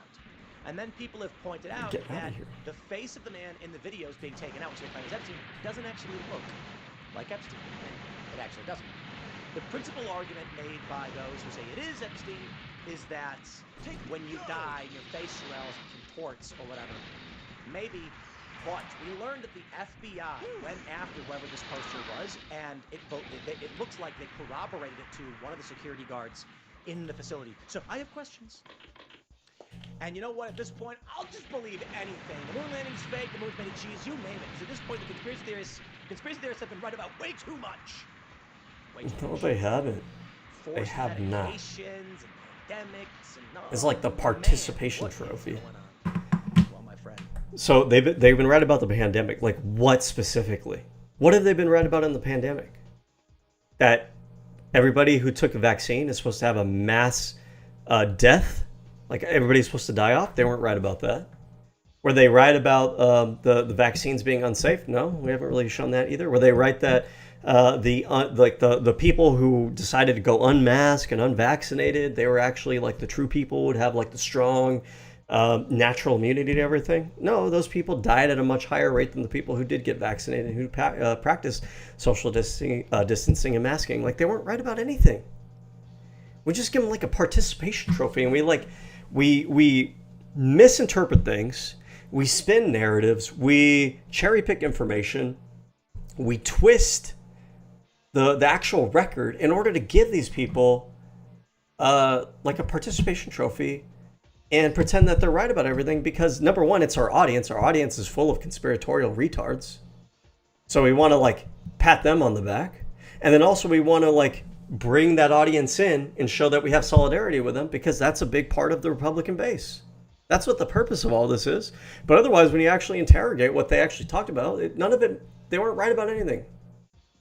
They're just a bunch of like politically motivated people engaging in motivated reasoning. It's just another one of those days, I guess. But No, it's just not. wrap it by Shut up. saying this. What an odd email to redact. Strange. Smash the like button, my friends. Stay tuned. We got more coming up for you throughout the day. Next video will be up shortly. You can follow me on X and Instagram at TimCast. All right. Subscribe to this channel, and we'll see you all. Well, that's a good place to start. I got killed. I gotta figure out how to get through this mission. Hold on. Zoids, Battle Legends, Escape, the base. Must be Empire Mission 5, I'm guessing.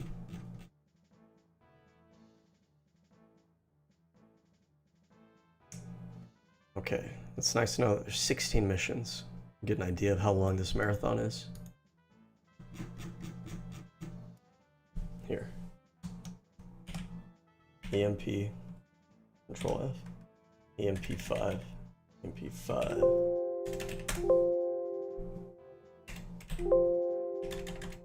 Oh, EMP5. Or EM5.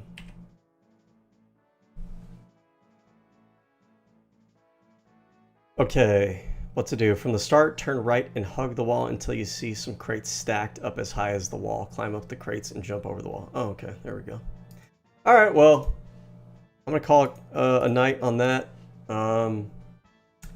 If you're watching, if you like me spurging out over these people saying stupid shit, please subscribe, like the video, share it, all that good stuff. Trying to grow the channel, try to grow some liberal media, get the message out there. Today is a little bit of a slop day. We're watching right-wing media to see what stupid shit they're talking about, but other days we might look into like actual reading policy, researching policy, reading through acts and bills, talking about, you know, court cases, constitutional law, things of that nature. I think I excel at like the rhetoric angle, at understanding like rhetoric and propaganda, and so that's one thing that I'll try to kind of focus on a lot is, you know, what is effective communication on a particular issue? What is the particular like angle we might want to be talking about it from? Just to let you know, like, you know, not to be too corny here, but this is a bit of a safe space in the sense that I'm a woke guy, I'm a progressive guy, I'm a feminist guy. I have no problem saying that. This is a space for progressives. You know, if you're LGBT, I'm an ally here for that kind of stuff. If you're a feminist, I'm not the kind of person that's, oh, I hate feminism, feminism bad, feminism ruined the world. second wave feminism was cool, but modern feminism went too far. I don't do that. I don't do that virtue signaling. I've always been a feminist. I'll stand for feminism and I'll argue for it. I'll argue on its behalf. But yeah, I mean, I'm a social democrat. I like that kind of stuff. I like to see it as like, I'm a progressive who doesn't come at it from like the typical, overly kind of stereotypical angle. I'm willing to get a little bit edgy, willing to cuss, willing to fight fire with fire, that sort of thing. I believe very strongly in the idea of making other people choke on their own medicine. So yeah, I mean, that's the kind of content I am trying to put out political wise. And I think we need voices like that, where kind of show people that progressivism doesn't have to be some stereotype. It doesn't have to be something where we watch everything that we say. It doesn't have to be something where we don't joke around. But we can be intelligent about things. We can be logical about things. We can debate things. We can analyze the rhetoric, and we can still do so without being too overly formulaic about it. So yeah, if you like channels, subscribe to the channel, all that good stuff. We're trying to grow it, try to get the voices out there. All right, that's it for tonight. I'll see you guys. Bye.